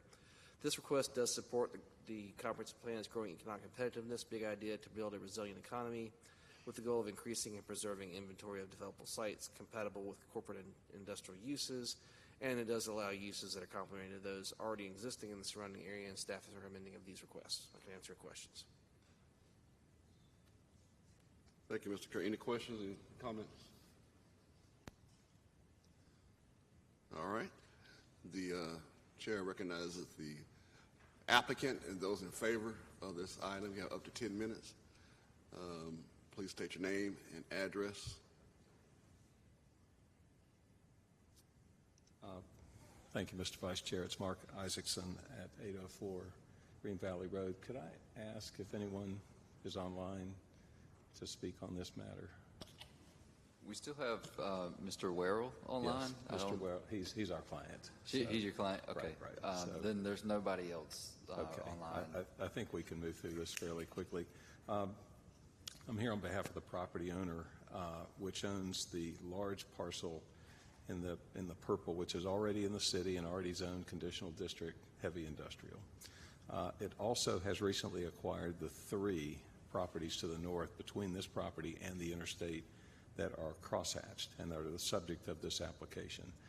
I think I would characterize this as sort of a cleanup rezoning and annexation request. It will be going to council for a final decision, but these are what I guess I would call remnant parcels from either NCDOT or others that were left over after other properties were developed and brought into the city, or that, as you can see, some remain in the county. This company develops properties for large warehouse and logistics facilities, and its proximity to the interstate is a perfect location for this kind of use. So we had a neighborhood meeting. We had 1 or 2 people that attended. They live in the, I think it's called Asbury development across the interstate. Once they saw the map, found out where they live and where this property is, they had no other concerns. I got a couple of emails forwarded to me today, I think from other residents in that neighborhood from Rachel. I responded to them as late as, say, 4:30 because they just emailed her about 3:30 today. And so I don't believe there's any question or concern about this limited request, but happy to answer any questions. Thank you, sir. Any questions for commissioners? Okay. Anyone else want to speak in favor of this item? 8 minutes and 23 seconds. If not, is there anyone who wants to speak in opposition to this item?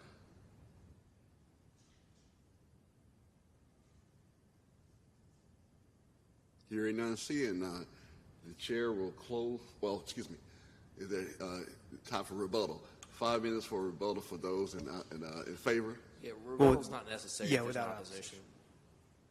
Okay. All right. And so I'm used to saying it over and over again.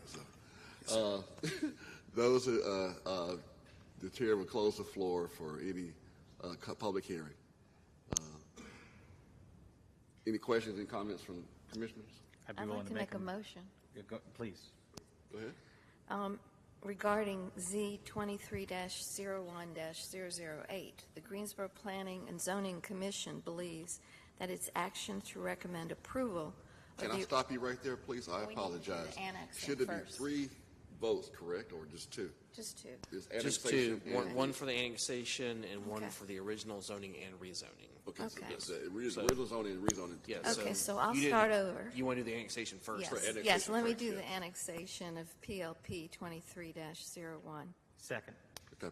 Thank you. It's been moved by Commissioner Maggott and seconded by Commissioner Engel to approve the annexation for this item. Roll call. Commissioner Maggott? Aye. Alfred? Aye. Engel? Aye. Skeens? Aye. O'Connor? Aye. Sorry. No problem. Glass? Aye. Egbert? Aye. Thank you. I'm an aye as well. That passes unanimously. Now, would the chair entertain the motion for the original zoning and rezoning? Thank you, sir. I'd like to make a motion regarding Z23-01-008. The Greensboro Planning and Zoning Commission believes that its action to recommend approval of the original zoning and rezoning request for the properties 3923, 3927, and 3929 Presbyterian Road from the original zoning and rezoning request from the County AG Agricultural and the City R3 Residential Single Family 3 to City CDHI Conditional District Heavy Industrial to be consistent with the adopted Greensboro 2040 Comprehensive Plan and considers the action taken to be reasonable and the public interest for the following reasons.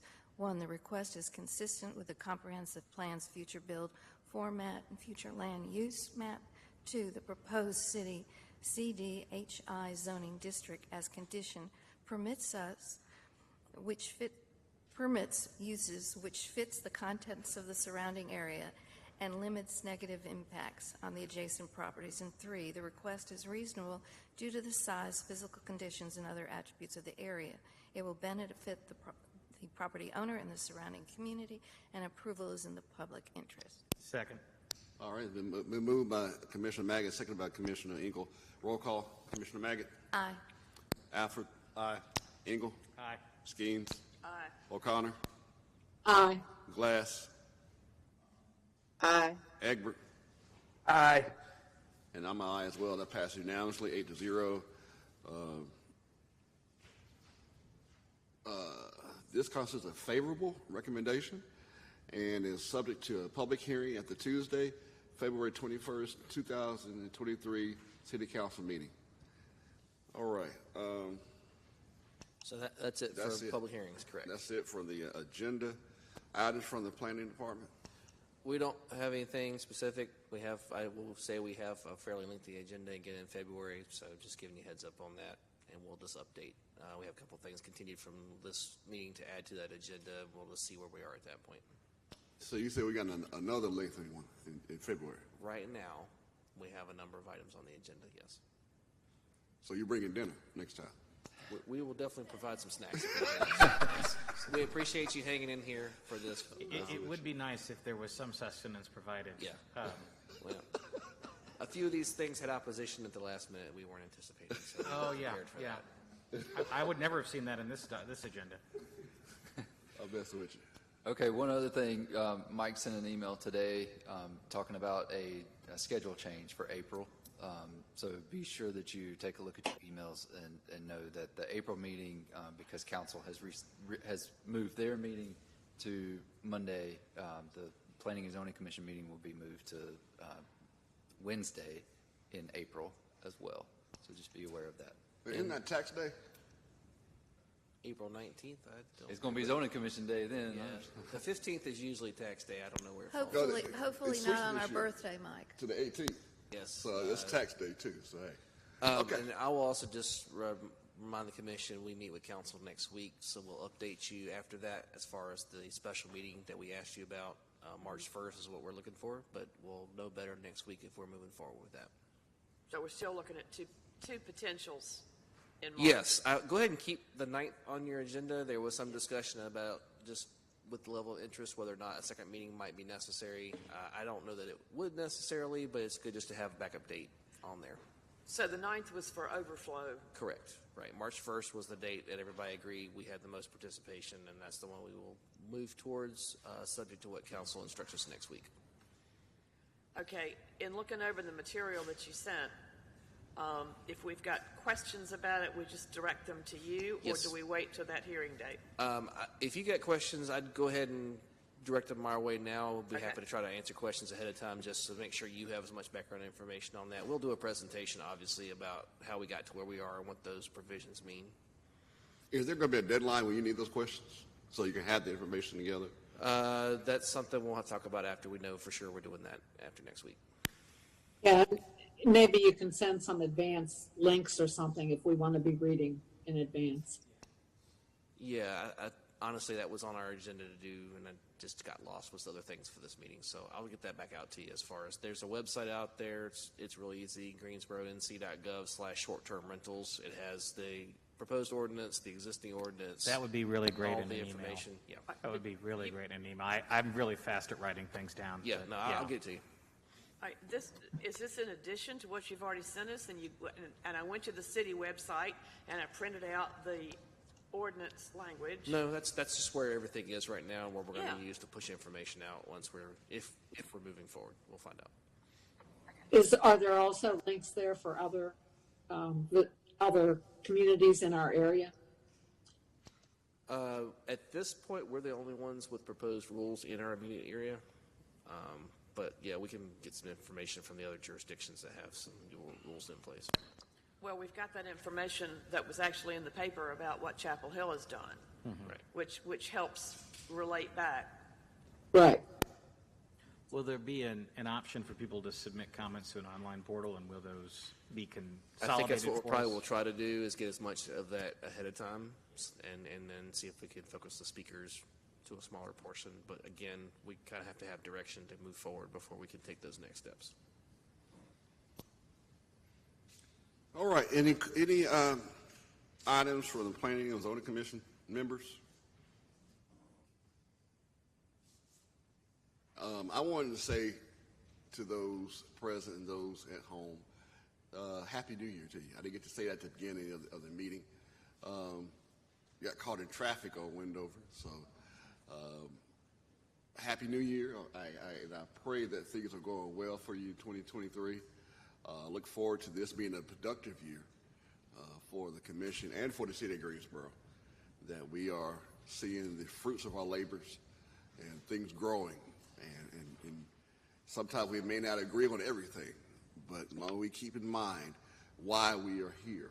We are here for the citizens of Greensboro, a city we love and we live. So keep stay focused on the prize and stay focused on helping each other out. But thank staff for everything you do. People may not tell you that, but we appreciate you for what you do. It's a lot of work, a lot of things we ask of you. So don't hold it against us. We're just trying to do better. Okay. All right. Any more questions? Any more comments? I move that we adjourn.